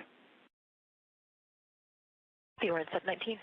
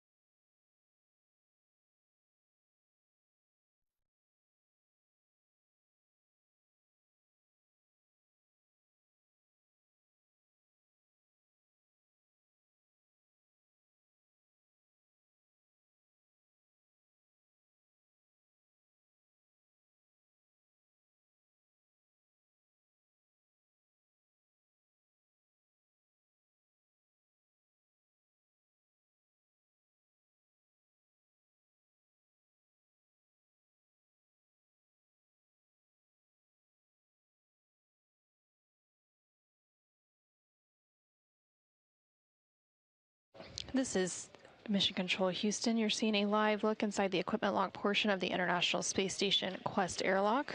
ESA, or European Space Agency astronaut Sophie Adenau on the left-hand side and NASA astronaut Anil Menon on the right-hand side recently completed a 6.5-hour spacewalk, replacing a space-to-ground antenna on the International Space Station's Z1 truss. This work initially began on August 18th when Menon and Adenau conducted an initial 6-hour and 23-minute spacewalk to remove the failed antenna and secure it on the station's truss structure. However, at that point, the crew needed a bit more time than expected on August 18th to disconnect electrical cables and loosen bolts, which delayed the installation of the replacement antenna. So today, the spacewalkers were able to go ahead and retrieve the new unit and complete that installation process.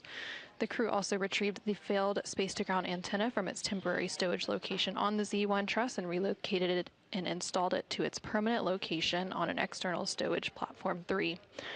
Again, a 6.5-hour spacewalk is now complete, marking the 283rd spacewalk in support of station assembly, maintenance, and upgrades, the 6th to be conducted out of the International Space Station this year, and the 3rd for Expedition 75. Now that the crew is safely back inside the International Space Station's equipment lock and they have removed their helmets, we will go ahead and conclude our coverage for today. Again, thank you for joining us for U.S. Spacewalk 98. This is Mission Control Houston.